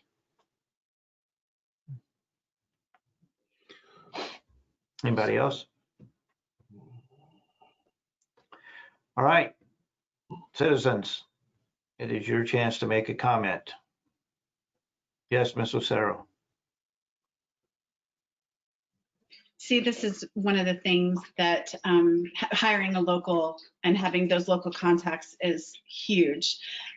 Mayor Ed Tidwell and I and a few other local people in the community sat in on a proposed idea of having a safer 1431, and we were trying to think of people who had contacts with senators or, anyone locally, the county who could get 1431, some attention on 1431, since Travis County doesn't really pay much attention to us. And him working all those years with Senator Kirk Watson is huge as the mayor there. And I think that's a huge benefit to us. Yeah, hope you got contacts with TxDOT too. Oh, If I that- mean, Pat Metro, I mean, it's endless who he's got contacts with. So, I mean, it's major candidate here. All right, thank you. And I love the Roberts family. Great guy. But I definitely agree that experience here is going to matter at the All right. time. Cool, thank you. Yes, Paul Roberts. Mr. Mayor, I heard a few minutes ago a reference to both executive session and just about a minute just before Christina spoke, special session next week. Will the interviews in the higher level of questions, will that be conducted in executive session or an open session? So it is, I keep stepping on my own tongue. We will be holding a special called session or a special called meeting, and that meeting will be done by executive session as it is a personnel matter. So the interviews will be done in executive session. Now, there is an exception if the applicant requests to have his interview done in open session. It will be done in open session, but normally these are done in executive session. Then, Mr. Chan, I'm blown away by him, and not just how personable he is in his story, but that individual has a stellar resume. He can help to market Lago Vista. He can help the development in Lago Vista. He can help with business in Lago Vista. He can help with getting tax dollars out here for 1431. That guy is just going to be a Rolodex, just a golden Rolodex in every capacity. And I'll predict right now that guy gets hired. That's all I've got to say. Thank you. Thank you, sir. All right, anyone else from the audience? All right, if that is it, I will entertain. Yes, Diane. You're muted. There you go. So I was saying, hold on. Just to reiterate, Christina and Paul's and some of the other council persons' perception that Mr. Chan just seems to be already, way out the gate and in front of the whole group of horses, so to speak. I was truly impressed with his, and I haven't even read his resume, just what he said. His presentation of himself, the way he speaks of himself is just so much presence. And obviously the potential context is believable just from what we saw tonight, not taking anything into account with what you and Christina already know of him. So, all right. Thank you. Yes, Paul Roberts. Mr. Mayor, just one more thing. A gentleman like that who's as well-rounded as he is, as experienced as he is, they don't typically want to go move 300 miles away to be a city manager somewhere else. I think we're blessed in that he's interested in the job because he's local. That is a great opportunity, and I think we're very fortunate that somebody with that talent and skill set is local to us, and he's interested. This is just, I think, a really good timing opportunity for both parties in this matter. And I think opportunity knocks very softly. If you don't hear it, if you don't open the door when you hear it knocking, you might pass something wonderful up. Thank you. Thank you very much.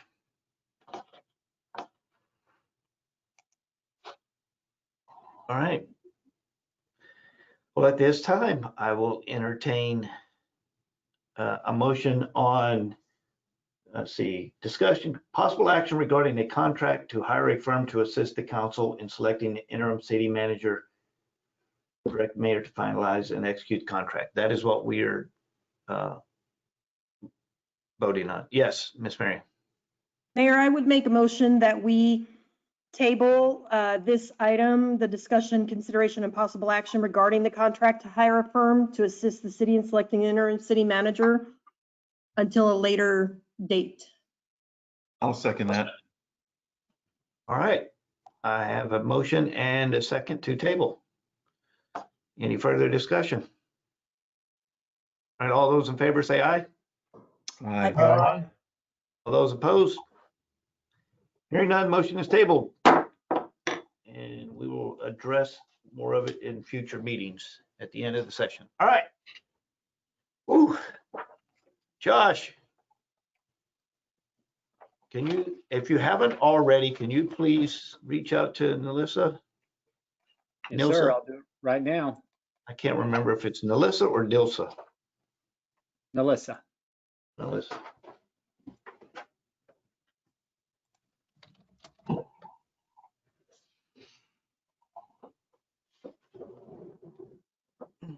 How's everybody doing? It's only 9 o'clock.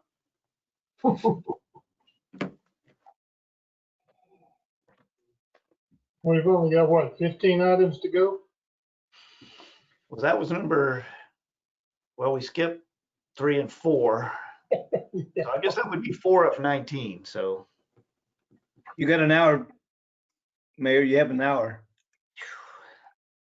I'm with you, Arch. Y'all are the ones that talk so much.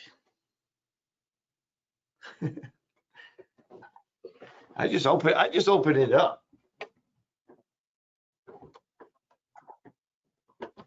Ouch.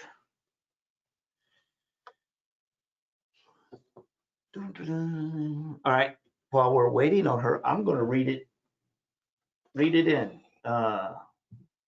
This is agenda item number 16. This is a discussion item only, and discussion related to the city utility rates. This was brought forward. Mr. Sullivan requested City Council discuss water rates. I think that was seconded by several people. In your packet, staff included the studies completed by the consultant who will be joining us here shortly.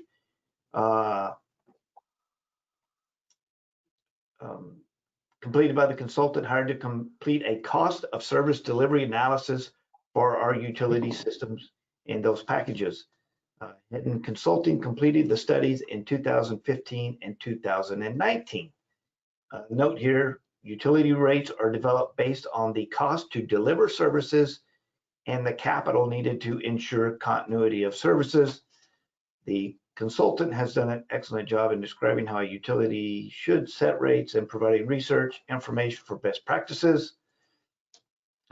One important bit of information to remember when discussing utility rates is that the rates other utilities charge do not impact the rates our utilities should charge. Our rates are determined based solely on our cost of delivery and the capital needs of our system, which this includes the debt portion of our utility. The City Council has adopted a 2-level rate schedule that charges a base rate and a volumetric rate. The base rate is set to cover the basic cost of delivering services. The volumetric rate is set to cover the remaining costs associated with delivering services and for capital improvements to the systems.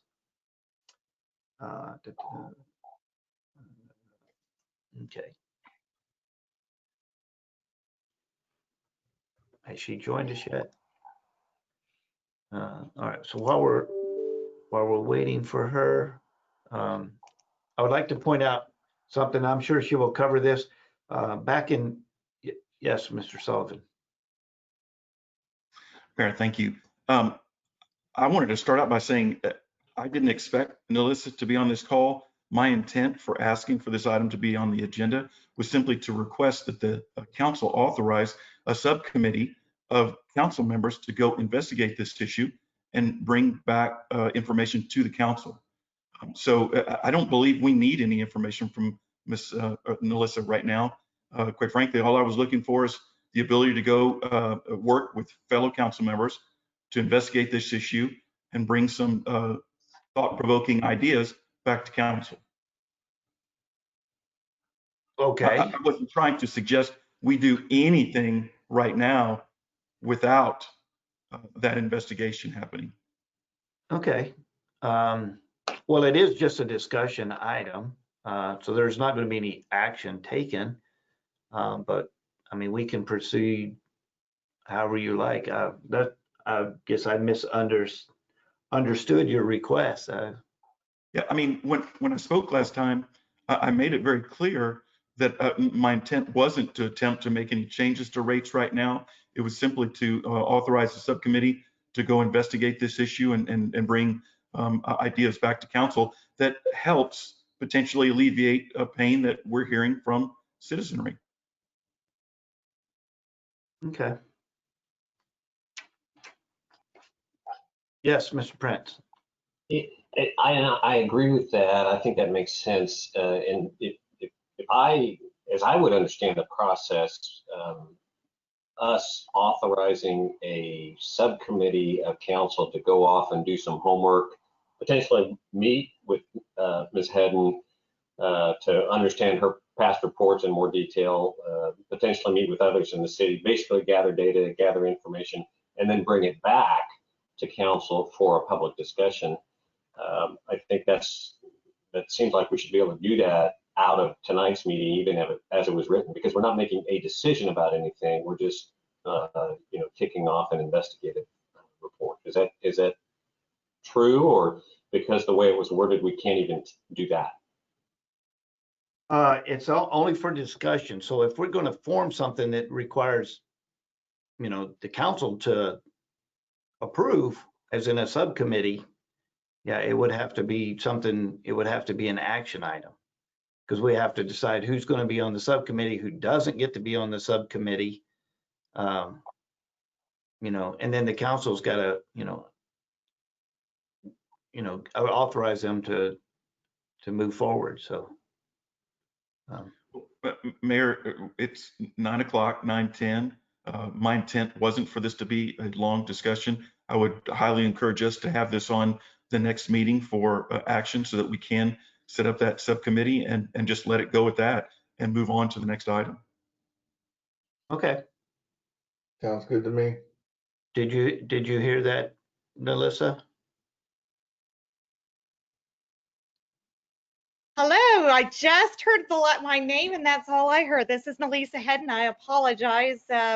Technical difficulties. Good evening. Well, I misunderstood the request when I put this item on the agenda, and the request was completely different than what I thought it was. And I thought we were actually going to be discussing, our water rates in the session tonight. Is why I invited you. But evidently that was not the intent when I was asked to put this on the agenda.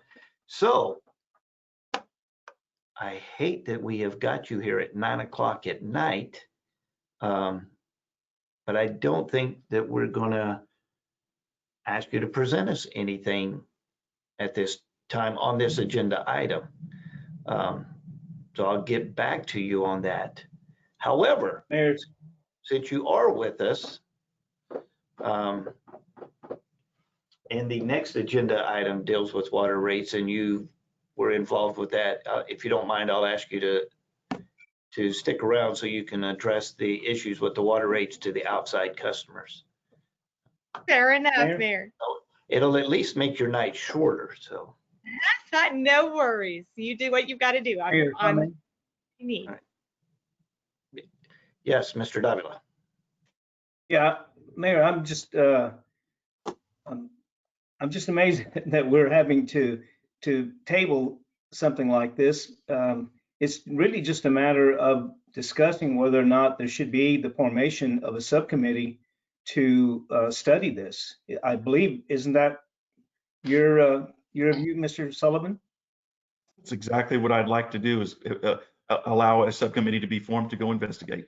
Ms. Silvera, can you comment whether or not we're capable of doing that underneath the agenda tonight?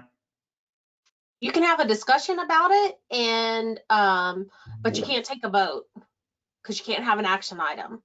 So you just have to bring it back at the next, it'd be a proposal for a future agenda item. At the next one, you'd go through the process to form that based on the discussion you have at this point right now. So a subcommittee does require a motion and a vote. Right, you're just as, right. Because you need to have a further discussion of who would be on it. You need to take action to form it. It takes more than what we have on the agenda. Okay, fair enough. But we can discuss it, and I have no problem with forming a committee. So that's my part of the discussion. Sorry, I misunderstood the request. But yeah, Mr. Prince. I mean, we can't vote on it tonight from what I just heard, but I'll just say, obviously, Mr. Sullivan raised it. He would want to be on that. I have very strong interest in being involved in that subcommittee to try to help with the research and form a proposal. So I'll definitely, when we're ready to vote on it, I'll definitely put my name in as a candidate. Yeah, well, I'll make sure it's on the agenda for the 21st. For the next meeting. Just in my head, I'm thinking it's going to be hard to figure out who's not going to be on that committee. We can only have 3. Which is who does not want to be on that committee, All right. So apologize, but at least that saves us some time. So we're going to move into agenda item number 8. We're back into action items. So discussion, consideration, and possible action regarding ordinance number 21-01-07-02, an ordinance of the City Council of the City of Lago Vista, Texas, amending Appendix A fee schedule of the Code of Ordinances, Article 6.000, utility-related fees to add water and wastewater rates for outside city customers, providing codification and publication, an effective date, repealer, severability, proper notice, and open meetings clause. So currently, the city does not have separate rates for water and wastewater services provided to connections outside of the city limits. In 2019, the city began providing water services to Draper Estates Water System, a private retail water company that serves approximately 41 connections. Additionally, by contract, the city provides wastewater services to approximately 47 connections in Jonestown. Unlike the service to Draper Estates, the agreement with Jonestown has a fee structure that includes the rates and fees charged to inside city customers plus 20%. As a result, by charging the customers lying outside city limits the same rates as inside city customers, the city taxpayers would be subsidizing outside city customers because a portion of city taxes are used to pay utility debt service. The proposed outside city rates will alleviate this subsidy and ensure that any existing or future outside city customers, except those subject to a contractually agreed rate, as in the 47 connections with the wastewater, will pay for the water or service that accounts for this annual debt service component. So a little history on this. Draper Estates is down off of Boggy Ford Road. For those of you who are not familiar with it, it is outside the city limits. They had a private well that serviced these 41 connections. Well, their well failed. Well failed. It's a tongue twister. And so they were in emergency need of water. So has it been 2 years now? 1 year? 2019. A little over a year. So it's getting close to 2 years. We have been providing them with emergency water service. And so moving forward, we're at this point now where we have got to set something up more long-term with Draper Estates. So, and because we didn't have outside customers prior to this, we did not have these rates. So we brought in Ms. Hedden, and she has she has put together the proposed rate for the customers outside of Lago Vista. So at this time, Ms. Hedden, since you are with us, do you mind presenting this? I do not mind at all, Mayor. Thank you so much. Good evening. And Mary, you did a phenomenal job at capturing all of the background. You kind of stole my intro here. But effectively, the city of Lago Vista, as the mayor covered for you, historically has not had a separate rate for inside and outside city customers because, quite frankly, you haven't had any customers that you've provided service outside the city limits except for Jonestown. Jonestown has a great contract that basically says they pay your inside city rates plus 20%. That's by contract, and so we can't do anything. That is what it is. But as Draper's Cove has come along, it's been identified and your staff has felt there's a need to really look at and examine the appropriate way you should be charging these customers. Many cities across the state of Texas will charge a different rate for inside city customers versus outside city customers. As it turns out, there is a very big reason for that for the city of Lago Vista because of your current payment structure of how you pay for your debt. A portion of your debt is paid through your property taxes. About 27% of your utility rate related debt service is actually being funded through those property taxes. So that means that if you have inside city customers who are paying taxes to the city through their property taxes, they're really subsidizing those customers lying outside of the city through their taxes, because those other customers at Draper's Cove or any other outside city customers who may come into the city or may ask the city for service aren't paying property taxes. So what that we're trying to do is to achieve equity and fairness across customers. So what you're seeing here today is a proposed rate structure that is looking at two different entities. So the first, there are two different types of rates. The first are rates for Draper's Cove. This is real and here today. These are customers that are taking services from the city of Lago Vista today. The proposal would be that they would pay for 2021 a base charge of $41.51 and a volumetric rate of $12.25. This is what we would propose that you charge them currently.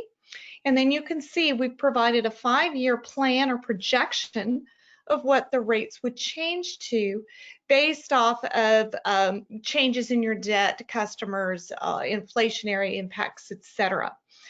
We do recommend that you continually look at this, again, as your policies may change. If in future years, how much debt we have funded from the utility side versus the general fund side may change. And as those change, you really need to look at your rate structure specifically on these outside city customers. That's for Draper's Cove.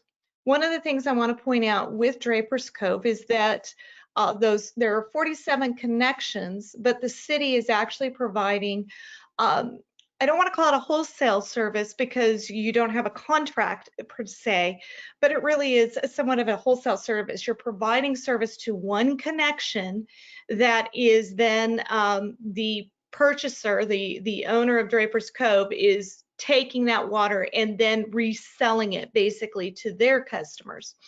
Because of that, you're only charging one base charge, and then that volumetric charge is spread. It is what's charged for the volume of water. By contrast, you'll see down below, we've provided some outside city rates.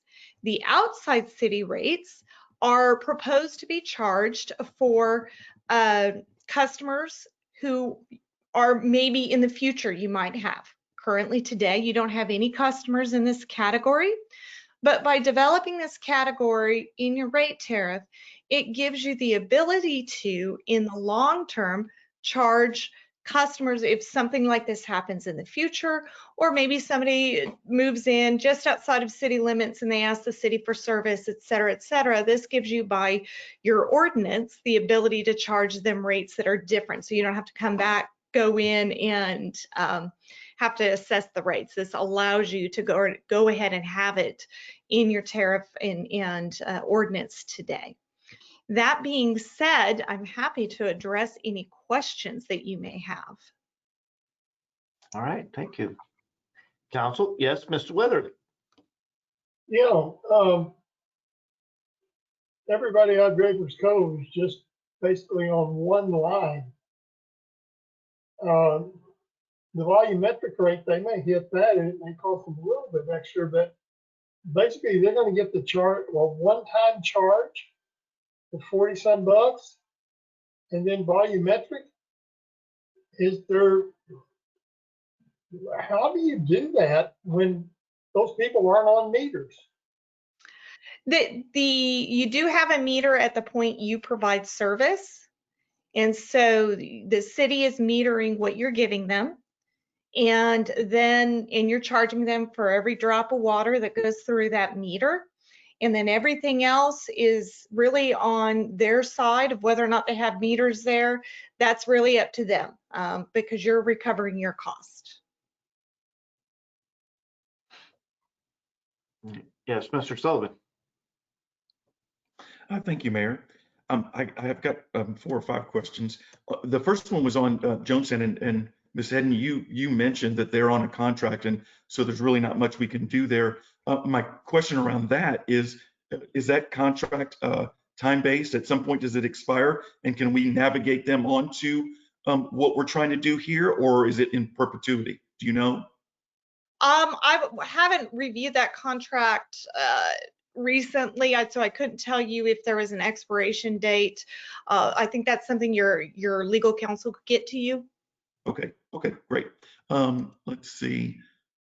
So the other questions I had surrounded the proposed wastewater rates. So the way I wrote it, and you tell me if I read your charts wrong, I put down my question as the wastewater fees recommended for outside city limits has a much higher base rate, 44% higher, but the volumetric is the same. And so I was trying to understand why that is, why we wouldn't just, raise both the volumetric and the base rate on the wastewater fees. Excellent question. What we did this time around, we looked at your rates about a year ago. And so in doing the outside city rates, we looked at your actual expenses using the most recent data. And what we found was there was really just no cost justification to increase the volumetric rate as well as the base charge today. We haven't seen any sort of inflation in your operations. And so just by changing the base fee, that recovers that debt differential. And there's just not any other justification to increase beyond that. Well, so let me just follow that up and ask the question, are we legally restricted from setting our rates where we want them to be? I understand you have rationale for setting them where they are, but if we decided we wanted to have incremental volumetric rates, are we legally restricted from doing that? You are. Okay. Inside city customers, basically, well, first of all, let me preface this. I'm not an attorney and your legal counsel is here, so I'll let her answer your legal questions. But I do want to say, essentially, at any point, anybody can sue in district court. That being said, when referring to what the Public Utility Commission in the state of Texas has jurisdiction over, they do not have jurisdiction over rates that you charge to your inside city customers. Essentially, simply put, the theory and the philosophy there is that if I'm a resident in the city of Lago Vista, I have the ability to vote for the city council who sets my rates, and therefore that is my relief provided by the state. However, if an outside city customer does not have that relief, the Public Utility Commission has jurisdiction over the rates, and it's called appellate jurisdiction, which means that if 10% of your outside city customers were to protest your rates, they would be able to take you to what's called the administrative law proceedings in front of an administrative law judge at the state of Texas, and take you through a process where you have to justify that cost. Okay. Because of that, the best policy is set it based off of the cost, and that way, if you were to be challenged, you would prevail. Got it. And so your recommendations in that document are justified by our costs, and therefore we should feel comfortable using those. That's correct. Okay, awesome. Thank you so much. You're welcome. Mr. Ray. Mayor, the one question for Councilor Sullivan is it's a 40-year contract for the city of Jonestown. Awesome. Thank you. I think I saw Mr. Prince's hand first, sorry. So clarification on the Jonestown contract, as I understand it, it's wastewater only, and in the city, we don't measure wastewater. So we have capability for measuring wastewater to the services we're providing to Jonestown. Great question as well. Actually, no, you charge them based off of, it's a flat fee. You do not have the mechanism in place to measure wastewater for those customers. So essentially in developing their rates, because you charge a volumetric rate to your wastewater customers, we will, what we did is look at and assume they use the average amount that the city of Jonestown's customers use on average gallons of wastewater. Okay, thank you. And then back to the water Draper's Cove numbers. The base charge seems reasonable, right? We're doing $36.52 for in city, and it's $41 whatever it is for them as a reasonable upcharge. I don't understand the per gallon usage. It seems very high to me because we charge we have different tiers. Below 2,000 is free, and then it goes to $5.25, then $6.50, then $8.50, then $11. So I mean, you have to be in the 25,000 gallons per month range to be paying this number. So it's a high number. That's question number one. And then let me stack up a second question. I see you increasing the rates over time over the next several years. And is that based on our existing debt load only, the 2.2 million, or is that accounting for future debt load, which we've not yet accounted for our own citizens? So hopefully those questions make sense. Sure, they do make sense.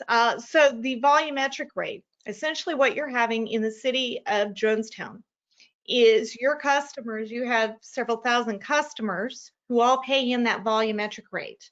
And so when everybody pays their $36, we're collecting a fairly high percentage of the total revenues through that base charge. And then we have a much lower percentage of the total cost that we have to recover out of that volumetric charge. When it comes to Draper's Cove, when we allocate their proportionate share of the water that they're using, we're only collecting that $141 base charge from them. And so that means the balance all has to come out of that volumetric rate. And so that's real. Not a per customer. I'm sorry, that's not a per customer 41. That's a per area of one. Yes, sir. Yes, sir. And that's why that volumetric rate is so high, is because their total bill, they're only paying $40 versus $36 times the 47 customers. So their total bill, it sort of evens out there a little bit. Thank you. That answers that question. And the next one. And so the next question on the debt, I can get you the exact numbers. I don't have them in front of me. Let me pull it up here for you so I can give you the debt data that we put on here. The debt service that we put in was based off of an updated capital improvement plan. We worked with your staff, and I'm going to give you the capital numbers here. But we did work with your staff to look at your most recent capital improvement plan and identify projects that still needed some funding. When we did that, we identified that a large sum of your projects are actually being funded with already funded sources this year, but we did project that we would need to be issuing approximately $1 million next year for water. Well, let me give you the total. The total water funded projects, we projected about $11.8 million in water projects that you would need to issue new debt for, and about $8.3 million in sewer projects that we were projecting new debt associated with. So that's part of those increases, is that new debt. And that's over 5 years, over the next 5 years, right? Yes, sir. Yes, sir. And you'll see that this has changed slightly from what we were projecting last year, because we went in and worked with your staff to look at changes to that capital improvement plan and funding. But we also, your rates that we did last year also showed similar increases associated with issuing new debt. If I can, a quick follow-up question to that. With that approximately $20 million worth of debt, what duration did you estimate for that debt? Was it 10-year, 20-year, 30-year money? We use 20-year money. Okay, thank you. Ms. Marion.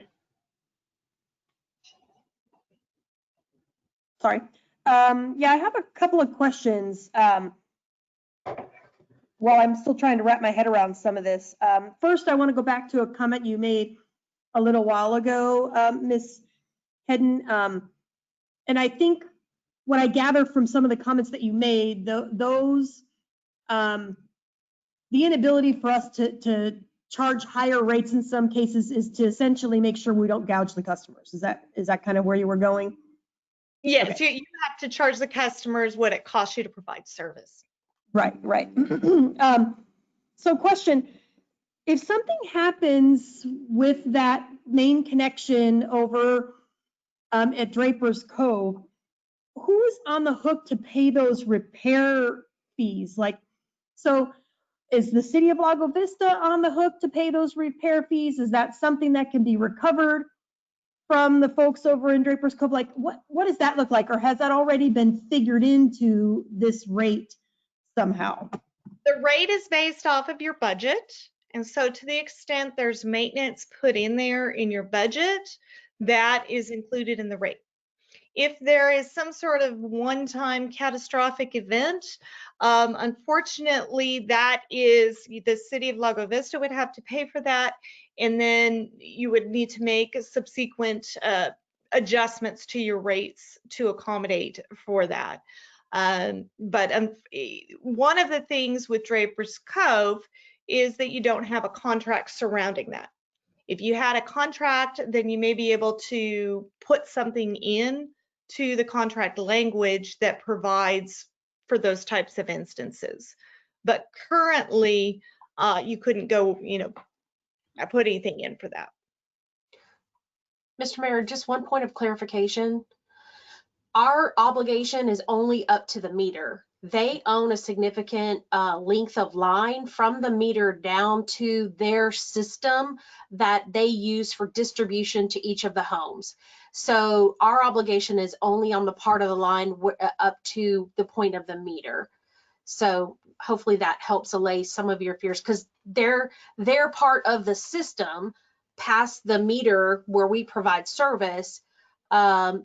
If you've been part of prior council discussions about this particular issue, their system is in need of repair. The reason why they are not a self-sustaining system is that their equipment, their well went dry, and they couldn't continue to provide service. The water system itself couldn't provide service to those people who own homes that are served by that independent company. So essentially, we're providing water service to another private company who's then providing it to each individual home. So.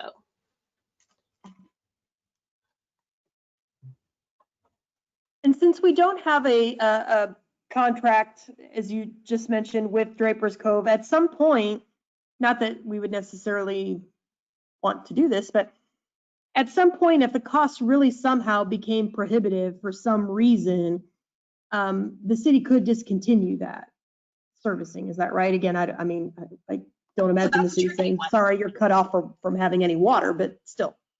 Yeah, so that's a tricky one. Once you start providing water service to an entity, it's highly unlikely that you're going to be able to just unilaterally cut them off. They are already our water customer. They don't have another option at this point for providing water service. The city of Lago, the part of the way this started was the city of Lago Vista was the temporary emergency provider of water to them when their well went dry. It is unlikely that the state, whether it's TCEQ or the Public Utility Commission, would allow us to cut them off and not provide water if they didn't have some other means. That does not mean, though, that they have. There is a water company. In theory, some private entity could either buy the water company, or the people who own the water company could make the choice to make those investments in the water system and drill a new well, get it back up to snuff, and they could choose to stop being our customer. But the flip side of that would be very difficult to do because the state could ultimately force us to continue to provide water service to them if they had no other means of getting it. Okay, thank you for that. The only other thing I would say is really just a comment that in my mind, this needs to happen. So that's it. Thank you, Mayor. But Yes, Ms. Williams. But correct me if I'm wrong, Aaron. If something broke on the other side of that meter, we have no obligation to fix it at all. That's correct. Okay. Yeah. It's just up to the meter. Up to them, just like any of your existing customers today. If something breaks on their side of the meter, they may have to fix the pipe or fix the pipes inside their house. It's the same concept. Everything on the other side of the meter belongs to them. It's their responsibility to fix and to handle. And so how the water company addressed that, they have ways of recouping those costs through other types of fees from the individuals who they serve. So they have a way to deal with that, but it would not be the city's obligation to pay for. Who if owns they could not find another way of fulfilling that responsibility, they would have to present something to us at that point. I'm sorry, someone else was talking. I didn't hear the first part of your comment, Councilor Williams. Can you say that again?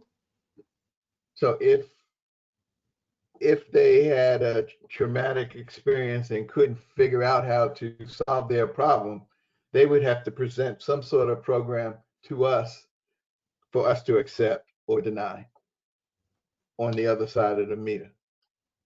They would have to go out.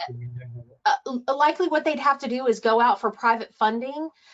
Because it's a business, they'd have to go out for get a loan. There are companies that do loans for water systems to get the money to fix that problem. And the basis for repaying the loan is the water rates that they charge to their end customers.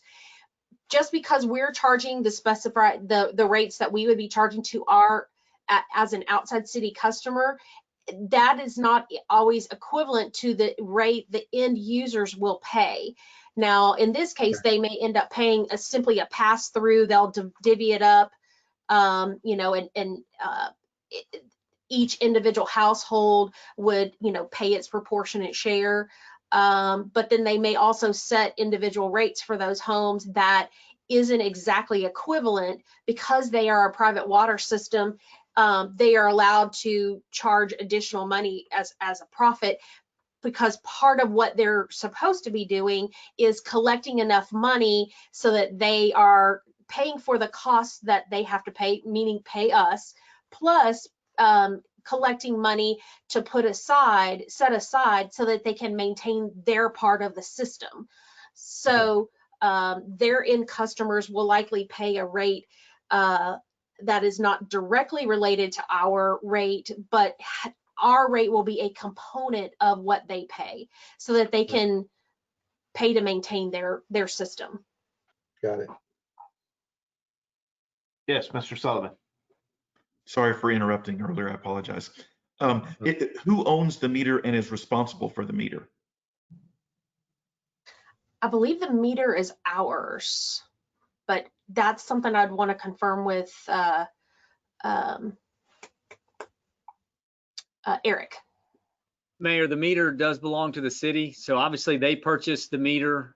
Draper's Estates purchased the meter just like every other meter that we would do in the city. City owns it. Something were to happen to the meter, then it comes back to the city's responsibility to maintain that meter. Okay. And is that a new piece of equipment we bought just for this purpose? Mayor, yes, sir. So when they needed to do the connection, we sized up what the size they needed. We order the meter, they reimburse the city for that meter at the time. Thank you. Yes, and I would say we better make sure that's our meter because, yeah. You know, I don't want to trust somebody else's meter. Anybody else? All right. Well, if that is everything, then Ms. Hedden, thank you for joining us tonight. And I know it's almost 10 o'clock, so we definitely appreciate it. I will say though, when this agenda item comes back up that we, the discussion item that I got incorrect, we may be reaching out to you again at some point. So thank you very much. Well, it's been my pleasure. If you all have any other questions, just let your staff know. Josh and Star and team and Eric all know where to find me. So have a wonderful evening. All right. It's good to see you again. Good to see you all too. Bye-bye. Bye-bye. All right. So at this point, is citizen comments. Do you have any comments on anybody from the audience? Yes, Ms. Lucero. Just a question, and it's forward thinking. The Firefly, I know that they used to be part of Draper's. Are we going to provide them water too at a later date? They'll be in the city limits. Okay. Okay. Thank you for the clarification. Anybody else? All right. At this time, I'll entertain a motion.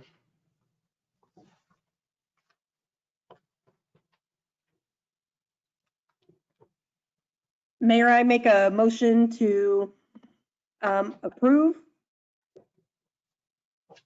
this ordinance, I guess, this fee structure for Draper's Cove. Don't know how much more descriptive you need me to get, if you need me to read the whole thing. Let's see. I believe you need to read the ordinance number for us. Okay. So I make a motion to approve ordinance number 21-01-0702, an ordinance of the City Council of the City of Lago Vista, Texas, amending Appendix A fee schedule of the Code of Ordinances, Articles 6.000 utility related fees. Second. All right. I have the motion and I have the second from David Williams. Any further discussion? Excuse me. All those in favor say aye. Aye. Aye. All those opposed, nay. Hearing none, ordinance is passed. Unanimous. All right, we're now, we're to the point we have no more guests other than staff. So if y'all don't mind, I would like to take about an 8-minute recess so I can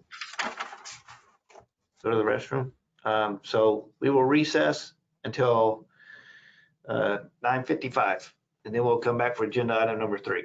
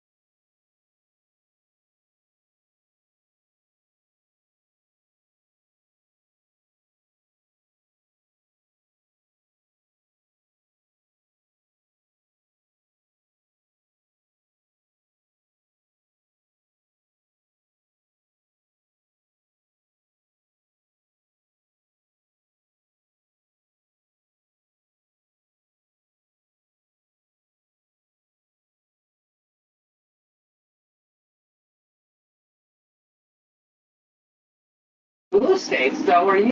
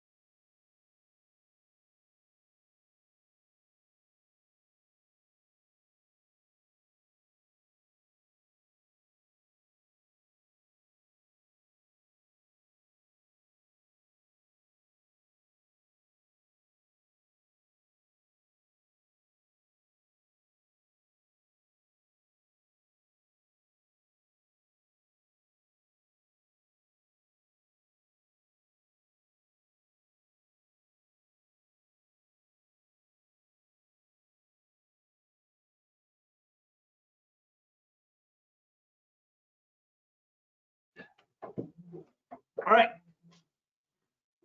We can reconvene from recess.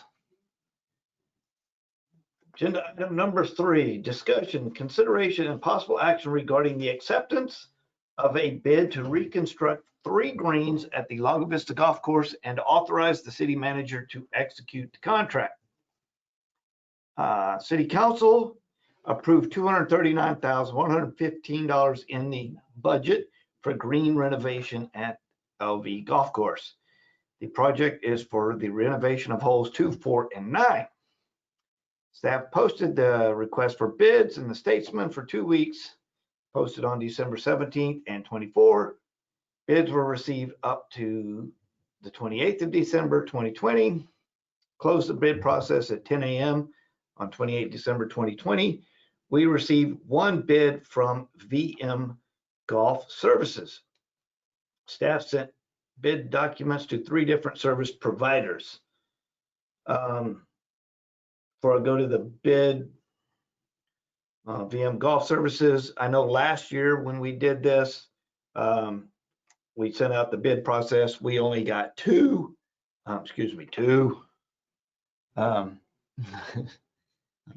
puberty, sorry.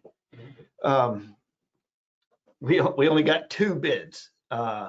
This time, we only got 1. The second company that bid last time chose not to bid this time, so we only got the 1, and the one that we did get is from the company that we used last year. So the bid from VM Golf Services, $232,845, which is at a price of $11.50 per square foot. Breakdown on the holes: hole 2, 64 grand, a little over; hole 4, 68.4, and hole 9, 100, 320. We have used them before, and so we're considering their bid proposal. Mr. Ray, do you have anything you would like to add to this? Mayor, you've said it all. We did go out this week and check out those greens. I know that Chris is here to answer any questions about that service, but looking at the 3 greens that were rebuilt last year, Mayor, they appear to be growing in very nicely. I think they have a good, strong root base. The drainage seems to be very effective. And those are the 2 things that we wanted to address with the new greens. Do you know if we've had any customer feedback at all on these greens? I mean, our play is through the roof, so. Mayor, we're getting a lot of good feedback. The hole number 7, there was some feedback that was concerned about hole number 7, but that's to damage to the greens and not to the reconstruction of the greens. We had animal damage on the front right corner, so we have that on multiple areas on the golf course. It's just unfortunate what happens there. So we've received some really good feedback from our local players and from people that are not local. Well, I don't know if it helps, but my son took out one of those pigs recently. Actually, the pig took out his truck and the pig got up and ran off. So he may have saved future greens. Maybe. The pig ran off. Chris, do you have anything you would like to add to it?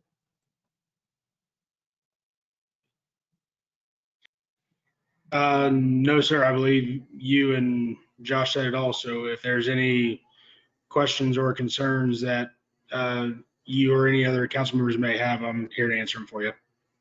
All right, thank you. Council, questions? Yes, Miss Marion. Sorry, Mayor, probably bad timing. I hope that's not too distracting. My questions really relate more than anything to the RFP process than they do anything else. I have just a couple of questions / concerns. The first one is this was advertised over the holidays, which may have possibly impacted the number of possible proposals that we could have gotten. The other was that it appears as if the link that, so if you went to the city website, the app, and how it has like the little tiles that you can click on, it appears that when you accessed or went to access the information for this RFP, the link that you could click on to go in and look at information specific to the RFP was never live.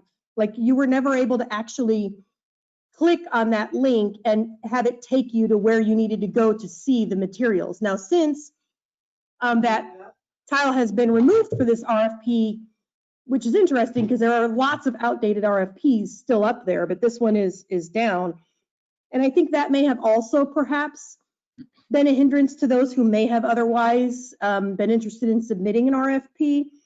So I'm just wondering if it might have benefited us to leave this active a little bit longer to see if we might get more than one proposal. Not anything against DM at all, but it just would have been interesting to see if we could have gotten more interest had it not been over the holidays and had the link been active.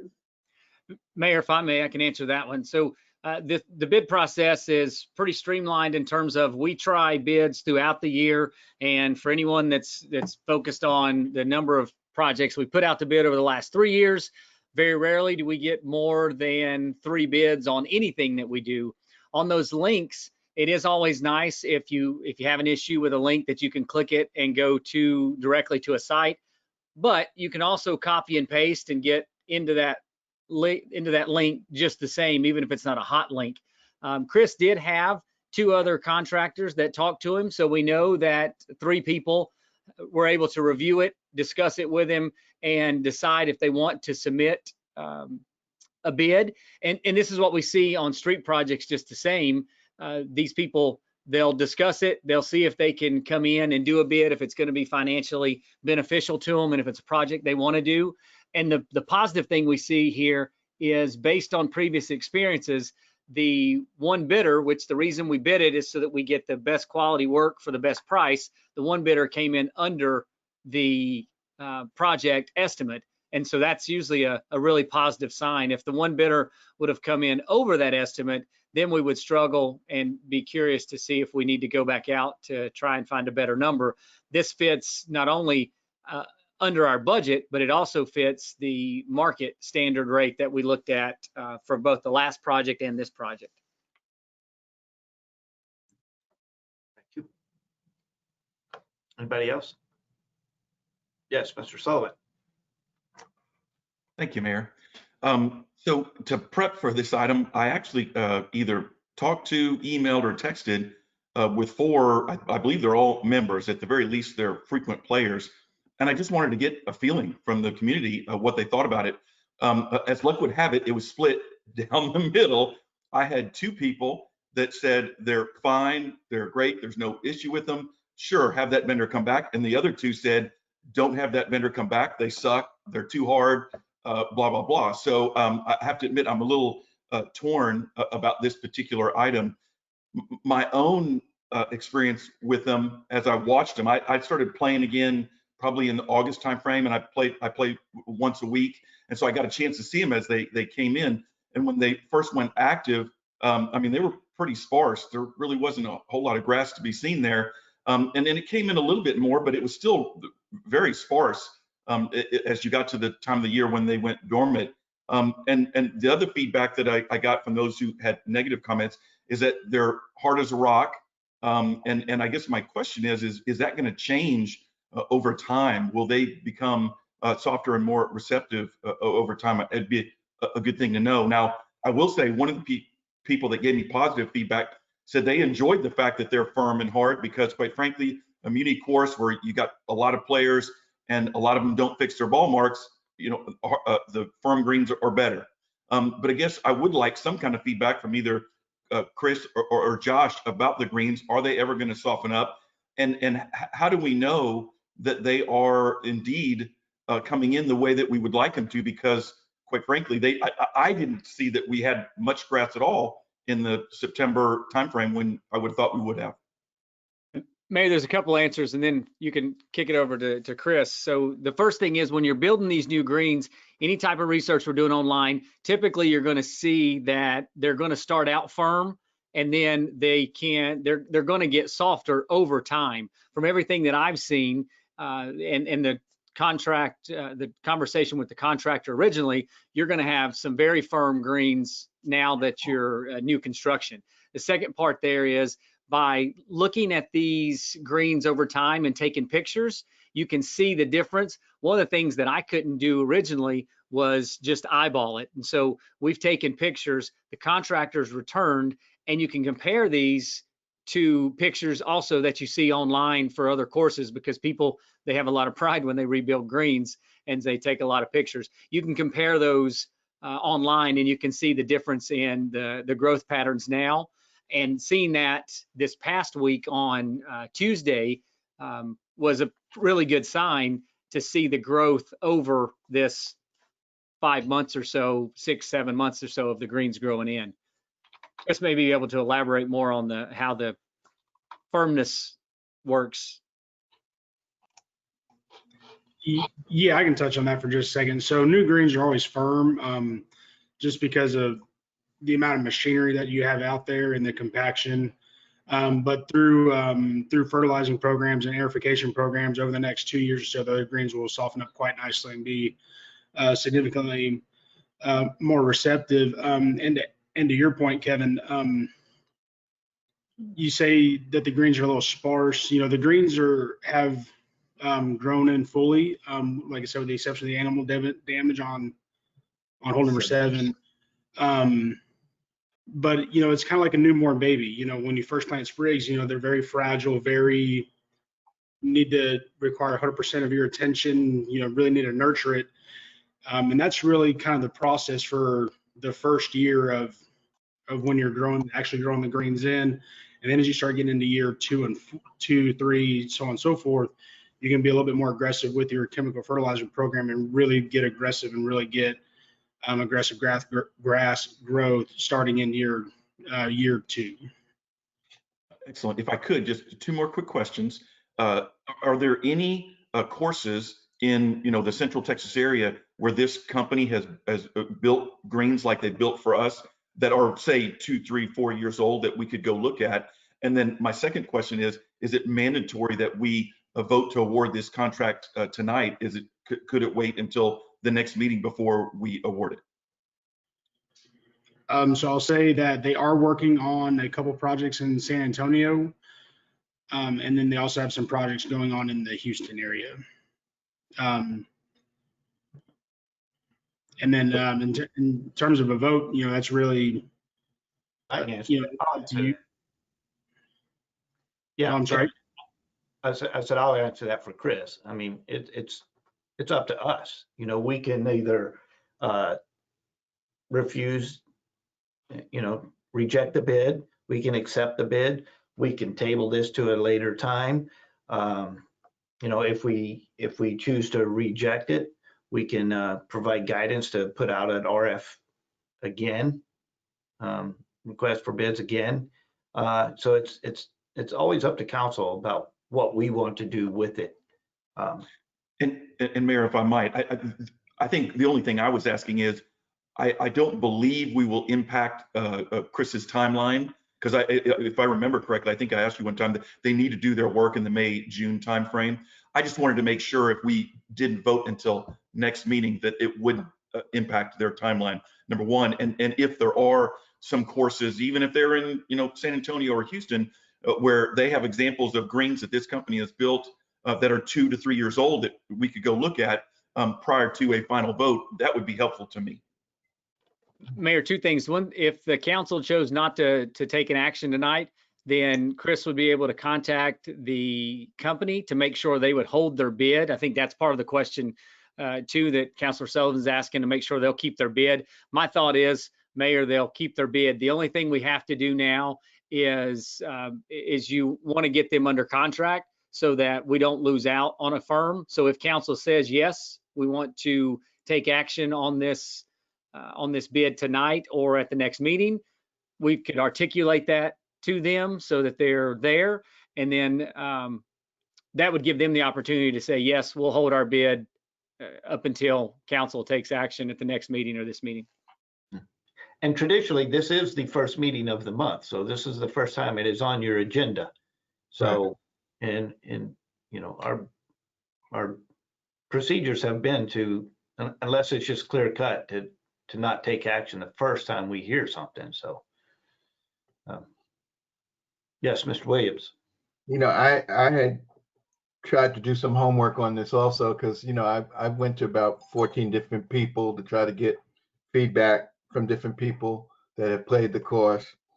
And, you know, I mean, a lot of them said it was hard, but they also said that, you know, over the course of time, they will soften up.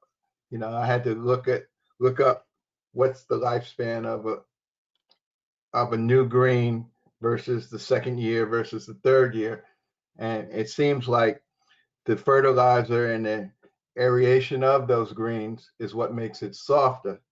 So I went out, I haven't been able to play golf since September, but I went out this weekend and took my putter out there to see how true the greens run.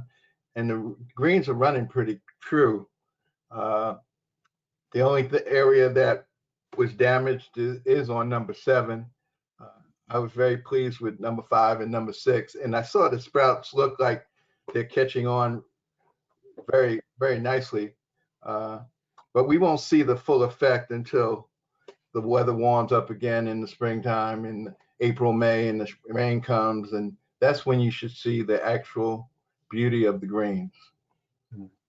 But I don't have a problem waiting to the next meeting to finalize it. But after that, this company has done it by the USGA rules and guidelines of doing a green. And I thought they did a great job of packing it down.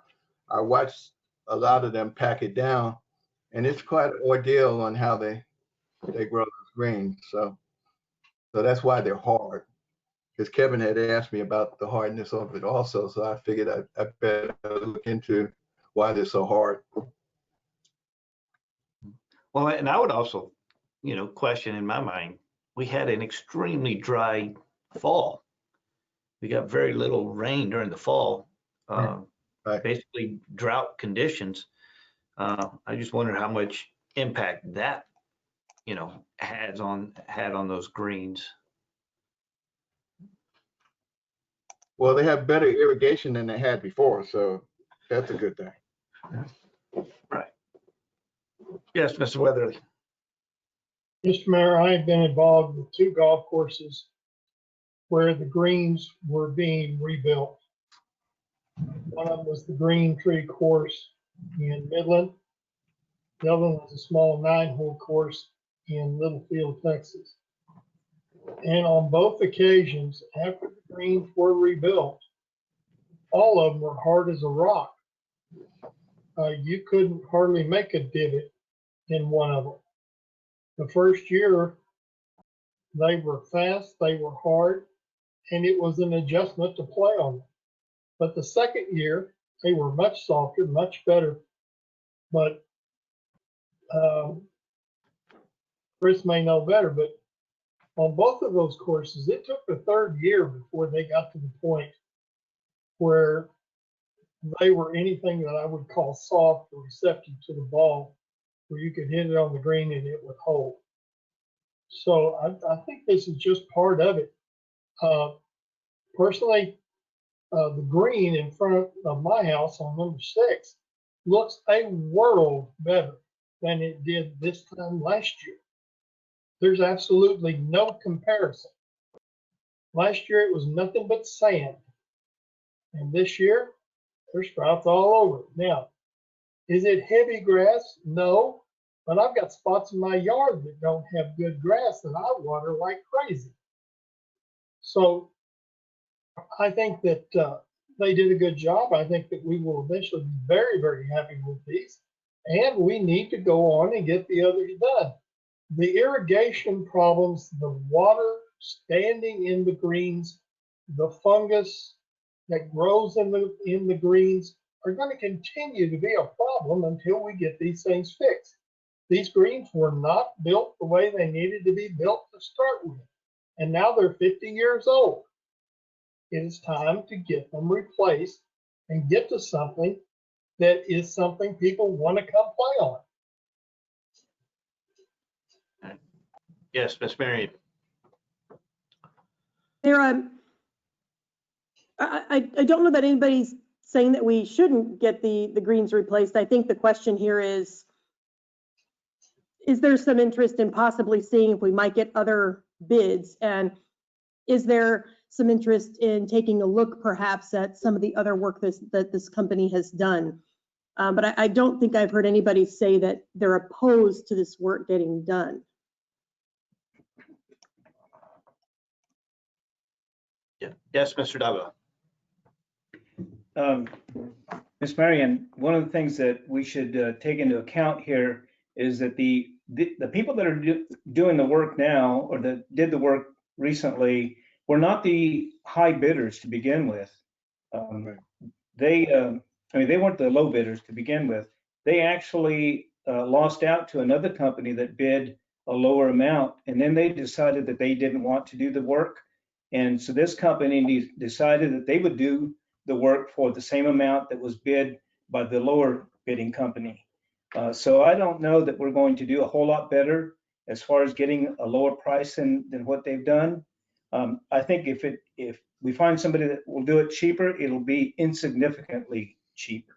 That's my view. All right, Mr. Sullivan. Thank you, Mayor. I would just echo what Shalene said, Ms. Marion. I'm not trying to stop this from happening. I just want to make sure that we spend our money the right way. And given the feedback that I received from heavy everyday golfers, it felt like it needed a little bit more research. That's all. Yes, Mr. Prince. Mr. Ray kind of made this comment. I know it's on many projects, it's hard to get anybody to bid out here in Lago Vista. And so I guess my question is, if this may be to Mr. Godwin or Mr. Ray, if we've already contacted the players and they've declined to bid, I'm not sure that us taking more time to extend the bid is going to result in any other takers, if you will. I'm just interested in your take. Do we actually have a shot at getting someone else to give us a bid? Or is it kind of like it's going to be VM or we're not going to do it? Mayor, I can tell you from the last process that Councilor Davila was talking about, and then this process, you can always hope, and I think I say this every time we do bids, we can always hope we're going to get more bids. We just don't get them, even when we reach outside of our typical realm. It's kind of earlier when you're talking to both SGR and to Chris Hartung, and they say, hey, we're going to cast our net to 41,000 contacts. Well, I think a couple people said you might not need 41,000 contacts when the person it seemed most people like best is just right down the street sitting in Jonestown. You're underbid. It's just like the Lohman project that I'm going to talk about later. When you come underbid on a project and they can do good work, I think that's the kicker for making something happen. And looking at the project, it turns out to be a good project, and they've tried and it's tested and it looks good. So I understand what Mr. Sullivan's saying. And if you go on to VM's services online, you're going to see a ton of their golf courses. You're going to see multiple bunker rebuilds, green rebuilds, tee boxes, complete golf course remodels. They're not a fly-by-night company. They work in the Houston, San Antonio, Austin region and do a lot of projects. So we talk about vetting, we talk about advertising, and they've been vetted. We've done a project with them. Even if it's the next meeting, I agree with you, Mr. Prince. I don't know that you're going to get somebody else and someone that's going to do the project for this price. Got it. Yeah, and that was actually kind of what I was going to say. These things are so tough. I mean, you want putting the thing out for bids. You want as many bids as you can get, and you want the best price and the best company and all that. And you always got high hopes. But the sad reality of the Lago Vista area is we just don't get that many bids. Being in the Austin, Round Rock metropolitan area, there's so much work going on around us that it's really tough to get people to bid. So as much as you hope, I think we may be disappointed by putting it out again. I think we would end up pretty much where we are. And that's just been historical over the last, I don't know, however many years. Mr. Mayor, I was gonna just Mr. Prince's and Mr. Ray's point. Your general, your general average for price per square foot to rebuild a green is in the $11 to $14 range, is about industry average. So, $11.50 a square foot is on the low end of that spectrum. Got it. Yes, Mr. Prince. I just, kind of for the record, I want to say, so these 3 greens were part of the budget that was approved last year with previous council. This bid's coming in under the approved number. I'm comfortable with that. Moving forward, though, I've been saying this for some time, and I definitely want to see what's the plan for, the greens that we do going forward, the irrigation system, whether we do it or not. So I understand that's not the topic for tonight, but when we have the next time we have this discussion, I want us to have it in the context of an overall plan, not just the next 3 greens. So I want to get that on the record tonight as part of the discussion. I'm fine with approving these 3 tonight in the bid from VM, but the next go round, I want it to be a bigger picture discussion, not just 3 greens. Got it.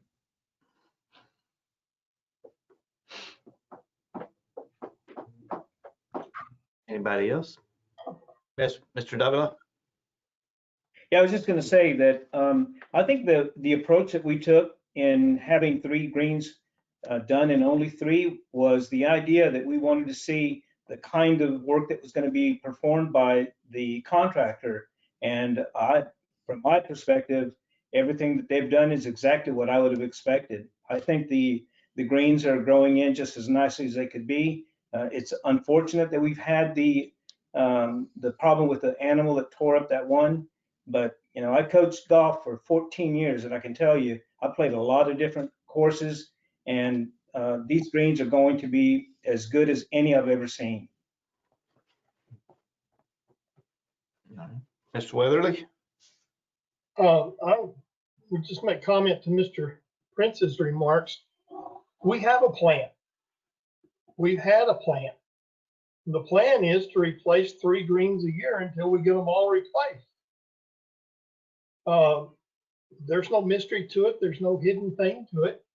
The plan is to replace 3 greens a year until all 18 greens are replaced and taken care of, because every one of them has the same drainage problem as the 3 that we've already replaced, and they need to be redone. None of them have the proper drainage. None of them were built correctly to begin with. And so all of them need to be fixed. Now, there has been a world of discussion about how we do this. Discussion was, do we shut down half the course and do 9 holes at once? Do we do 6 holes at once? How much does it cost to have them bring all their equipment out every time to just do 3 holes or just do 6 holes? How much extra does that add to the expense? All of those things were discussed and looked at in detail. And the plan that was developed was to do 3 greens a year until the greens were replaced. And that has been the plan for at least the last 3 years. We voted on it to provide the money so that we can do the next ones that need to be done. And our plan, and hopefully what will continue with this council, is to continue to replace them until they're all done. Because when they are done, it is going to significantly improve the quality of play on our course, and it's going to draw more people to come out here and play. So Mr. Prince, so yes, we have had these discussions, and we've discussed the irrigation and the plans and stuff, but it would be my impression that you may not have necessarily been in attendance at those and may not be aware of the plan. So that discussion will be brought forth again prior to the next budgeting cycle. Because things may change. Yeah, those plans will be discussed again. So yes. Thank you. And the other Williams. The other aspect of that was irrigation of the fairways, which is a much harder thing to do. And we could not go that way in any form, factor, fashion. That's going to require much more money. And but if we could save the greens and make the greens right, and have some good rain, we can survive and have decent play out here. And you're seeing that happen right now with the number of outside play that we're having on the course right now. All right. Yes, Chris.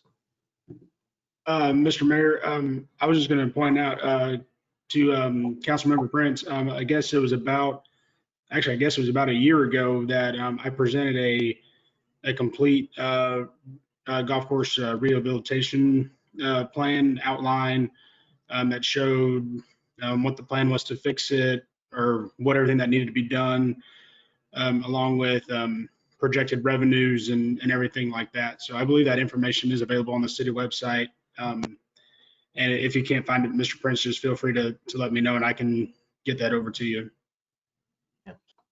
Thank you for the offer. I'll try to educate myself. And we will be discussing it again. Anybody else? Council? I'm good. All right. Citizens of Lago Vista, comments?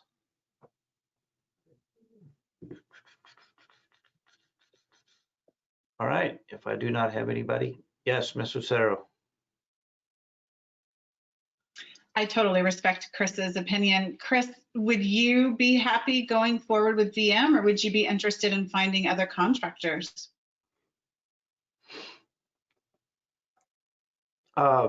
So this is the bid that we have received. We have used VM in the past.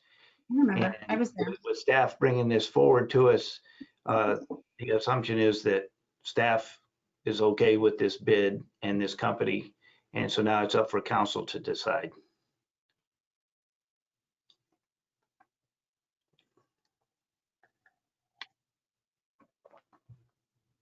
Anybody else? All right. Well, if that is it, then I'll counsel. Yes, Miss Marion. All right, Mayor. The only other thing I'll say is, and it's really not related to this necessarily, like specifically, but it seems to be more often than not, and I've heard this addressed by others here in the last little while, that we're only getting one proposal or maybe two proposals, RFPs we put out there, and it might be worth our time to investigate why that is. Is there some, have folks had bad experiences working with Lago? Do we have a bad rep out there? Like what is keeping folks from being interested in coming out here to do work? And I think that might be something worth looking into later, so that we're not always stuck with just the one company that put in a bid. Whether it's the lowest or not has nothing to do with what I'm saying. I'm just saying that it's always good to have variety and options. Right. So while we're here and we're on this, and we know we only got the one bid, but we do know that Chris did talk to other, maybe, Chris, do we know what they said? Why did they not make a bid? Well, typically, Mayor, what we're seeing, and going back to Councilor Marion's comment, the drive time, I think you said it perfectly when you said out here. It seems silly to some of us that the drive time makes a difference, but for equipment and mobilization, it really does. We see this often with contractors. I was shocked that surveyors didn't want to come out here when I thought it's just a drive down the street, people. It's not that far away.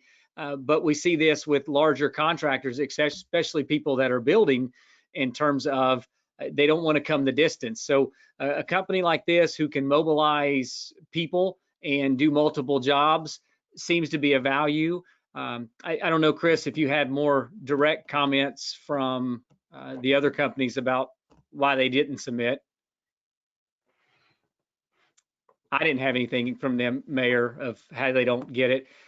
I know it's shocking. Mayor, I made the comment earlier about Loman Ford, and we do a lot of our bids. We'll do a pre-bid conference, and you do pre-bids so you can determine how many bids you expect to receive. So pre-bid, you'll get a range of 6 or 7 people that just tune in to ask some questions or listen to the process, or to gauge interest from other people. And then when the bid comes in, you end up with the same 1, 2, or 3 numbers coming in. Sometimes you don't do a pre-bid and it doesn't seem to make an impact because they still call and ask the questions anyway.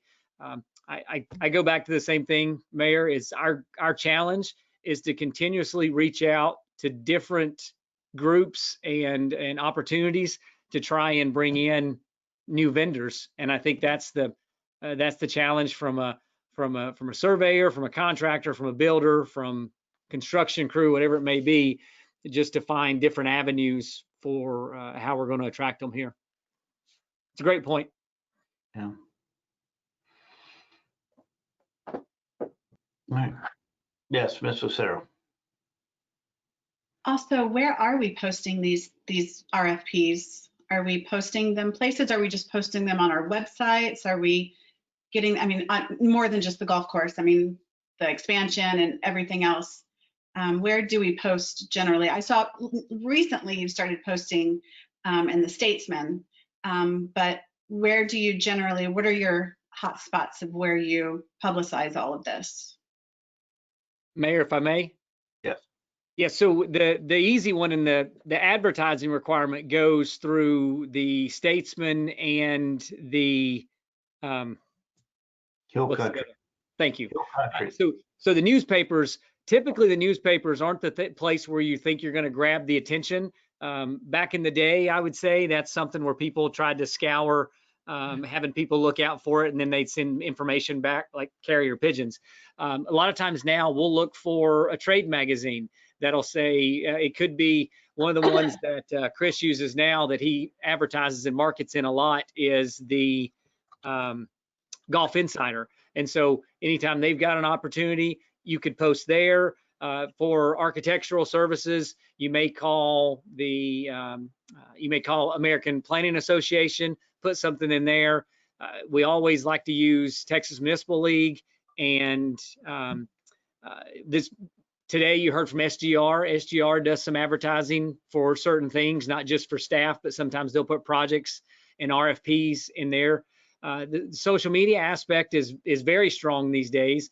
We put things on Facebook and they get picked up and shared, and that's how you get a lot of people from outside the area coming in. So really the challenge is find where the audience is going to be. It's kind of what you've said before, find where they're going to pick it up, because quite honestly, I don't have a second cousin that's a contractor here that we're trying to feed business to. We're trying to get as many people in as possible with the goal, again, of quality service, lowest fair price as possible. So it ranges from projects, Ms. Lucero. It depends on what the project is, look for it there, and then go out.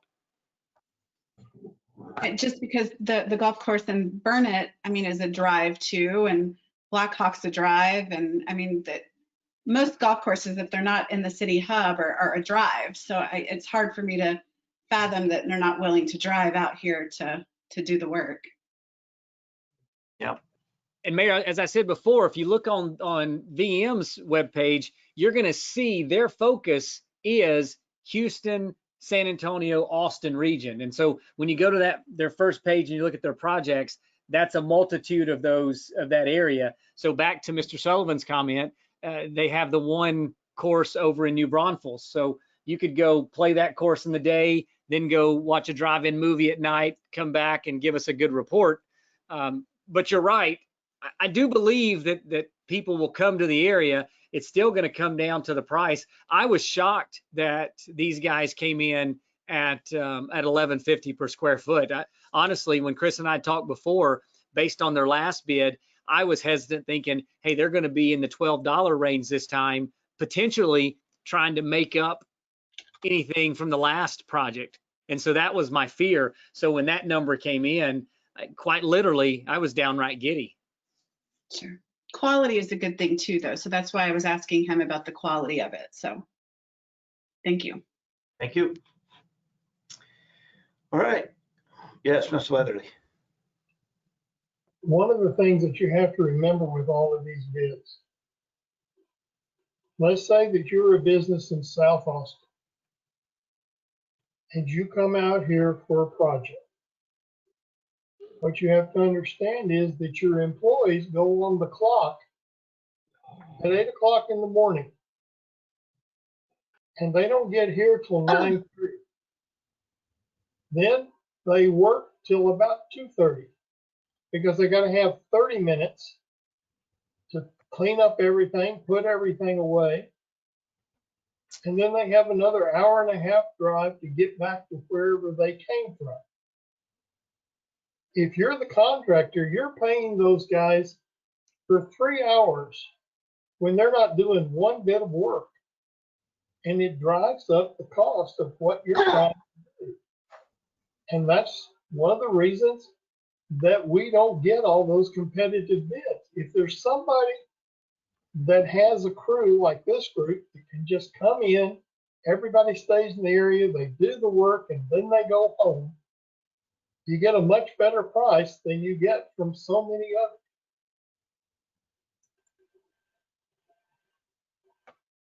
All right. Well, we're at the point that, I see Kevin's hand up.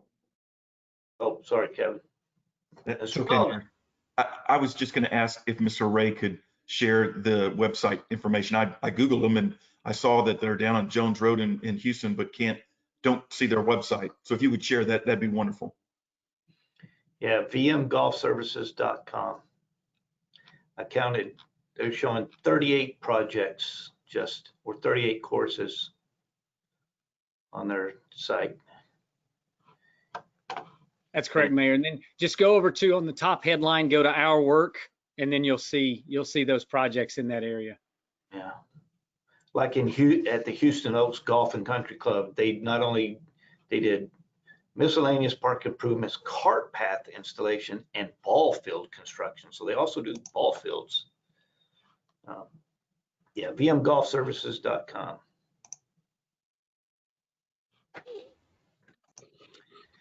All right. So we're at the point where I will entertain a motion. Mr. Mayor, I make a motion to accept the bid to reconstruct 3 greens at the Lago Vista Golf Course and to authorize the city manager to execute the contract. Hang on a second. I gotta make sure the motion is correct. I think the motion is to accept the bid. Did you say accept the bid? Yes, accept the bid at the 232,845 construction price of 1150 square foot. All right, I'm sorry, I just missed the accept bid portion of it. Okay. So I have a motion and I have a second from Mr. Weatherly. Any further discussion? All right, all those in favor say aye. Aye. Aye. All those opposed, nay. Hearing none, the bid's accepted unanimous. Thank you. And we go to number 4. Cooking now.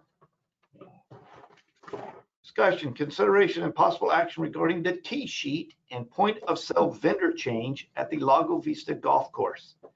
Currently, Lago Vista Golf Course utilizes Golf Now for our tee sheet and point of sale. The current agreement with Golf Now is a barter system to pay for services. The golf course gives Golf Now 3 trade times per day, Monday through Thursday, and 2 trades per day, Friday through Sunday. The value of the trade times given to Golf Now to pay services is $8,640. Contacted other vendors and received 4 proposals. Their bids were Club Profit Systems, $585 a month, $70.20 annually. Chronograph, $498 per month, $59.76 per year. Club Caddy at $395 per month, $47.40. And Easy Links at $1,200 per month at $14.4 per year. After review of all proposals and software demos of all potential suitors, the golf course is recommending the change from GolfNow to ChronoGolf for its tee sheet and point of sale software. We feel Chronograph is the best fit for operation provided. Okay, I got to ask the first question. GolfNow barter system. So we're giving them tee times. There's really no money coming out of our pocket. I mean, if somebody plays those tee times, maybe that's some lost revenue, but we're not really spending any money. Looking at this, we're going to be spending $6,000, correct? I mean, is there a possibility they work barter system as well? So you're correct, Mayor. So right now you're swapping out the times, and that's how GolfNow has grown to be a big business. It seems to be very good because you don't have any money out of pocket. You're giving them tee times, and then therefore they're providing you that service. I think the barter system's fantastic. I think it's how America was founded, and it works. Right here, you're looking at the cost benefit of if you're giving away those times with a revenue stream versus not giving those away and just paying it straight out, then you're determining how many rounds they're going to get in. And I guess you're taking a risk on the value of the service versus what you would pay them in cash. So we're looking at 3 times 4 is 12, 2 times 3 is 6, 18 rounds. So the revenues from those 18 rounds could basically offset. I don't know. I don't play the golf, so I don't know the cost, but 18 rounds a week basically could offset that 6,000. Mayor, yeah, the whole math behind it is that it's easily an offset. So if you had the 18 rounds, average cost per round for us is going to be $39. And then you do that math, that's $702. So if you're doing that on a week, and then you're saying that for, if you said that was a week and then do it for the month, then you're $3,500. So it really comes down to the benefit of not giving away those tee times and those rounds. All right, Miss Marion. Thank you, Mayor. I have several questions, but chief among them, and the answer to this will actually determine whether or not I ask any others, but I'm curious why this is even coming to council. We have Mr. Godwin, who seems to be very capable, doing an excellent job out there at the golf course. I'm just wondering why these sorts of things aren't left to Mr. Godwin to take care of. So I'm just kind of wondering, does all of these types of business type dealings for the golf course have to come to council?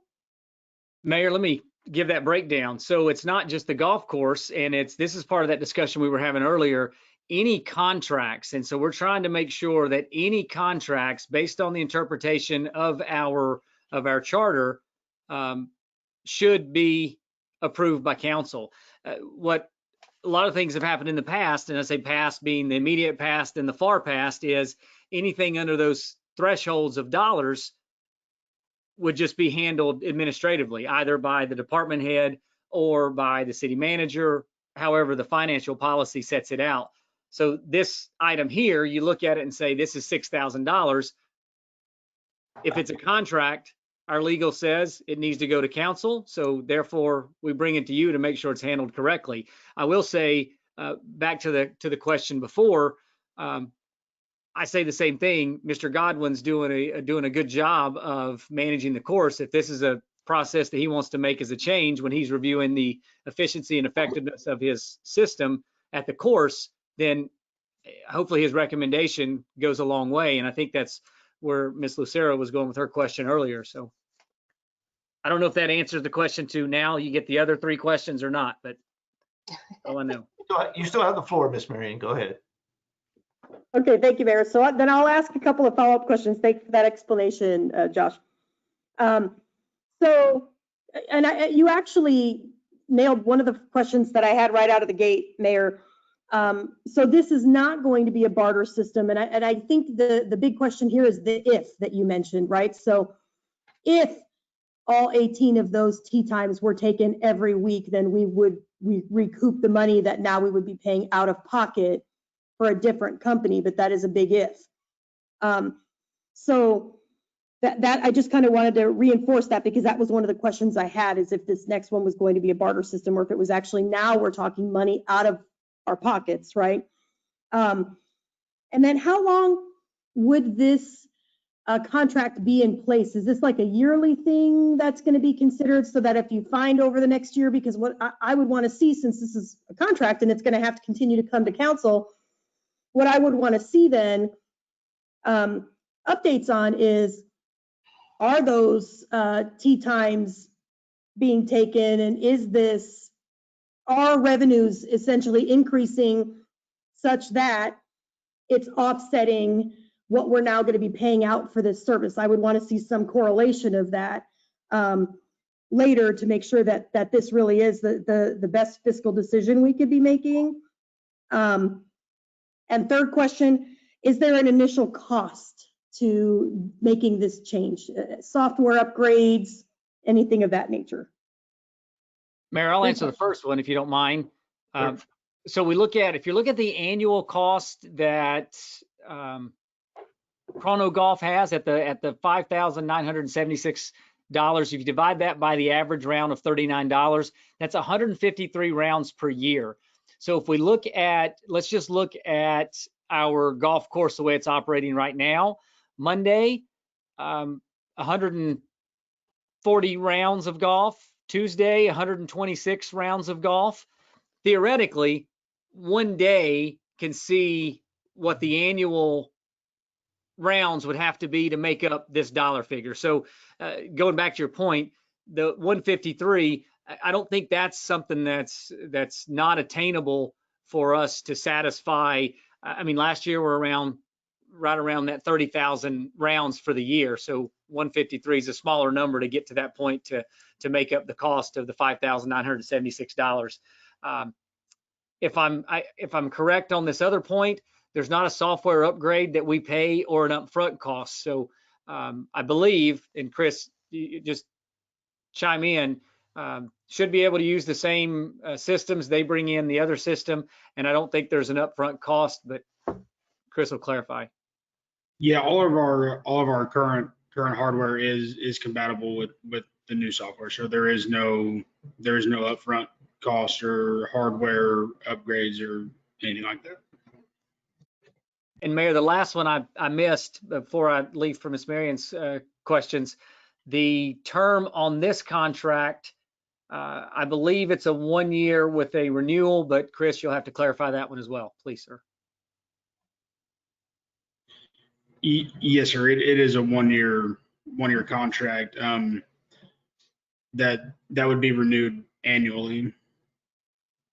And so with that, Mayor, I think that's a great point, is if council chooses to allow Chris to go with this change, I think that's a great thing to bring back to council as part of what Mr. Prince was saying earlier in terms of an overall discussion, to come back and say, is this system effective or is it not effective?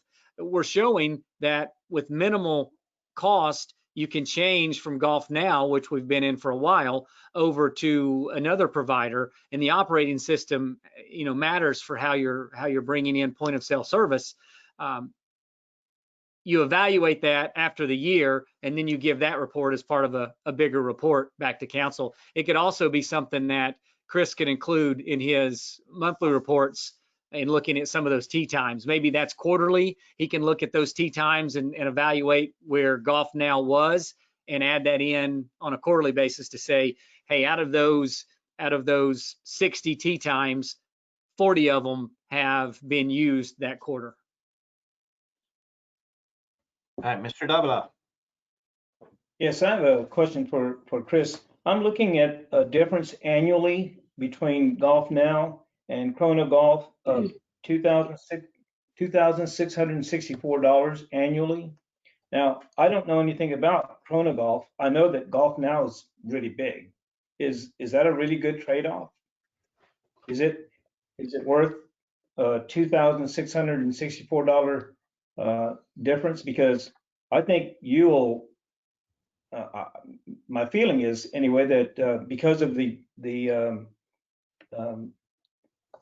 fact that Golf Now is as popular as it is, that we may miss some sales by switching. How do you feel about that? So the beauty about this software is it is compatible and does integrate with Golf Now. So we do not lose that partnership we do not lose the ability to market on the Golf Now platform by switching to this software. So so to answer your question, no, we're not losing the exposure, and we're paying $59.76 annually for the use of the software, and I think we're getting I think it's like $146,000 in inventory back that we can sell for that $6,000. Mr. Prince.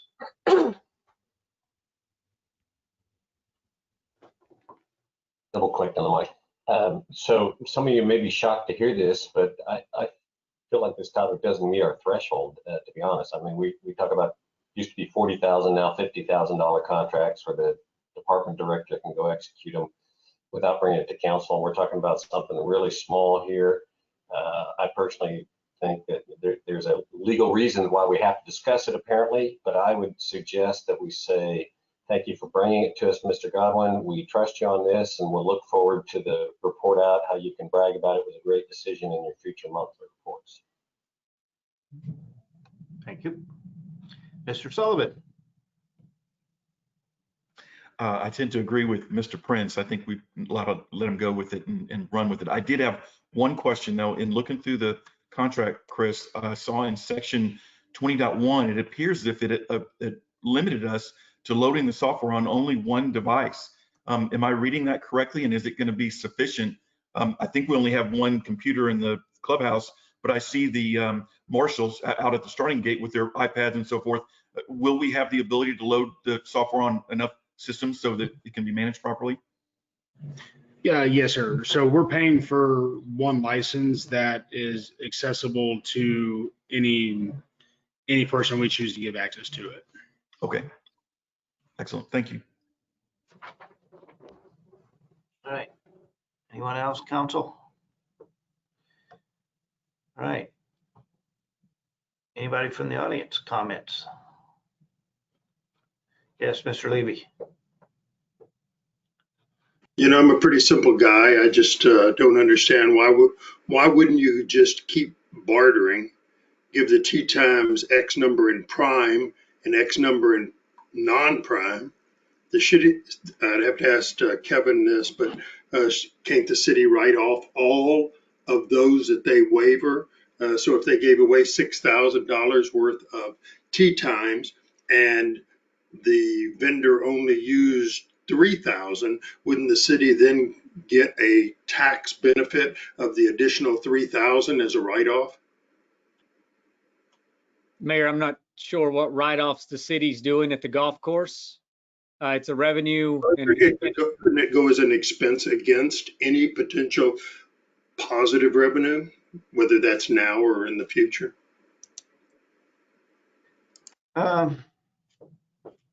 Yeah, I believe that's there, but I think just the possibility of being able to take advantage of using those times and possibly generating, I think Chris said that the number of tee times equate about 146,000, I believe is what he said. So the ability to possibly bring in 146 as opposed to writing off 3,000 to 6,000, kind of outweighs the beauty of the barter at this point.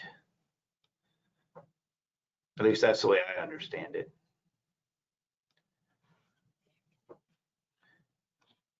Yes, Mr. McNeese.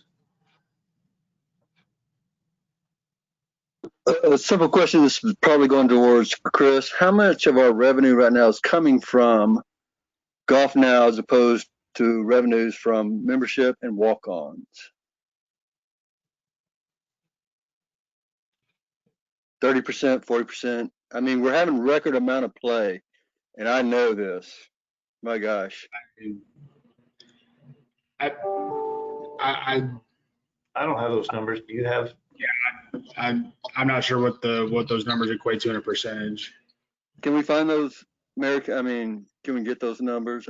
The question really comes down to: are we going to willing to? If we're setting records for playing golf almost every single day of the week for the first time since the golf course has been taken over, what's the chances of moving this from a winning revenue strategy to now going to something just to try something new, just to save from $6,000 to $4,000 to $2,000, and it's really not coming out of our budget anyway, the budget anyway. So I'm just curious, what is the revenue coming in from Golf Now? That's all I want to know. Well, let me ask this question, Chris. What percentage of our tee times are done through Golf Now?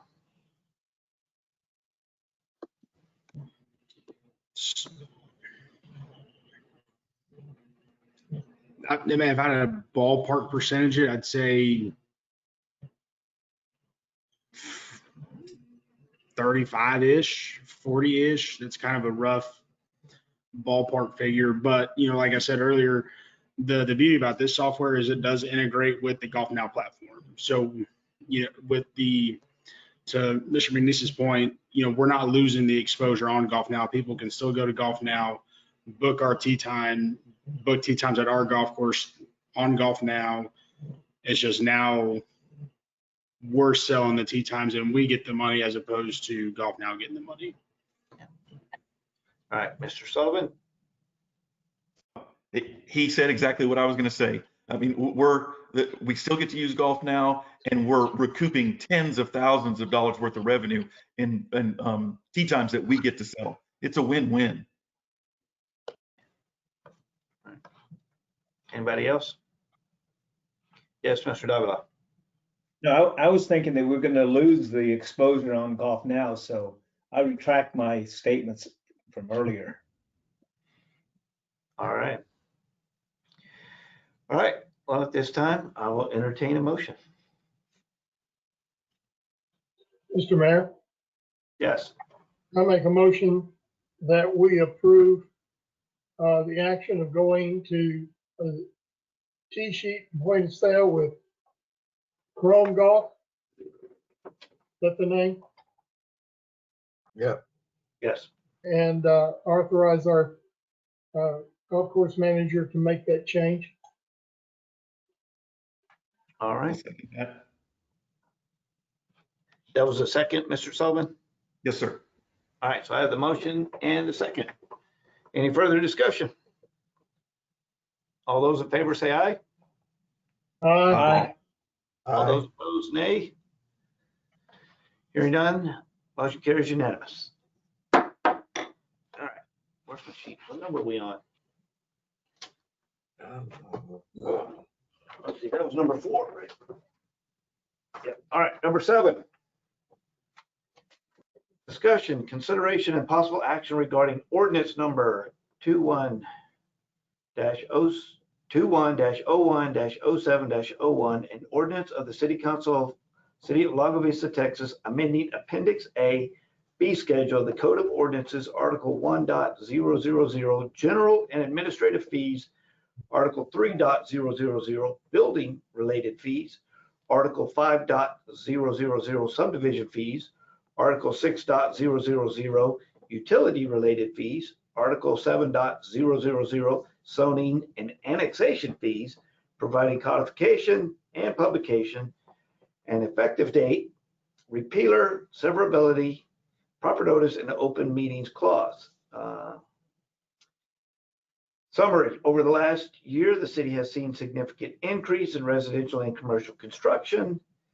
This increased activity has highlighted the need to ensure that the city is collecting fees sufficient to cover the cost of additional staff and resources needed to meet the demands. Staff has reviewed the fee schedule in Appendix A of the city's Code of Ordinances and is proposing amendments to increase some fees, clarify applicability of some fees, add new fees where appropriate, and delete one fee that is covered by a different fee. The recommended changes fall under the categories of administrative fees, building-related fees, subdivision fees, utility-related fees, a tree replacement fee in the zoning ordinance, a permit fees applicable when constructed was started without a permit. And I feel like I'm covered in fees. I've got the itch from all the fees. Who wants to explain all this to everybody? Aaron or Roy? I nominate Roy. No, Mr. Mayor, this is, this item is the very same one that you guys saw previously. We brought it back to you. Initially, we were thinking we were going to add in NELISA's water outside city rate fees, but I opted to keep them separate. If you have specific questions about the basis or reason for a particular fee, you'll have to ask the gentleman whose departments will collect it. So it'll either be Roy or Eric, depending on the fee that it is. All right. Yeah, I remember seeing this, but I just couldn't remember all the specifics involved, looking at all the yellow highlighted stuff. I think one of the critical things for council to understand about part of the reason why we brought this forward is historically we've had kind of one way of handling outside city services, and the fee structure was associated with that, and now we're handling things a little differently, and the volume of permits that we're seeing really necessitates that we either increase the fees or readjust the structure. So that's what you see within the adjustments that were highlighted in your packet of the fees that we're changing, or at least proposing for you to change. All right. Council, questions, comments? Mr. Prince. Ms. Silvera, if I'm understanding right and understanding the subject here, we, in many cases, unlike the past where permitting was so low that we were able to handle it with city staff, we're now in a situation where we often have to contract the work out, and it costs us more than we're charging the applicant. Yes, sir, that's correct. So for the most part, these fees are being increased to really just recover our cost, because the alternative would be to hire a lot more city staff. Maybe we could do it cheaper, but we'd have to hire more city staff. That's right. So where we are right now, we've got to raise the fees just to cover our cost. So that's my understanding, and it's why I'm comfortable with these changes. The one thing I did get feedback on, there's a couple of places in the document, and I wanted to ask about that, where it talks about damage to, if someone does damage, I think it's number 13 and number 14, damage to utility system, damage to drainage system, we're assigning a cost that, yes, we're increasing it from what it used to be, but it's still probably a lot less than what the cost of the damage is. So is there some place where we are, ensuring that if a contractor cuts through a water line, that we're not subsidizing the repair costs of their mistake? Because this doesn't seem to cover that. Yeah, that's on page 110, K&L. So this would be an Eric fee. Is he with us? Yes, Mayor and Council, there is a fee in there for damages to utility infrastructure, and I believe that's at $750, if I'm not mistaken. No, I'm on page 99 of the packet, item number 13, which says $150 for damage to utility system. Item number 14 says $175 to damage to drainage system. So I'm just questioning whether we need some other language that says we need a method for recovering cost of damage, and it's not just a fee, but it's some sort of a fine, or I don't know what the right way to deal with it is. But this is something one of the citizens actually saw this and brought it to my attention, so I wanted to make sure we got this coverage somewhere, cost recovery for major damage that's caused by contractor.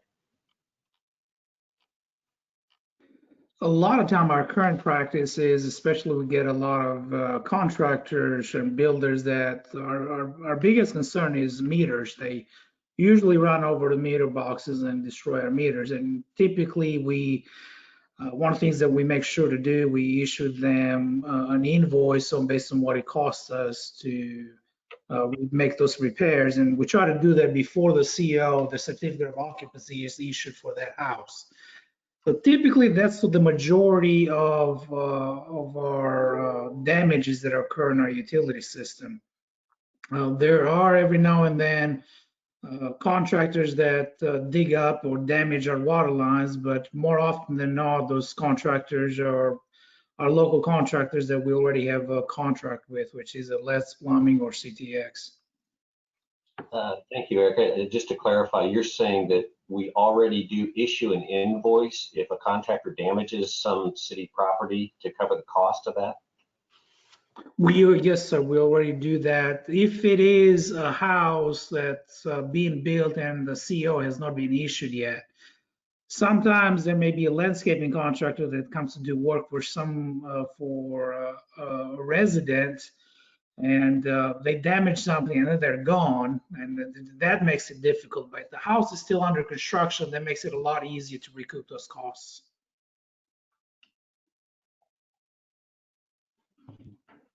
Okay, thank you. Yes, Ms. Marion. So at the risk of sounding repetitive, so should there be some consideration of including here something along the lines of the cost of repair plus $150 or plus $175? On the converse, if we're already invoicing for these kinds of repairs, what's the need for the fee? Like, wouldn't the fee just be, or couldn't the fee just be included in the invoice? I guess I'm trying to figure out. It seems like we could be clearer one way or the other to make sure that folks know, hey, if you damage these pieces of infrastructure, which are going to be really costly to fix, you're going to be on the hook to fix it and then some. Mayor and council member Marion, that is an excellent suggestion. I believe it's written elsewhere in the Code of Ordinances, but it wouldn't hurt to add it to the fee schedule.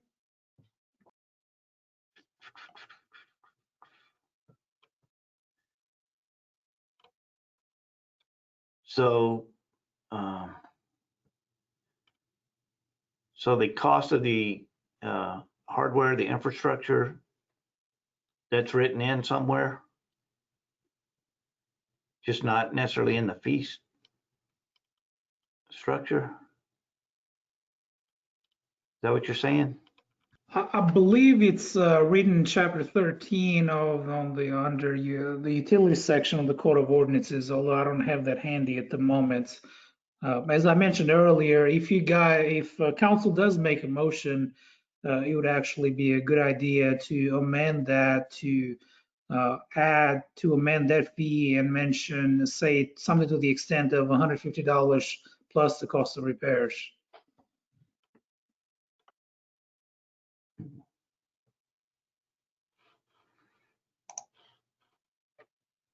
All right. Anybody else?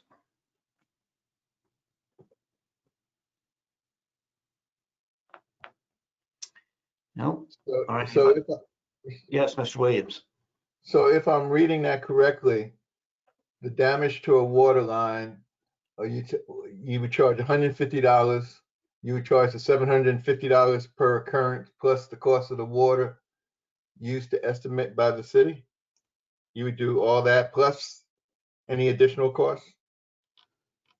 I mean, I'm not getting what the total cost would look like. Whatever the actual cost is plus $150, or is all three of those added in there? If you council will give us a couple of minutes to track it down, we'll try to track it down. Yeah, where you see in the 750? I'm looking at the one on page 110. Mr. Mayor. Yes. So in chapter 13, section 13.1004, this is one example, interconnections, that there is a phrase at the end that says city reserves the right to immediately and without notice disconnect water service to any customers or whose internal system has been interconnected, and to assess against the customer such penalties as are provided by law and penalties herein, in addition to any charges necessary to repair the damaged or contaminated portion of the system. So that's one place where you'll find that language. So you're going to see that. I'm looking to see if For an interconnection though, right? that's for damage, and you if you interconnect, I think it's in other place. Okay, damage or injury to waterworks 13.1017 makes it unlawful to do that. Now this one does, it says has been tampered with and access and to assess the actual repair charges to the customer plus a damage fee as set forth in the fee schedule. So that's what Eric's referring to. So it's actual cost of repairs plus the damage fee. This is just the damage fee. So Okay. that's what he was looking for. Okay, so we wouldn't necessarily have to amend this one since it's No. in. It's already there. They have to pay the cost to repair plus this damage fee. This is the partially the penalty part of it, because we have to do our administrative work to try to get that and to have these things on the equipment on hand. So there's other work associated with just the actual repair part of it. Right. Okay. Mm-hmm. Mayor, but those sections that Ms. Silvera was just reading all reference the customer. So does that mean that we're assuming there that the damage was done by a citizen / customer here in Lago? What if the damage is done by someone who doesn't reside here, isn't technically a customer, such as a contractor or something like that? Would that same section cover those situations? Like, what is the definition of customer, the way that it's used there?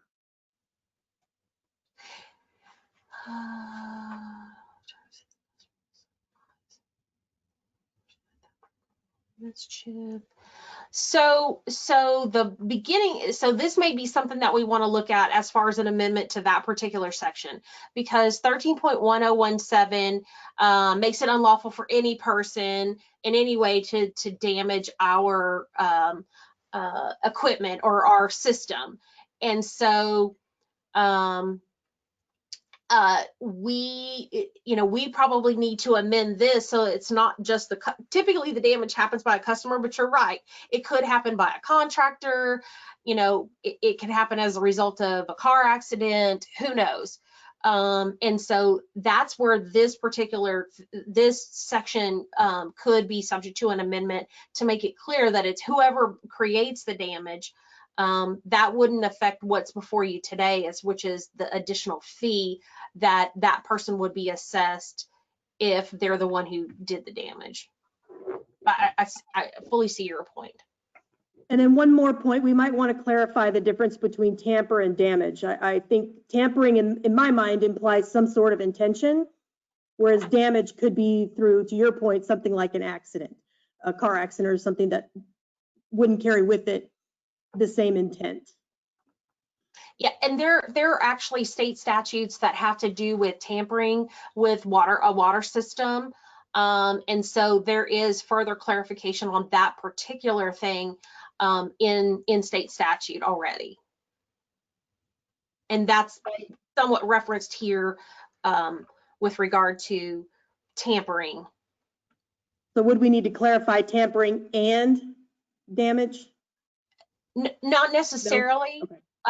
You know, repair of damages under subsection C of that particular section goes through some of what that intent is. I mean, we can certainly look at this whole subsection if that's something that council wants us to do. But I don't think that additional clarification is needed. I think that there is a difference between damage, which can happen with or without intent, and tampering, which in addition to the offenses that we have listed in here, can carry with it some additional state statutory fines and up to and including jail time, depending on how that act was carried out.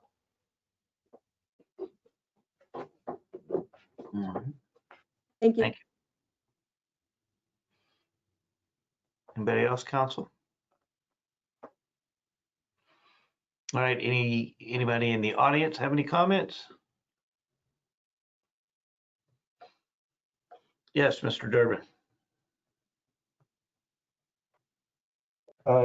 Yes, I sat in for a while on both of the retreats, and I listened to the council members talk about wanting to be business friendly. And I think Ms. Marion's arguments here have just pointed out that this particular group of fines and ordinances that are spread out all over the place demonstrate that this is not particularly friendly to not only any businesses that want to do business out here, but anybody that is involved in trying to work on any of these utilities or service these houses. You know, I was told when I was on the bench 3.5 years ago that and I pointed out that a lot of these ordinances were vague as heck, that they were being rewritten. And, you know, the only rewriting that's going on is the increase of the fees. It seems to me that this is a good opportunity to sit down and clarify these, because you shouldn't have to jump around to 4 or 5 different ordinances to try to, or sections of an ordinance, to figure out how much the damage fee is going to be if you run over a utility box or cut a line. It shouldn't be brain surgery and require the city attorney to figure it out. I mean, this particular body, not you people individually, but this particular body wrote these ordinances, and you guys can't tell what they said. That makes no sense to try and encourage other businesses to come out here and say we're business friendly. We don't know what our ordinances say, but gosh darn, we sure want to be friendly to you. You know, I'd like to know when these are going to get cleaned up, because if they're vague or they're contradictory or any of those things, they're going to be unenforceable. This has been going on for ages out here, and it's been brought up long ago. Is there any motion movement anywhere to be cleaning these up so that they are actually readable and enforceable and less vague or contradictory? All right, thank you. I did make that note for future agenda items. Yes, I did make that note. Thank you. Thank you. All right, anybody else comments? All right. Well, at this moment, I will entertain a motion.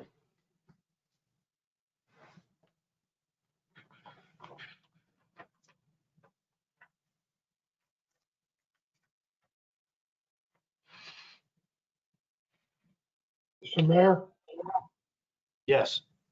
make a motion that we approve ordinance number 21-01-07-02, amending the fee schedule. All right. I have the motion and the second by Ms. Marion. Any further discussion? All those in favor say aye. Aye. All those opposed, nay. Motion carries unanimous. Mayor, I do apologize. I have a question and I thought of it after the fact. Did we need to say something about the amendment to that? To Mr. Belay's earlier point about the amendment to those two where we note cost of repair plus the fees? I apologize. No, because in the 13.107, it's where it was outlined damages. I mean, the cost plus damages as outlined in the fee schedule, and the fee schedule outlines the damages. Okay, So all right. we determined that we did not need to necessarily make that amendment. So, Okay, thank you. Sorry about that. so we go on to number 9. Mayor, Yes. I believe that Dick Weatherly said 02, and I think he meant 01. Did he?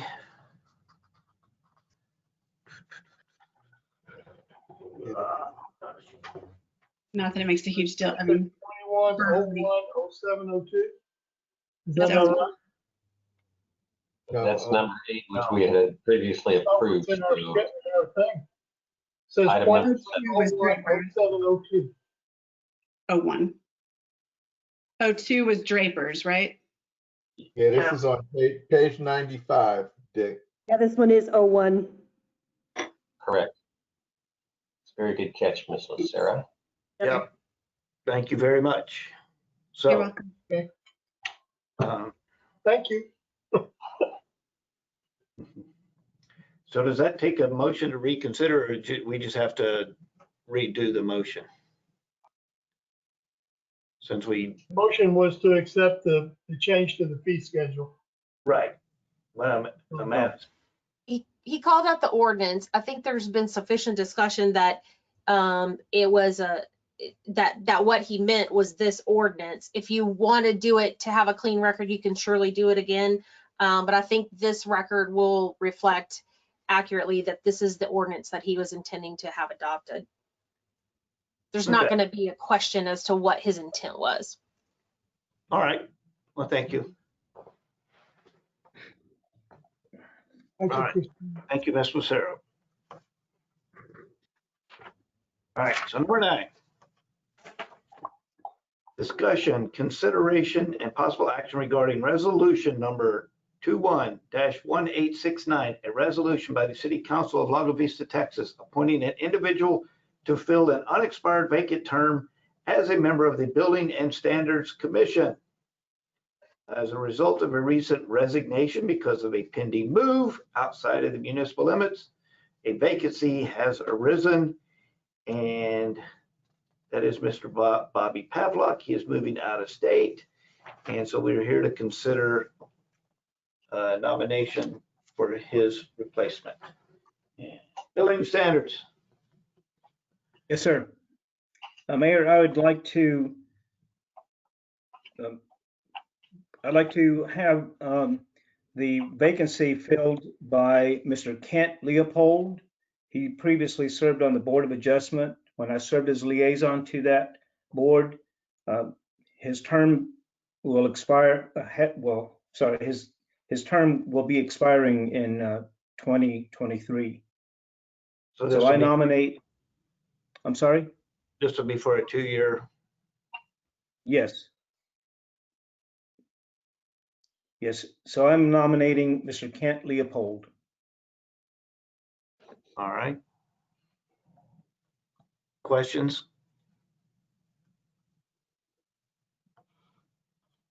Does that need a second? Yes, Mr. Prince. I'm sorry, Mr. Devla, you said, and I missed it, he had previously served on what commission? What's your experience with him? He previously served on the Board of Adjustment when I was the liaison to the Board of Adjustment. I see. Okay, But his term expired in 2018 on the Board of Adjustment. So he hasn't been serving on anything else. All right. Yes, Mr. Ray.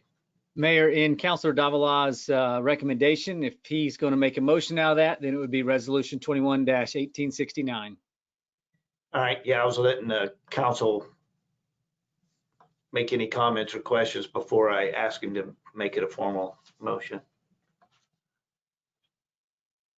Yes, Mr. Prince.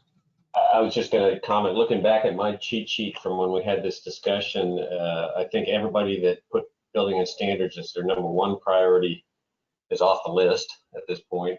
There were a few number two priorities, Mark Everett, Suzanne Griever, and Paul Roberts, actually.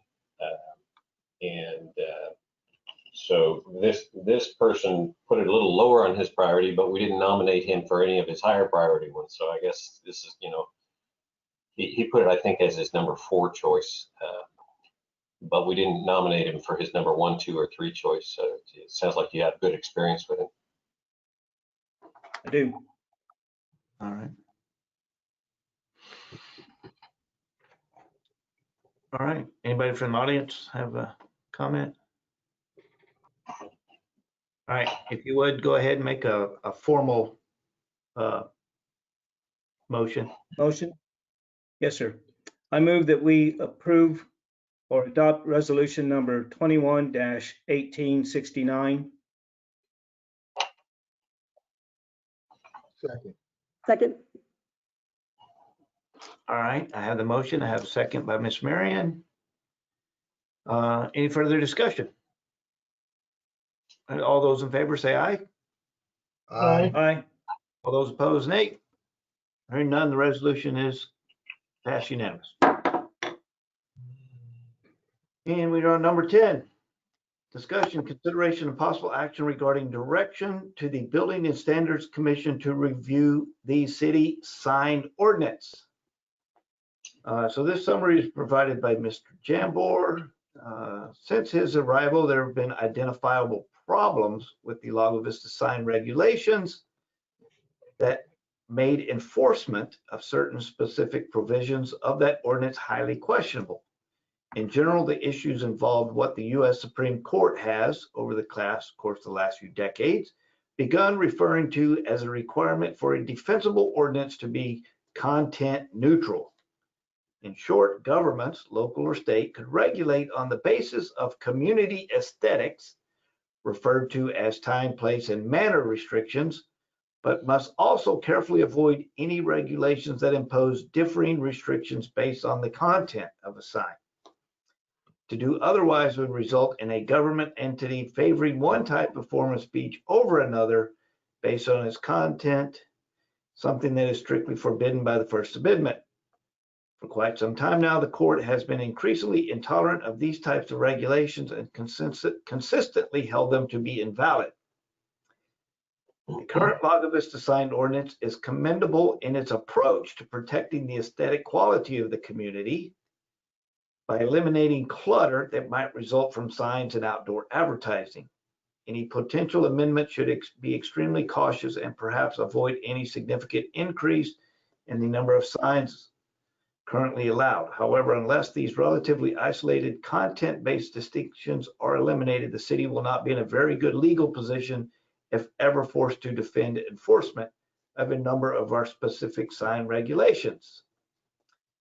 In accordance with section 9.801 of chapter 9 of the Lago Vista Code of Ordinances, the Building and Standards Commission has overall authority and responsibility to monitor, review, and make recommendations to the City Council concerning sign construction standards, processes, and ordinances in the city.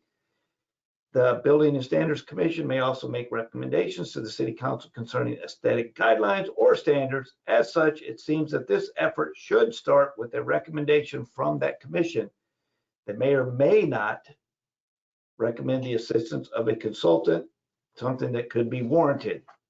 So right now, I believe the request is that the council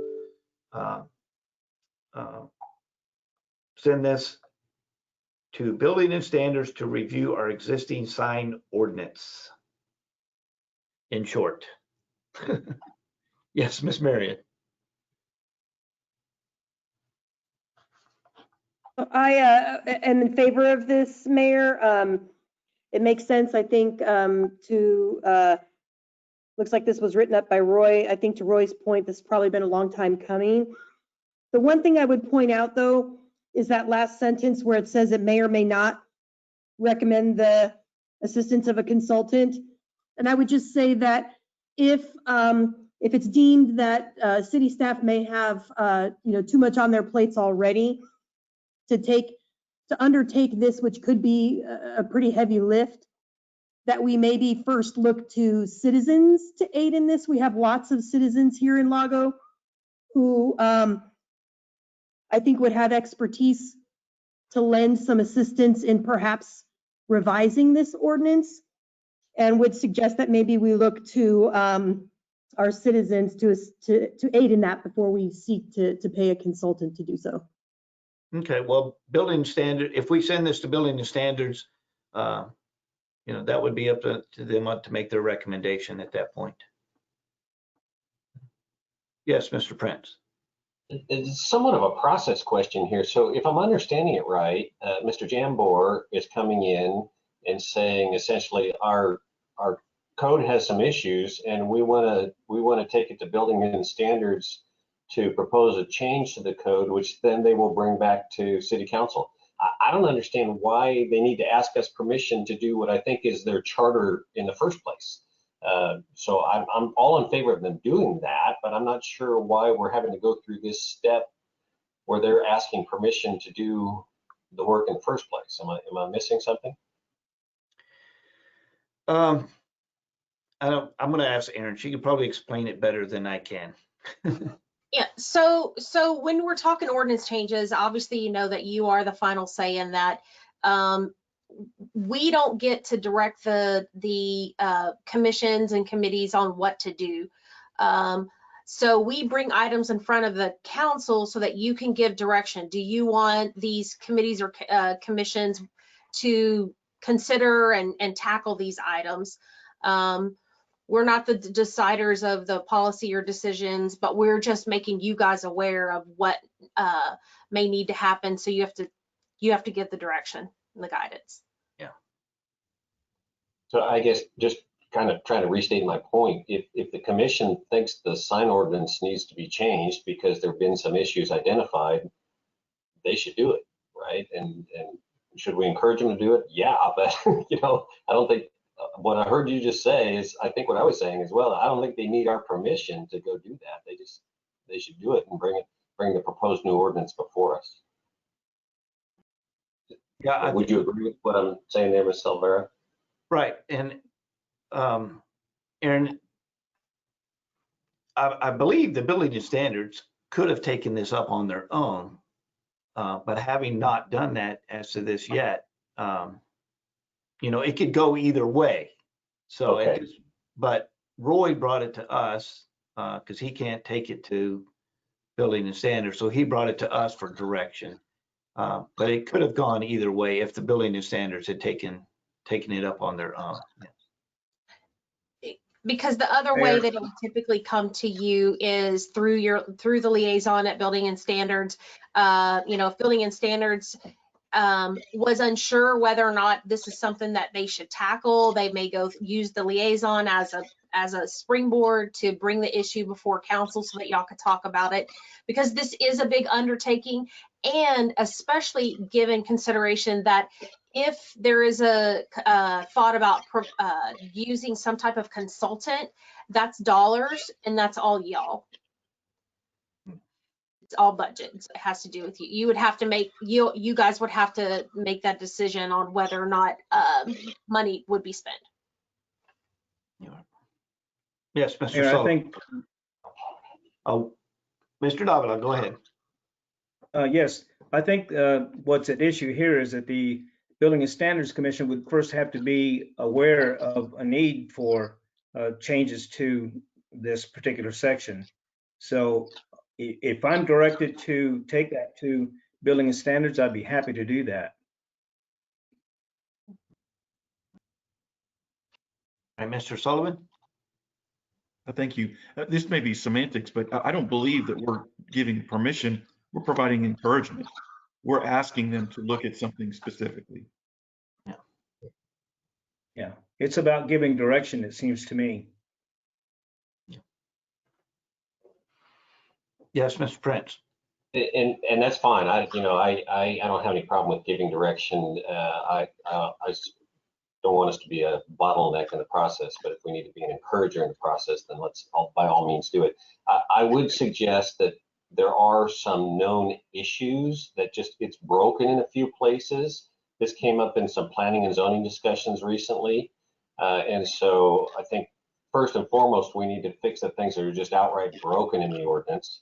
And calling in a consultant to do a major rewrite, maybe that's another step in the future. But back to Mr. Durbin's point, we should be in the process of fixing things that are broken in the ordinances as quickly as we can, and not slowing down with trying to boil a whole ocean of major rewrites, unless there's a good reason for it. So I would suggest, yeah, absolutely.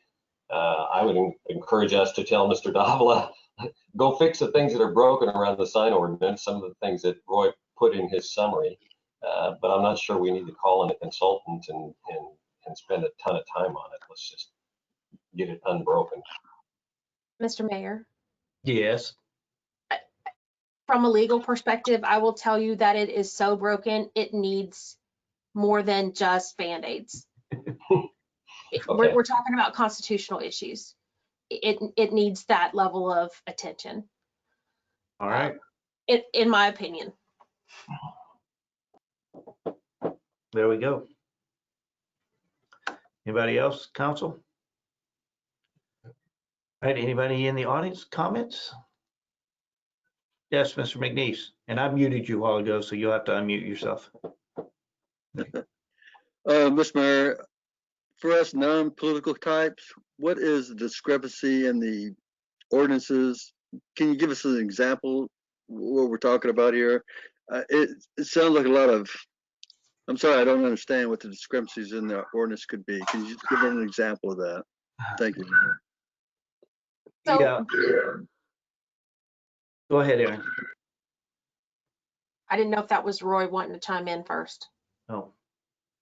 Either way, I'll give you a couple if you want, or Sure. they're plenty. Here's a real clear-cut example. Certain things are prohibited in our ordinance unless they're religious or symbols or flags, and then they're okay. That's a pure example of a type of speech or a sign having favorable status, if you will. We're not allowed to do that. There's dozens more just like that. Yeah, essentially the law prohibits you from, it would prohibit the person from having to actually read what's on the sign to determine whether or not the sign is legal. Our ordinance is written exactly in that format, meaning you need to look to see what does that sign say, and then where does it fit within the categories, and is it permitted or not permitted? That is no longer allowed, or is not allowed. You cannot be required to read the sign to know whether or not it is permitted. There are some narrow exceptions to that, but our ordinance has enough flaws that it's really important to take a wholesale look at it. I don't know that a consultant is absolutely necessary. There are good sign ordinances out there from other cities in Texas that are about the same size as we are. I think the real question in my mind is how restrictive do we want to be? Unlike the city of Austin that has billboards that have other kind of there are ways you can regulate billboards. We don't have that many, but that's something that the city's going to have to kind of weigh in on. We have a few up along 1431. If you think there's going to be additional billboards along that area, you may want to look at that more intensely. If you want to look at how there are regulations related to how signs are lit. We have our dark skies ordinance. So it can get very complex very quickly, but there are some really good examples out there, and it is a much better approach given what's in our ordinance today to kind of give it a whole wholesale look.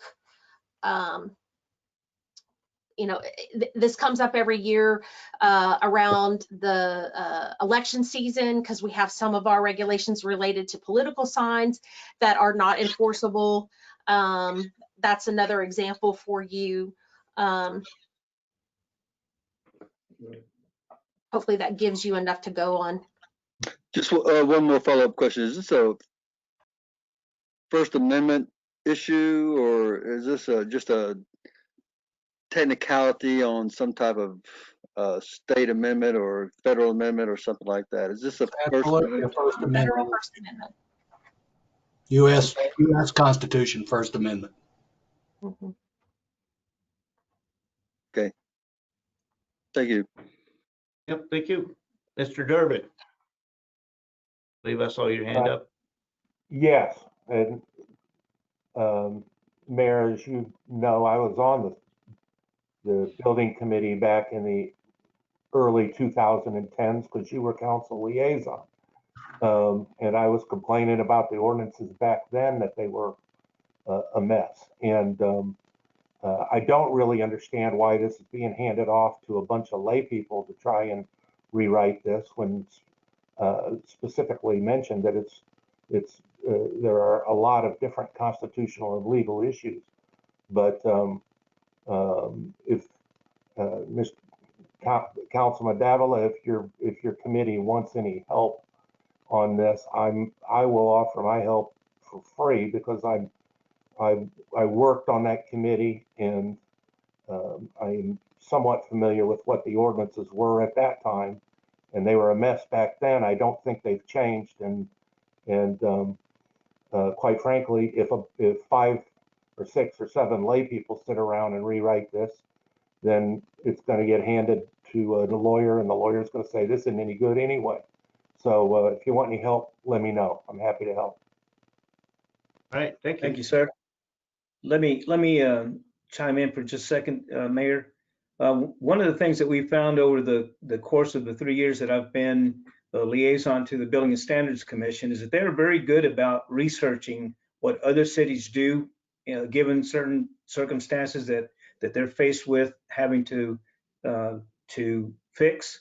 And so I'm quite sure that they will be able to look around and find something that may be applicable. And certainly we could talk to Mr. Durbin and see what his take is on the recommendations that they may make.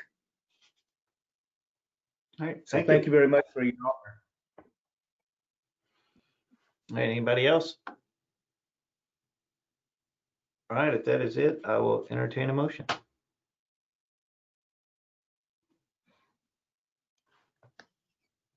Mayor, I would like to make a motion that we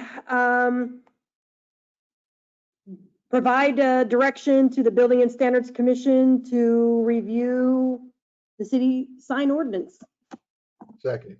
I'll second that. I'll second. I beat you to it, Arch. Oh, okay.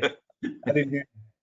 All right, so I have the motion by Miss Marion and the second by Mr. Williams. Any further discussion? Mr. Mayor? Yes. Do we want, is there an intent that there be a revision to that ordinance be brought back to council for consideration at a later date? Or do you just want them to look at it right now? Well, of course we want it brought back to us. I need to revise the motion. If you would, please. I would like to make a motion that we provide direction to the Building and Standards Commission to review and revise the city sign ordinance and bring back to council for further review. Second. All right. So I have the motion by Miss Marion and the second by Mr. Williams.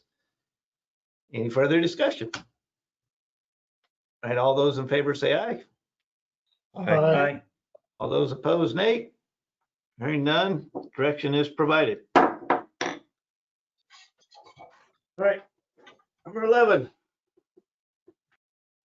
We're almost to the end of my first column.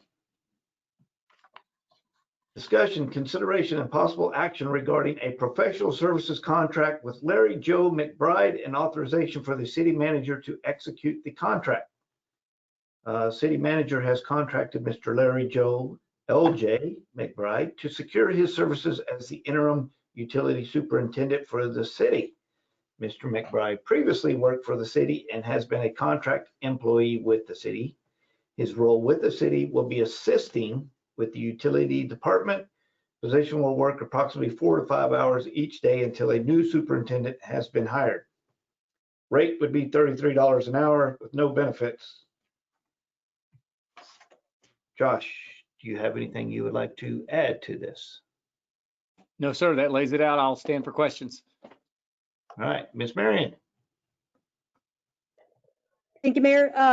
Couple of quick questions. The first one is this a new position? If it's not a new position, is this currently a vacancy? Mayor, not a new position. Yes, currently a vacancy. Okay, so the pay for this, the person that previously held this position is no longer on payroll. So this isn't, in other words, what I'm getting at, this isn't going to cost the city any additional money. Is that right?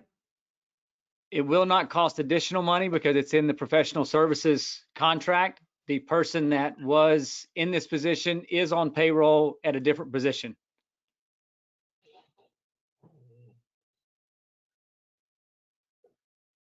Mr. Prince. Just to clarify that last comment, the dollar amount here is will still allow us to stay within the existing professional services contract budget. Am I understanding that correctly? Mayor, that's correct. Thank you. Cool.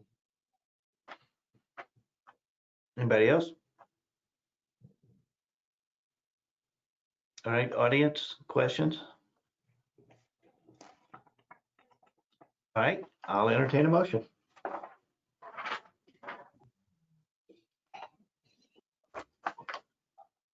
Mr. Mayor, Yes.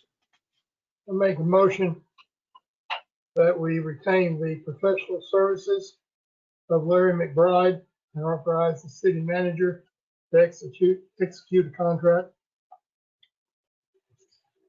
I'll second. All right, I have a motion and a second. Any further discussion?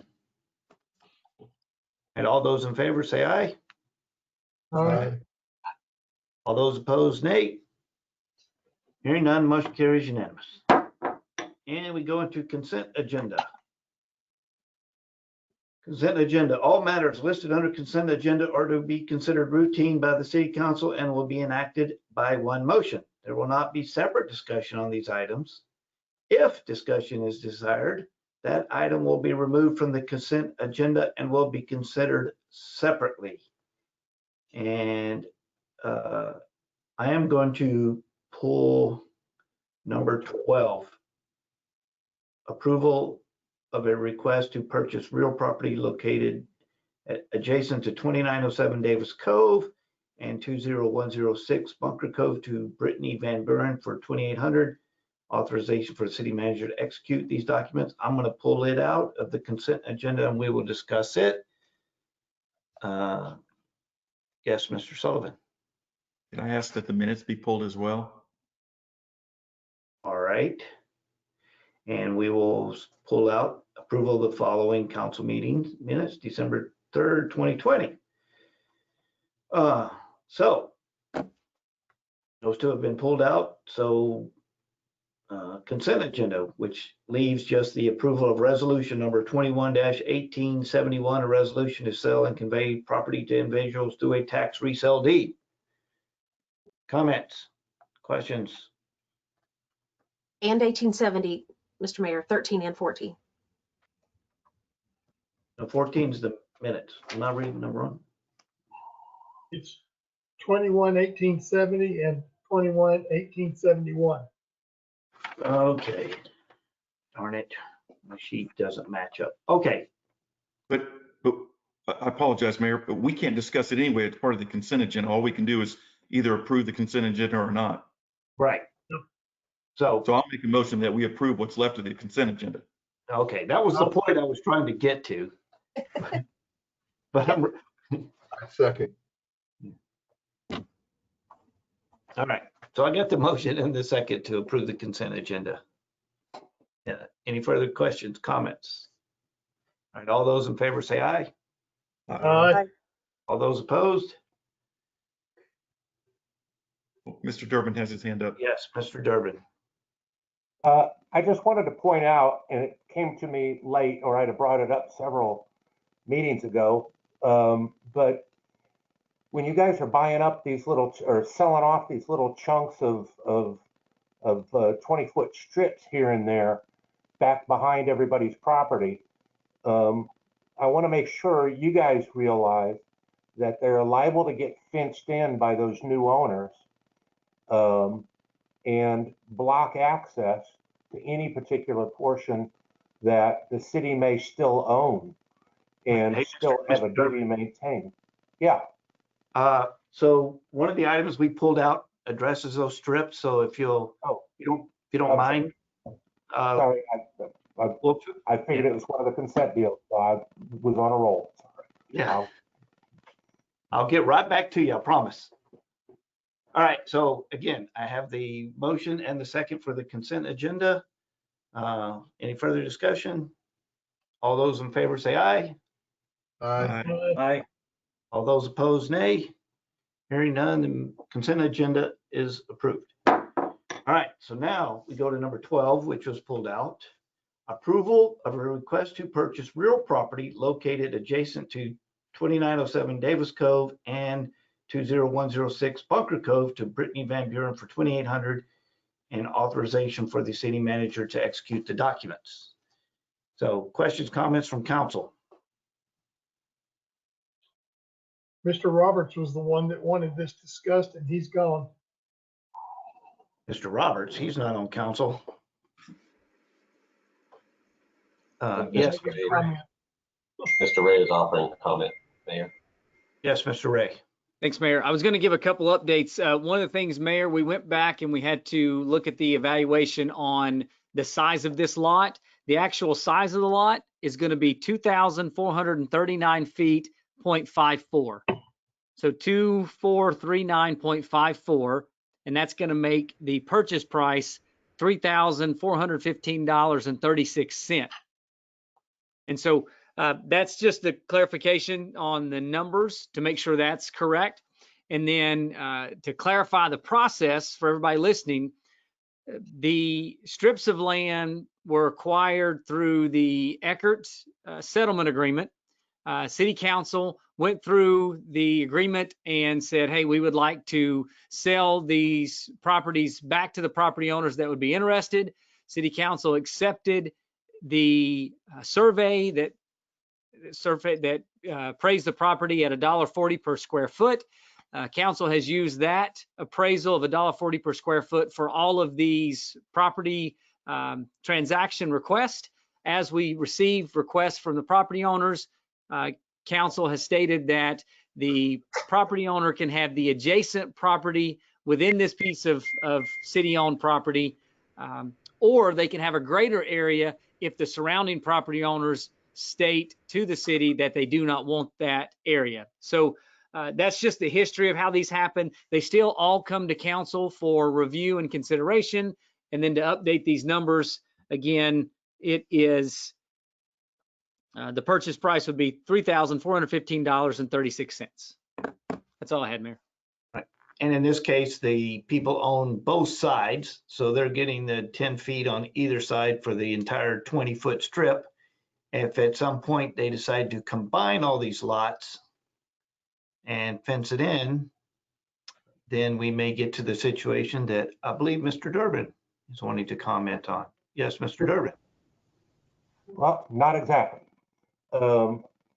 My concern has more to do with if these guys buy their chunk behind them, they throw up a fence, which effectively blocks this 20-foot lane, let's call it. 2 or 3 houses down, they buy theirs, they throw up a fence, block that lane.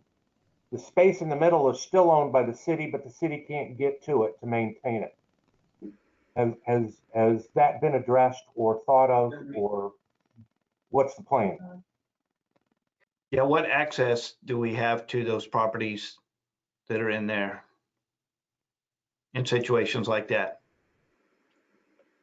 None. Mayor, the way it's set out now, if in this area here, if it's blocked property and we've got to get in there, then we just have to contact the property owner to see if we get back for access. We don't have any special access, as Mr. Durbin's saying, to an area that's previously blocked off to go in and maintain that area. Okay. If we don't have an access easement in a different area, then we wouldn't have something remaining in these areas now. All right. Thank you. Yes, Ms. Weatherly. You're muted. You're muted. Sorry. This question for Mr. Ray. We don't do maintenance on those areas now, do we? There we go. I didn't know if that was the end of the question. You're right. We don't go back through there and maintain those areas. The problem being that Mr. Durbin's stating is if an area such as this were to become overgrown, then we would go in and do maintenance on it. How we're looking at them now is hopefully just the natural growth cycle of the seasons ends up growing, dying. But if it became a nuisance, it would be our responsibility to access it. Mm-hmm. Yes, Mr. Sullivan. Oh, I thought so. You're Mr. Prince. One thing that bothers me about this is it seems very ad hoc. That here's one particular property owner. What I'm wondering is what's the process? I've not seen a list of the properties. I actually went back and looked at the ordinance, so I saw the what do you call it, meets and bounds. It's all defined. I saw a map that showed groups of property. But do we have any process in place that shows what we've sold, what we still own? Do we have any process that we've contacted each of the possible citizens, or do people just find out about it by luck or through talking to the right neighbor? And then lastly, just as an example, I know that there's some people that didn't realize the property at the back end of their property belonged to the city. And so I feel like we've just done a really poor job of notifying the citizens that have the opportunity to buy this if they want it, or that they have the exposure of land at the back of their property that to me I thought was theirs that they didn't know about. So I'm just wondering, how much do we have in terms of documentation of the properties involved, the citizens that are potentially impacted, and where the city has sold it and where the city has not sold it? There are a couple of different answers there to the tiered question. So our GIS technician is responsible for maintaining the map that shows city-owned properties. So I think one of the things that Mr. Prince was referring to is we have the general map, which you can't really inspect it real well because it's little tiny strips in blue that you're going to see throughout a certain region of Old Lago, as I would say.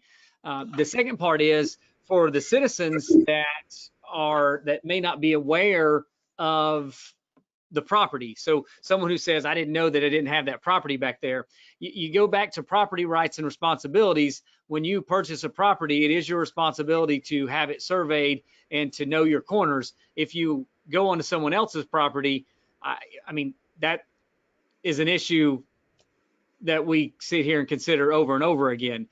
The third answer to that is, in terms of advertising something and sending out information to the community saying, there may be property that is adjacent to your property. If you'd like to buy it, please go ahead. The staff has not sent out anything of that nature except for the action taken by council and a couple posts that said, hey, you could come in and contact us regarding property that is adjacent. So to answer your question, it really has been more word of mouth, and your neighbor purchased property. I talked to them and they were able to move their fence. Then they come in. It's not been a priority of ours as a city to rush people in here to pay $2,000 to $4,000 to purchase this piece of property. So unless the council says as a priority, it's not something that we've pushed. Yeah, we did. We did make the announcement and advertise it when we took action, but since then we have not been promoting the advertisement. Yeah. Well, it was on your agenda, Mr. Mayor, when you declared this property surplus, and you had the map that showed what was going to be available. Right. That was on your agenda. Yeah, but we haven't advertised. Right. I understand, but the property that you were going to sell was carefully thought about, and there is a map of it. Right. Mr. Sullivan. Thank you, Mayor. So prior to rejoining the council, if you remember, I was the real estate broker for the city and helped. And one of the tasks that I was given was to identify all of these strips and the folks that lived adjacent to them. I did that, spent many an hour for no compensation whatsoever, put it together in a spreadsheet and gave it to the city manager and others. And I thought the intent was that we were going to send out letters to these people to potentially dispose of these properties. I'm not sure why that hasn't happened, but I'd like to see it happen because I'd like to think all that work didn't go for naught. All right. Yeah, I see you, Mr. Levy. Hang on just a second. I'm with council at the moment. Is Mr. Durbin on council?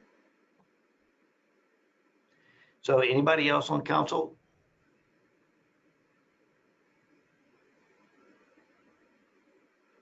All right, no. So no, but I referenced Mr. Durbin and I have that ability to do so. So I brought him forward. Now I'll bring you forward and you have the floor, Mr. Levy. Thank you. So no one knows more about this issue than I do in that city, without the exception of the mayor and Mr. Sullivan. So I'm curious as how many people on the council actually know why this judgment was originally brought against these four defendants. And it's because they took these over 100 properties through what was called quit claims and charged people for access across them. I find it not only ironic that the city is now doing the same thing for the reason they brought the judgment. I'm going to ask the council to do the moral and correct thing and not charge anyone that wants these properties that are adjacent to their properties.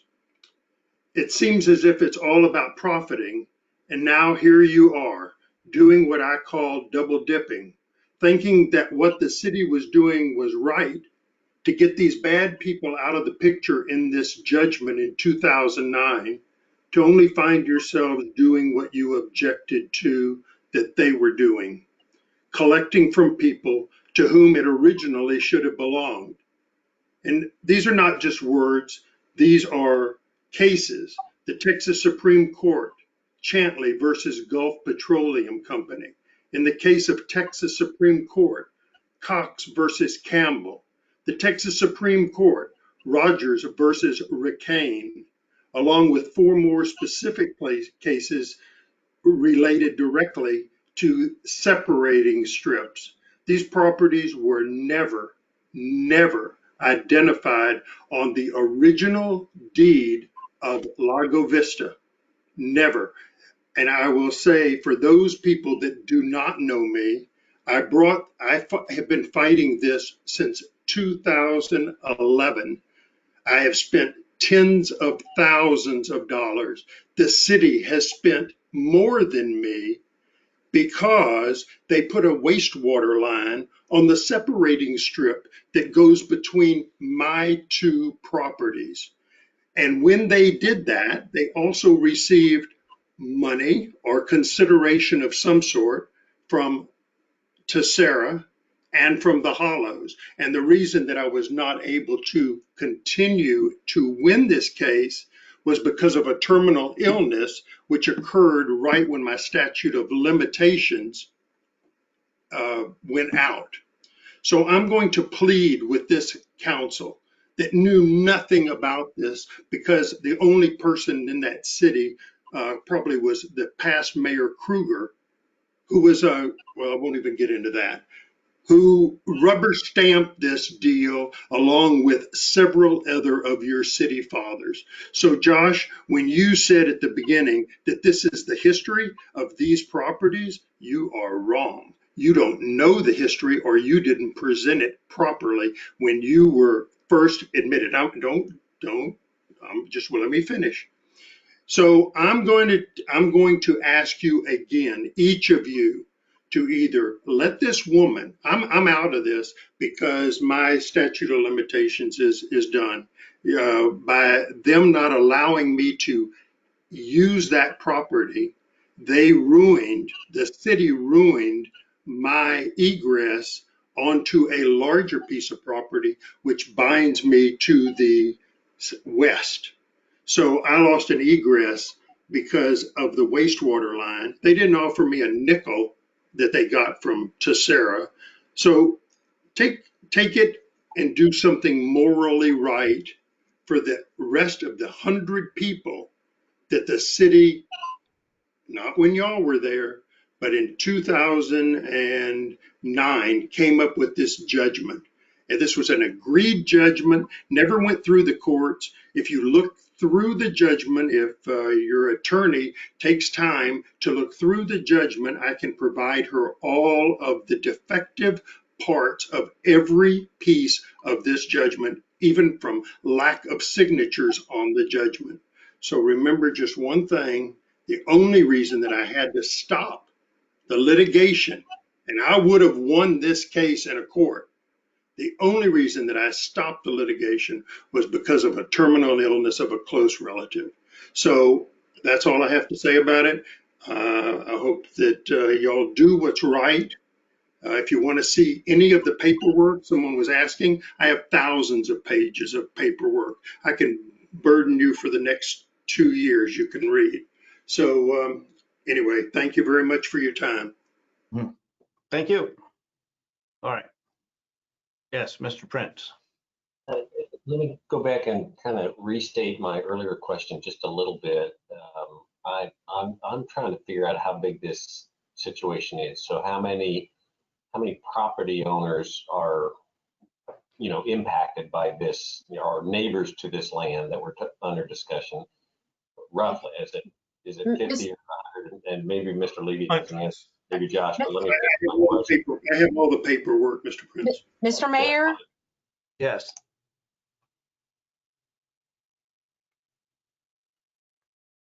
All right, so I have muted everybody. We can reset. Yes.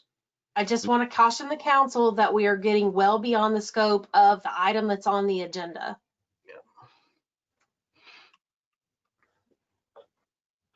Okay, so yeah. Do you have anything else, Mr. Prince? Well, what I was wanting to know is, and I guess maybe this is beyond the scope of the agenda. I was wanting to know how many of these properties we have sold and how many are out there to be sold. And maybe we need to have that for a future discussion. But I just don't understand the scope of the situation. Okay. Yeah. Yes, Mr. Durbin. Yes, I think if I was to give you any advice, I think it would be that you all may want to table this and rethink this entire policy, because you are going to landlock various sections that the city is responsible to maintain. You know, I was accused of not enforcing city ordinances, nonsensical as that was, but if you're going to give tickets to people whose grass is too long, or they haven't cut down and cleared their lots of overgrowth, then the city needs to maintain the same standard of care of the property that it owns. And if you landlock yourself out of it, you're not going to be able to do that. So I think the policy of selling this stuff off in little chunks like this was not a wise one. And I think it's going to cause serious problems down the road for certainly, you know, Aaron, you got to prosecute all those cases. What are you going to do when a defendant comes in and says, hey, the city hasn't maintained the grass behind my lot that they own ever? And, you know, we've got, it's on the recording now that the city didn't do it and doesn't intend to do it. All right, thank you. All right. Yes, Miss Marion. Mayor, I'm not sure I understand from the different conversations that have, or comments that have taken place here. Is there some disagreement as to whether or not the city actually owns these properties and has the authority to be able to sell them? No. Okay, so there's like, we have deeds, like these strips of land belong to the city and the city can sell them. Yes.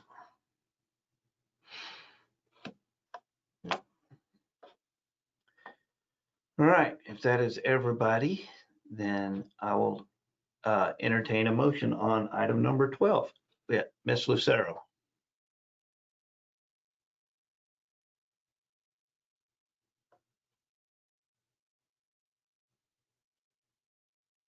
All right, we have lost you.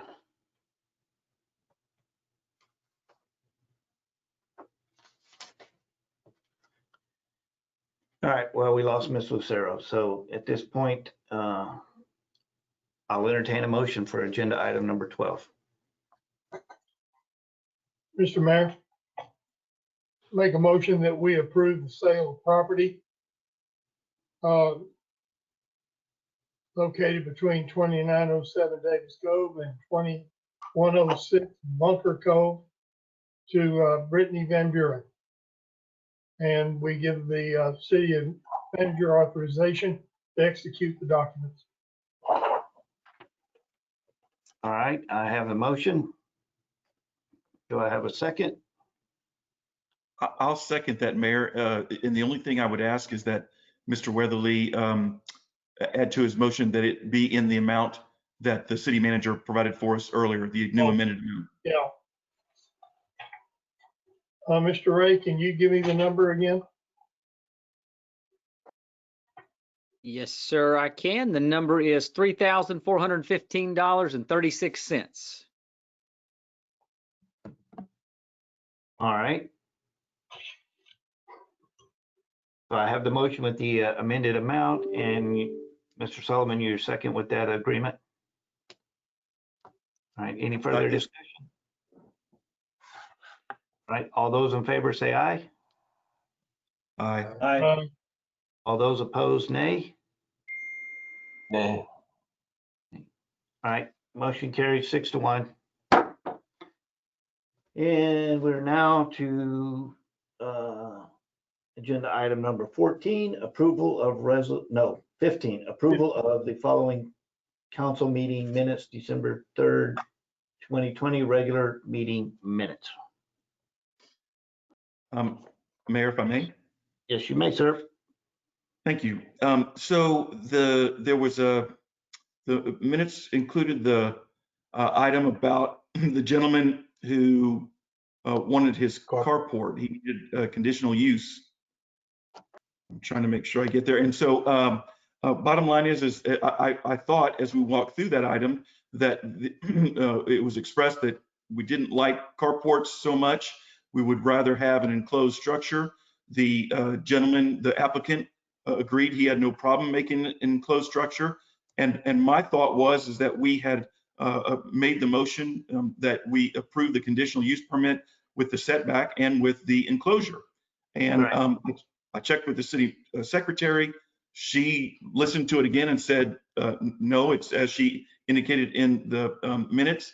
I checked with Mr. Williams, who made the motion. He agreed with my assessment. And so I at least want it on record that I believe that the motion was made to provide the permit with the setback and with the codicil that he enclosed the structure. I agree with Kevin. We had it that he would have a back wall put on the back so that the neighbors behind him would not see what was under the structure. He decided he was going to do a garage. So now he has to bring those back to developmental services for a permit. And Roy, I don't know where we are on that process, but Kevin was right. It agreed to have that back wall enclosed. Okay, well, my recommendation would be to table the approval of the minutes, and then we'll check it again. Okay. Now, I'll go back, listen to it, write it down word for word what the motion was. Yes, Miss Marion. Mayor, I do apologize, but my internet went out a minute ago when we were smack in the middle of discussing that item on the strips of land. So I was not present for a vote. What item are we on now?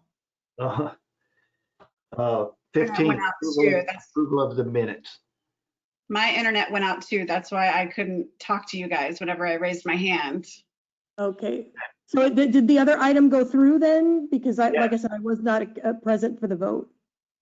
Yes, it did. It went, well, and I didn't realize that you were not on there. So there was one nay vote. Okay, how would mine be logged then? Would it be logged as like an absent? Okay, so let me check here. There's a, would this be motion to reconsider?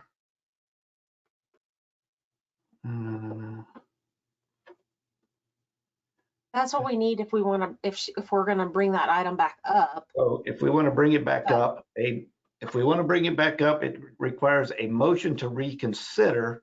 If she's just asking for clarification on what the vote was, you can provide that information. Right, but she wants to have her vote recorded. Well, I just want to make sure that my vote wasn't recorded one way or the other since I wasn't physically present for the vote. It was recorded because I didn't realize you were out. So I only heard the one nay. And so, and I assumed I heard 6 yays. So, or 6 ayes.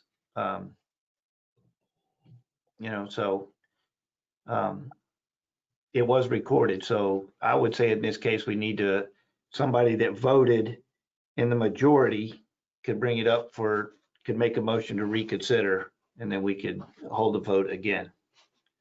Yes, Mayor, do we do that right now, or do we go ahead with where we were and come back to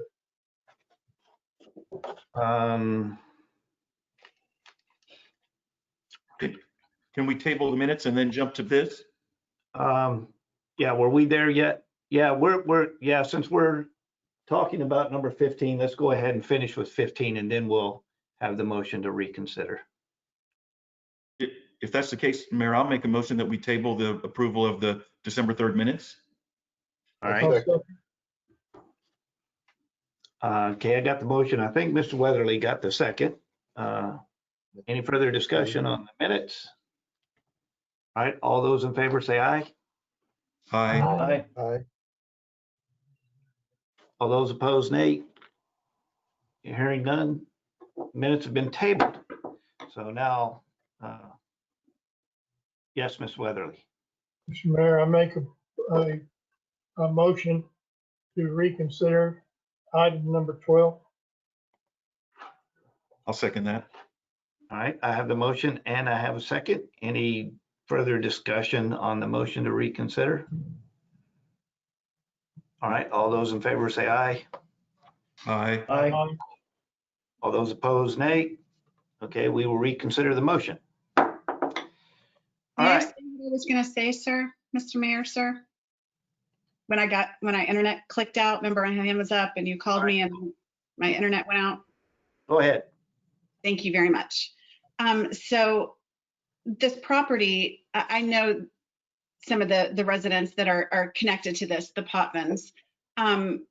How exactly is this going to interfere with the two lots that they already own? Is this right in between the lots? This is not their property. Number 12 is not their property? No, ma'am. This is property owned by Brittany Van Buren. Okay. Thank you very much for the clarification and the time. Yep. All right, so we are reconsidering. Is there anything else, or are we ready to make the motion again? But Mr. McNeese, go ahead. Councilmember Prince and others that voted prior, could you elaborate a little bit more why you did not vote for this? I'm curious to hear further your opinions, please. And thank you. That's up to them. I don't know if that's appropriate at this time. Well, actually, I was planning to say that anyway, so I appreciate the question. So if I have a floor, I'll do that. Yeah, so we have brought number 12 back to the floor for reconsider. So if you have any comments that you would like to make to council. Thank you. So the motion was made before and seconded, and I was a little slow in getting my hand up to comment. So the vote went through before my comment, but my comment then would have been, and my comment now is, my hesitation is I'm still trying to figure out the big picture of how many of these we have, how many we've sold, and it feels incorrect to me to approve this tonight, not really understanding the big picture of what's going on. So I would have been in favor of something that was, table this and then look at, in fact, what we heard earlier is Mr. Sullivan did an extensive study. I would appreciate the chance to, for council, myself and others to have a look at that and really understand a little better the complete situation, and then come back to this, and it may be entirely appropriate to approve this. But I would have, given the option to approve or not approve, I opted for not approve because I wanted to have, as I had said in my earlier comments, I was looking for a broader discussion.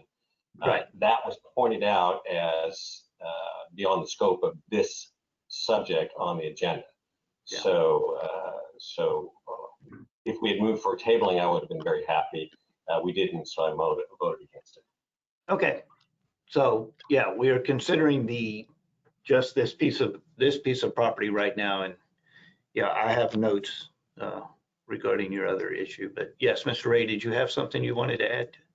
Mayor, I was just going to add that per the request of Councilor Prince and the direction of Councilor Sullivan, I did email that information out to the entire council. So in the future, you guys will have that email that shows that list that Councilor Sullivan put together. Okay. All right, Mr. Weatherly. Mr. Mayor, just to clarify where I'm coming from on this. This is a strip of land between two lots owned by the same person. This is simply giving them the land that's between the two lots. It's their discretion whether they buy it or not, whether they fence it or not, and what they do with it after they buy it. Now, Mr. Levy has his opinion about how things went and where he got railroaded and all that, and that's perfectly fine with me. But the thing is, the judgment came from the courts. The land is the city's legally, and we have the right to sell it if we want to. As far as accessing an area, that has not been a problem with any of the lots that we sold at this point, and we sold quite a few. We now have a citizen that wants to join their lots and wants the land behind them to take care of it and for it to be theirs. This eliminates the problem of upkeep, the city taking care of it, or doing anything with it. To my mind, this is the way we should do this. Sell this land, get this in the control of the citizens that border it, and let them take care of it. When we are ready, I'll be more than happy to make the motion again to sell this land to this lady. Mr. Sullivan. Thank you, Mr. Mayor, and thank you, council, for the clarification. That's all I asked. Thank you. Mr. Sullivan. Thank you, Mayor. Two comments. When you look at that spreadsheet that the city manager has sent out, you'll see that I identified, excuse me, the adjoining property owners partway through, and then I stopped. That's when I was told by Roy that the GIS guy could do it far easier than I could. So just FYI on that. And then number two, with this particular property, I know Mr. Durbin has voiced a concern about accessibility and so forth. If you look on a map, excuse me, you can see that the city has no access to this skinny little piece of property other than through other people's yards or through the old Highland Lake Golf Course, which we don't own anymore. So bottom line is if we're going to maintain these properties, we're going to be crossing other people's property to get to them regardless. So it's kind of that point I think is moot. Okay. All right. Go ahead, Mr. Weatherly. I was done. All right. You gonna make the motion? If we're ready for a motion, I will make a motion that we sell the property adjacent to 2907 Davis Cove and 2106 Bunker Cove to Brittany Van Buren for, oh good Lord, I can't even read my own writing. What, 3,000 for, Mr. Ray? $3,415.36. I couldn't read the 15. All right. So I have the motion. And I got the second by Mr. Sullivan again. Any further discussion? I would just remind Mr. Levy that his microphone's on and we can hear your comments, so you might want to be careful. Okay. All right. And we're at council action, Mr. Durbin, so. Okay. All right. Mr. Mayor. Had my hand up Motion earlier. and a second. Mr. Mayor, one question on clarification. His previous motion included authorizing city manager to execute the docs. Is that to be included again? Yes, and to authorize the city manager to execute the document. Thank you. Mayor? All right, thank you. Yes. Mr. Sorry, Mayor, Hayes. I've actually had my hand up for a while, but I was going to ask a question about the possibility of, to Paul's earlier point, if a motion to table could still be made, but since another motion was made while I was waiting, then I'm going to make an alternate motion to table this item until a future date. Okay. Let's see, let me make sure I got my chart. Okay, so I've got a motion to table. Do I have a second on that one? I'll second that. All right. All right, so I got a motion to table and a second. Mr. Prince was the second? All right, any further discussion? Let's see, debatable, no. All right, so all those in favor of the table, say aye. Aye. All right, all those opposed, nay. Nay. All right, the motion to table fails 2-5. So we go back to the original motion. I've got the motion to sell at the price designated and authorize the city manager. I've got the second by Mr. Sullivan. Any further discussion on that one? All right, all those in favor say aye. Aye. Aye. All those opposed, nay. Yeah, nay. Okay. All right. Motion carries 5-2. All right. And we are on 17. 17. Discussion related to city boards, commissions, and advisory boards using video recordings for all meetings. Council requested staff a report in the on the option for all city boards, commissions, and advisory boards to use video recordings for the meetings. The request that all meetings will be posted to the city's YouTube page. All meetings can be recorded, but all meetings must occur in City Hall, inside of the council chambers. The city has equipment in the council chambers that allows for video recording and storage that can be used for meetings. We will need to train people on how to use the recording system and on how to properly save those videos. City YouTube page has a storage capability for the recordings. Staff would like to develop policy for retention of those videos. And this is a discussion item only. Minutes will still need to be taken and will remain the official record of the meeting.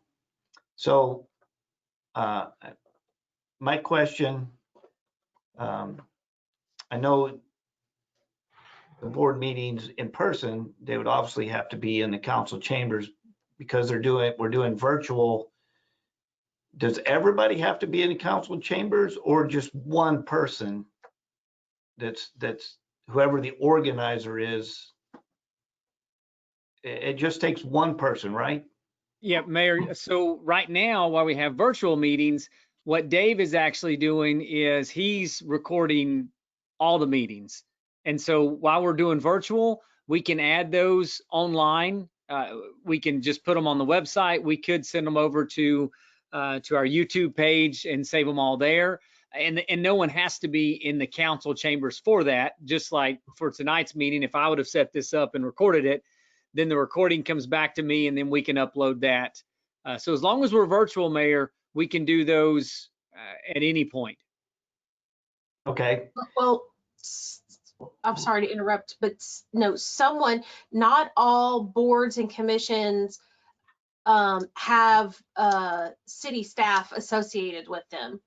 And so someone would have to be assigned to run the city's equipment here at City Hall. So I don't want, it doesn't run itself. Right. But we're still talking about a go-to meeting. So go-to meeting doesn't have to go through someone being at City Hall to set it up. Are we going to issue go-to licenses to non-city employees and pay for that? So my question is right now, who sets up the meetings and records them? So Mayor, you have Dave Street, Aaron, Josh, and Eric Belay have go-to meeting accounts. Right. Okay. So one of those four people are setting them up and recording them, right? Yes, sir. So right now we've got it covered. So if you go to if you're going to do a Parks and Rec meeting, then you would need to have, not only would you have Chris Mobley, but you would need Dave Street to record that meeting. If you go to a library advisory board meeting, you would also need somebody else to do that meeting as well as Jan. So we don't have somebody that is setting them up and recording them. Not for the other advisory boards. Okay. Okay. So there are some that are not being recorded or the video's not being recorded anyway. Right. I know we still got all the minutes and everything, but If they're having a go-to meeting, Mayor, then it's being recorded. If they're not having a go-to meeting, then it's not being recorded. Any go-to meeting that we set up can be recorded. It just has to be, it's being managed by someone. That's the point is, unless it's one of the 4 contracts that we have, then it just requires the staff member to be there. If for somehow they're having an in-person meeting, then it's, Gotta be a council. yeah. So what's happening now, Mayor, is Dave Street is attending all those meetings and he's recording every meeting because he's attending them. That's the point there. And the question is Dave Street going to be at every council or every advisory board meeting? Okay.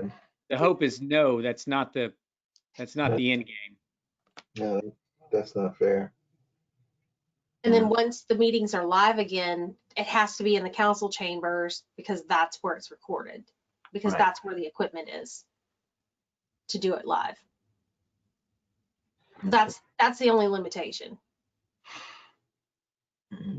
or limitations. For live meetings. Yeah, for the virtual meetings, the limitation is who has accounts and who can be available.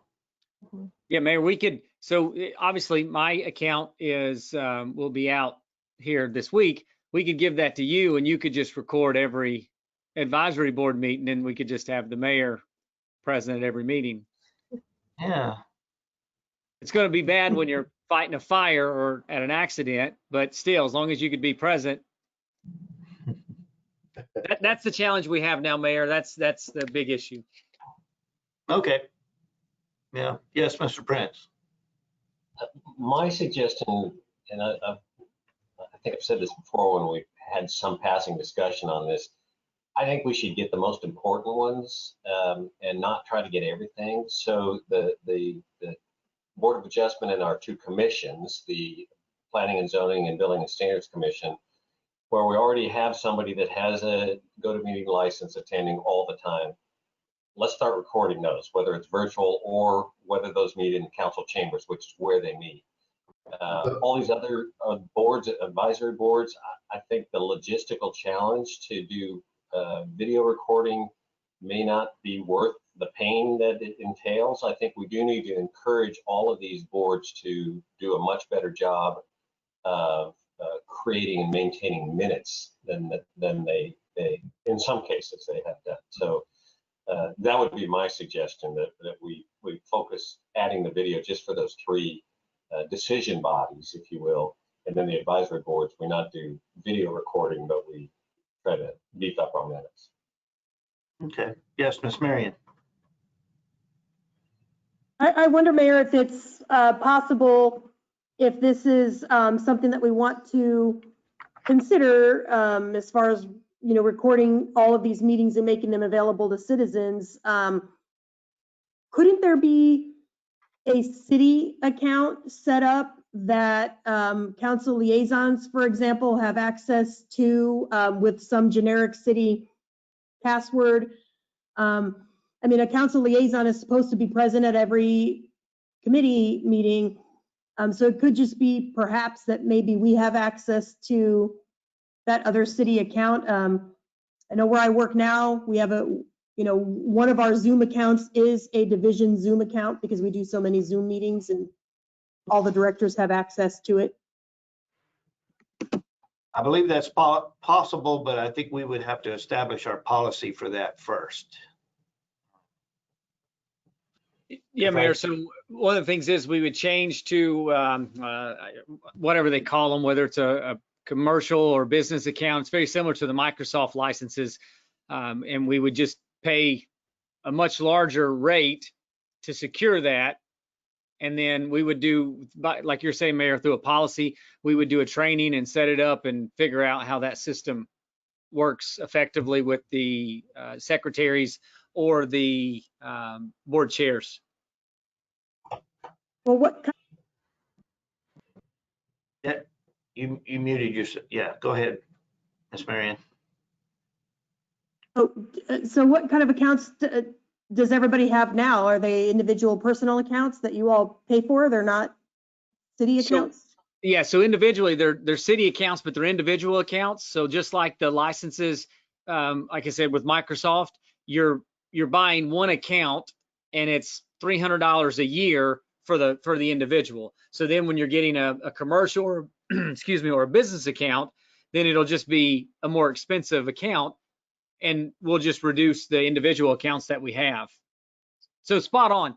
That solution for the go-to meetings is fantastic. I mean, it's something that we can figure it out. The live meetings a little more challenging just because of the staff to be in there and run the equipment. The go-to meetings, if we keep all meetings virtual, we can record them.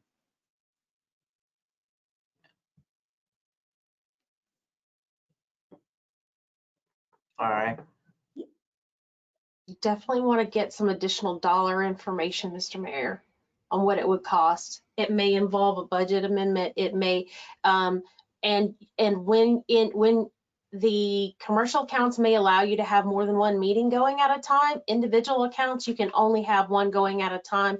That's why you get two invitations for council meetings, one from either Dave or Josh or somebody, and then another one from someone else, because you can't have two going under the same account at the same time under the version of the software that we have purchased as of today. So multiple boards couldn't have a meeting at the same time or have crossover times. So there's some logistical things to consider too, in addition to the financial impacts that it could have. So if there's a time for the council to consider tabling this and bring it back after there's research, this is the thing to do. So it's only up for discussion anyway, so. Yes, Ms. Marion. I mean, at the interest of being more transparent with citizens, which is something that I think we've kind of heard over and over and over again, I think it's worth looking into. I'm not quite sure why we would have to buy a commercial account versus one of these other accounts when all we're really doing is saying we're going to set up some common password that perhaps members of council would have access to that we don't share with others. Not sure why that means you need a different license, but and maybe it does. Maybe I just don't know the legalities of that. But I'm just thinking because we've had so many citizens express interest in being more open and transparent, it seems like putting together some sort of common calendar so we don't have two meetings going at a time should be something relatively easy to do. Mayor, and so the point there is, I think you hit it nail on the head. The one license like what I have right now and like what Aaron has can't be shared. That would be illegal. So that would be like me giving you my Netflix password and you watching Netflix on my password. It's illegal. That's an easy one. But you're right.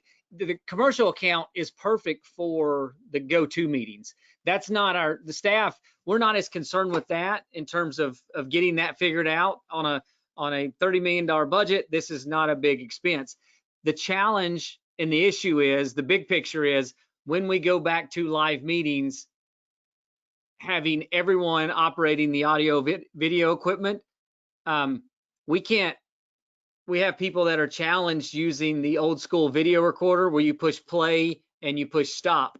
So if you're thinking they're going to operate the video equipment in here to go for YouTube and recording, then I think we need to look at it a little more wholeheartedly. So go-to meetings, piece of cake, we can knock that out. Live meetings, circle back, figure out a better plan when we get to that point. Okay. Yeah, so I see, this is going to again require a policy on how we use these accounts and hold these meetings and all that. It's going to require coming back to us with a dollar figure of what this could possibly cost, go into a commercial account, and obviously putting together a schedule so that nothing conflicts, so we don't have two at the same time.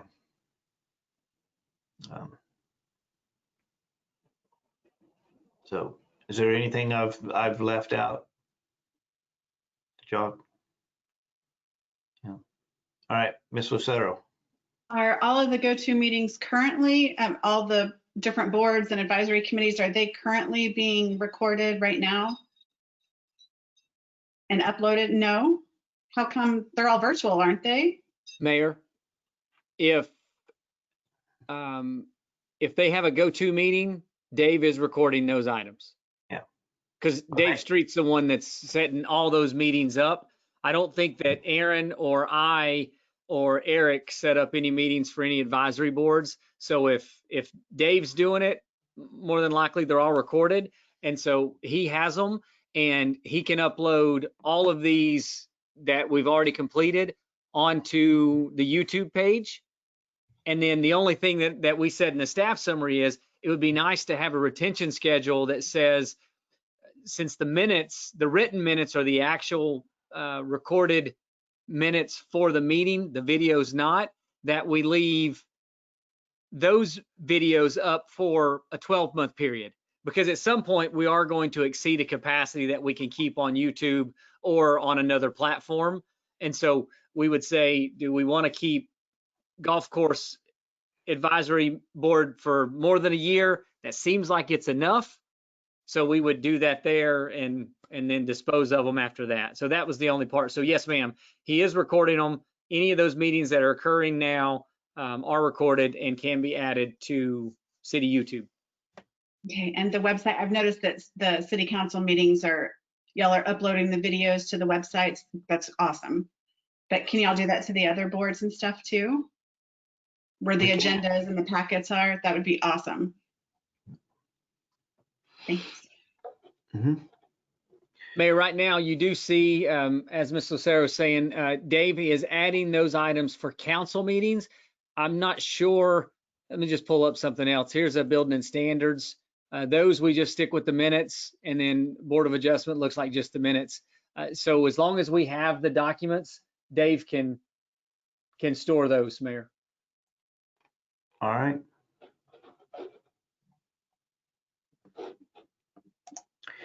Anybody else? Anybody else from the audience? All right. Dun, dun, dun, dun, dun, dun. Where are we at? 18, discussion regarding an update on the city's agreement with Capital Metropolitan Transportation Authority. Update. We have submitted the bill to our state representative, Vicki Goodwin. Her office is reviewing it now. I have not met with our state senator, Sarah Eckhart, as of yet. I have a call in to her office and hopefully they will get back to me soon and I can meet with them to see if they will carry this forward.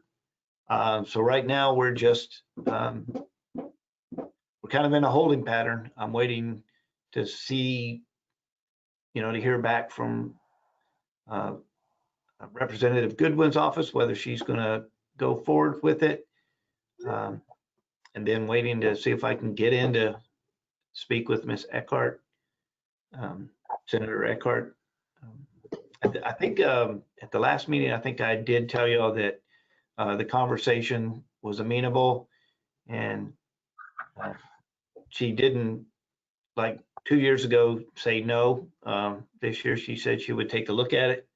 So we're a little further ahead with Representative Goodwin than we were 2 years ago. So that's where we're at on Cap Metro. Oh, not necessarily on the agreement, but on the bill that we have sent in. Questions, comments on Cap Metro? All right. Ed? Yes, Mr. Prince. I know it's late and we're all tired, but I do think we need to have a plan for preparing for an election and providing a plan around what we might do with that other 1% of money, and also alternate transportation. So that's something that I think we need to, maybe it's a future agenda item, but we need to start digging into that because it's going to take some real work. It was suggested to me that we may have problems with council engaging in a, educating, and we may need some help from Ms. Silvera here, but council engaging in a educate the citizens to vote right kind of thing, right? And maybe it's something that this is appropriate for, say, a political action committee to take on in the city to work on a Cap Metro or vote kind of thing. So I don't know what the right actions are, but somehow we need to get that in our plan, because there's going to be quite a bit of work to get that done right, and eventually it's going to be, we're going to run out of time, even though November feels like it's a long way away at this point. Right. So I do have all those on my list here for future agenda items. But yeah, there is a thing where council members cannot campaign for or advocate for. You can educate, but you can't necessarily campaign in favor or against an item up for vote by the citizens. Yes, Ms. Marion. Mayor, Paul is in my brain, but I really just wanted to reiterate, it's January, and I feel like the work of educating the citizens and getting this changed and on the ballot in time for November is very, very quickly going to be upon us. And I feel like I almost feel like we keep kicking this, can down the road. And I feel like we've got to start putting some plans into place here pretty quick on an alternate, to Paul's point, on an alternate plan for this transportation and how we plan to get the word out and who's going to do that, whether it's through a PAC or whatever. But I feel like we've got to start making some decisions here pretty quickly. Okay. Thank you. All right. Anything else about the Cap Metro agreement? All right. So now we're into the future meetings. Future items. I have on my list sign ordinance. I think yes, Mr. Davila, did you? Oh, go ahead. I want to say something. So sign ordinance, obviously we gave direction on that already tonight, so that'll be the future agenda item. When it comes back to us, I have Cap Metro, the Economic Development Corporation. That's what goes around the extra 1 cent, and the alternate transportation plans. I have at some point we need to on a future agenda, on a future meeting, the customer let me see, the ordinance subsection 13.10 that we were talking about with all the damages and clarifying that subsection as how it relates to the customer and other things. So we need to take I've got it written down that we need to take a look at that subsection 13.107 or whatever it was. 1017. Yes. 17. And then I've also got down here at some point, we need to bring back to council a policy regarding access to city property and how we're going to maintain city properties. If we can't get, if they get fenced off, we get cut off. We needed some kind of policy on how we go about that. And I have on here future items, zoning district classification and For some reason, I'm drawing a blank on that. I don't remember exactly what that was. Zoning district classification. I think that was looking at alternate, some additional zoning district classifications. Classifications, yes. Yes, Mr. Davila. Mayor, I think that if we continue to meet until 1 o'clock in the morning, we need council compensation. Yeah, that's not something I can. That should be a future. That's on the Charter Review Committee. Mayor, Yeah, don't we forget need about the, money. if you would, on the 21st, the Water Rate Subcommittee authorization. Yes, thank you. Thank you, sir. Right, subcommittee. Yes, Miss Marion. Thanks, Mayor. I feel like we had animal control on here before, but I don't see it on here today. And I was just wondering if we could make sure we put animal control back on. Okay, yes, that was, Mr. Prince was working on that, and he's the one that had requested that we'd table it till a later time, so I'm waiting on word from him. So if Yeah, y'all two want to get together on when you, I'm thinking probably a month out, so maybe the first meeting in February is a good time frame. We'll have to see what all's on the agenda, but if Ms. Marion, you're okay with us delaying another month to just kind of have the discussion ready to go. okay. Yes, Mr. Prince. I have another one. I think we need to have a discussion on 1431 safe access to the park. There's been a lot of citizen concern about that. When I had my last meeting with the police department, that was high on those guys' list. They're just afraid they're going to be out there peeling bodies off of the concrete, unfortunately. So I think that's a tough one. I know we don't have a lot of options maybe, but I think we need to have some discussion around it. All right.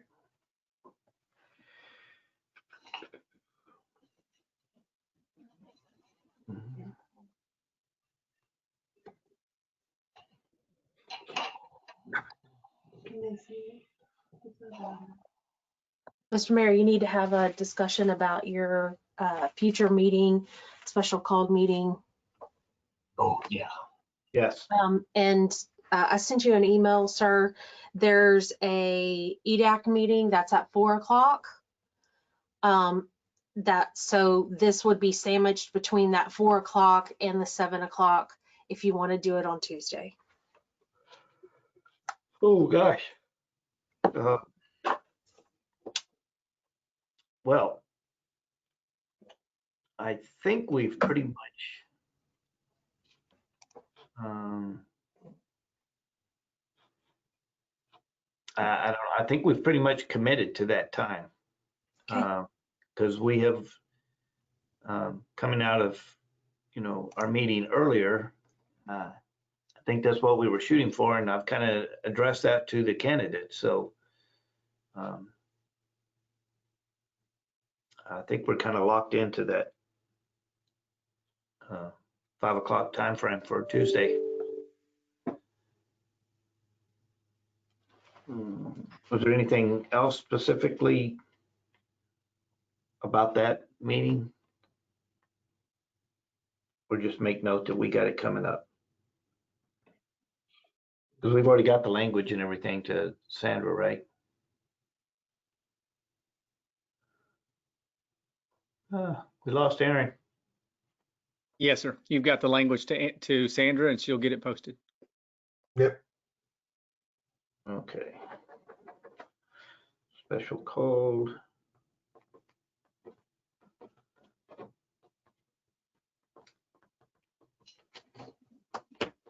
All right.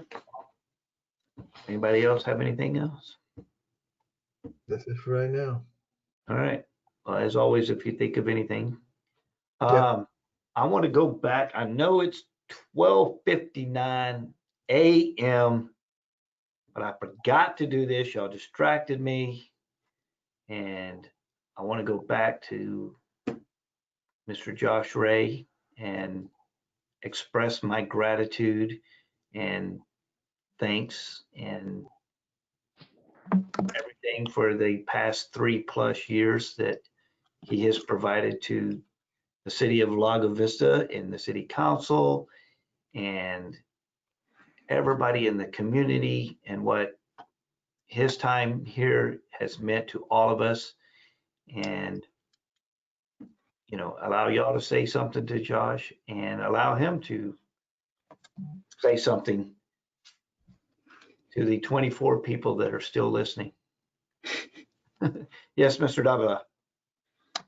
I'd like to say thank you very much to Mr. Ray. I think he's going to be sorely missed. He's been around here since I've been here, and I know I'm going to miss him. Yep, I agree. Except we won't have to listen to North Carolina stories anymore. Or Cub Scout, or Cubs stories. Or Cub stories. Cub Scouts, huh? It's nice. Yeah, but as a parting gift, the Aggies did beat them in the bowl game. Yeah. I'll express my well wishes as well. Best of luck to you. I hope things work out very well for you and your family. And I'm trying to look beside you. Have you popped any of those balloons yet? Show the audience your office there. Can you? Once Sandra leaves City Hall, I'm going to start popping some balloons because I don't want her to yell at me for knocking those out. Okay. So for those of y'all that weren't around, and I don't know if they made it or not, but supposedly they had 1,200 balloons. That was what staff told me. They were blowing up 1,200 balloons to stuff into his office yesterday. Wow. And 600 number 2 pencils. It was awesome. Yes. When do you Judge, as a private citizen, not part of the council or politics or anything like that, thank you so much for your service here to this community. You've really done a lot. And personally, I'm sorry to see you go. Good luck to your endeavors. Thanks, Robert. Miss Marion? I just want all those balloons being in there, they saying something about him being full of hot air or something? Is that what that is? Thought it was Miss Marion's time to speak, Mayor. It was. I recognized her. Can you mute that guy? Oh, I can. Yes, Miss Marion, go ahead. I just wanted to say that although I didn't get an opportunity to work with Josh very long, I wanted to definitely wish him and his family the very best in Shelbyville, Tennessee, which seems like a very nice little quaint town. And I hope that you have all the success you're seeking there, and safe travels. You said you're leaving Saturday morning. It's going to be a long trip with a full car and lots of stuff. So safe travels to you all. And the final parting thing that I'll say is go Cubs. Go Cubs. It's going to be tough on Sunday when we have an emergency and we need the city manager, whose last day is Sunday, has to respond. You just call me, Mayor, and I'll answer. Best wishes to you, Josh, and your family. I know you and your family have been involved in a lot of things beyond just your job as city manager. So appreciate what all you have done for the community, and I hope things, as you get closer to family back there, I hope that's a good situation for you. Thanks, sir. All right. Is there anybody else? So I'm at the, thank you, Diane. I'm at the point, are we going back into executive session at this point to discuss No. the 2 items? I suggest. Mayor, were you going to let Mr. Ray offer comment? Wait a second. I got several. I'm sorry. I was just going to suggest we let Mr. Ray speak and then we go home. Oh, did we not let him? I thought he spoke. I guess it was just us questioning him all the time. Okay, go ahead, Mr. Ray. I'm sorry. Thanks, Mayor. Thanks, Paul. Thanks, Kevin. Glad you guys cared what I had to say, even if it didn't have any value. I was going to say a couple things just to throw out on a good positive note. Our Trail of Lights was fantastic. We had people receive it. I think it was a really good thing to do this year, and it was something new and fun. And so for the team that made that happen, thanks a lot. Mayor mentioned earlier that Sunset Park has officially been opened.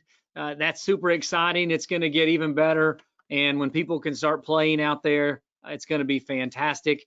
The Dawn Point Art Project, that is under contract, and it's going to be another excellent project that you're going to see happening as soon as the weather gets positive. I think that Mark will have his piece of artwork ready to roll, and you're going to be proud to see it as you drive by.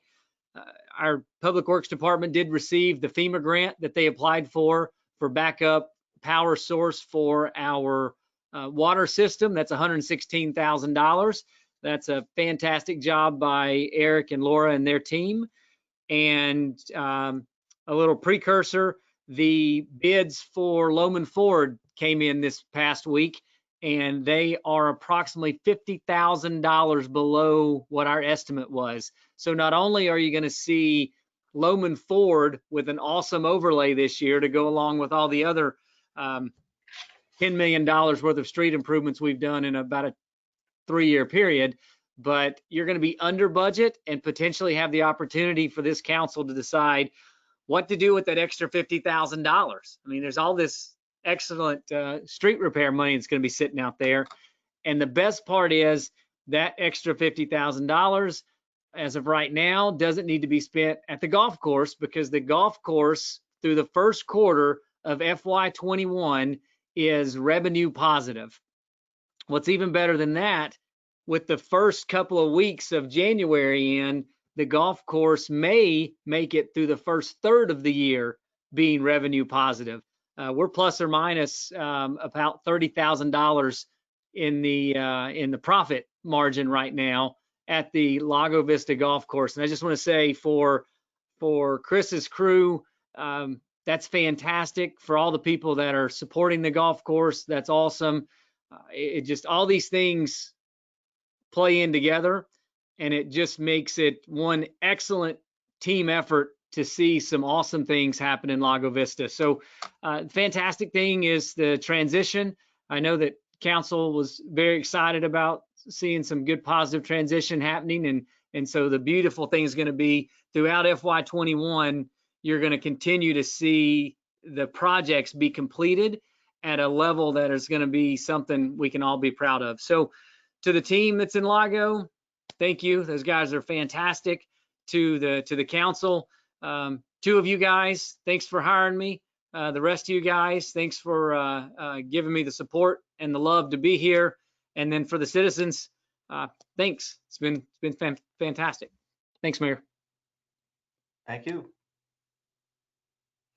Hey, Josh, one more thing. Thank you for coming over to the house and trying to help me unload all that, my stuff that I had to do that day that you came over, but it was just too much. I know you remember. Thank you and good luck. Yeah, we had some good times. We fished puppies out of air conditioning vents and mobile homes. We stood on the top of my truck and cut tree limbs down that were hanging over the road. What else? Wasn't there? There seemed like there was something else that we did. Like, Well, Josh came up. We have a pretty yard. That day, those years, we had a orchard in our backyard. The drought and the freeze got it, and so we had to cut it all down. Josh volunteered to come over and help me pull it out, and he brought his truck. He didn't even know how much it was. There was to take out. It had to be mulched beforehand, and it was a half a driveway done. So, but it was an A for effort, is what it was. Josh, I thank you for that day. You just scored points, and a friend always. Thank you again. all right, so now we're at the point, council, executive session. Are we going back into executive session? I see Kevin saying no. Mayor, could we just bring those back for discussion later if we need to be, like a different day? Well, yes. I just want to make sure y'all got enough. Did y'all know what's going on? That was the point of them being on there, so. But yes, we can put them on for next meeting. Okay. All right, so I see that we do not have a request to go into executive session. So with that being said, I will call this meeting adjourned at 1:10 a.m. It's not the latest, Good one. it's the second Here, latest. buddy. Good night. Thank you.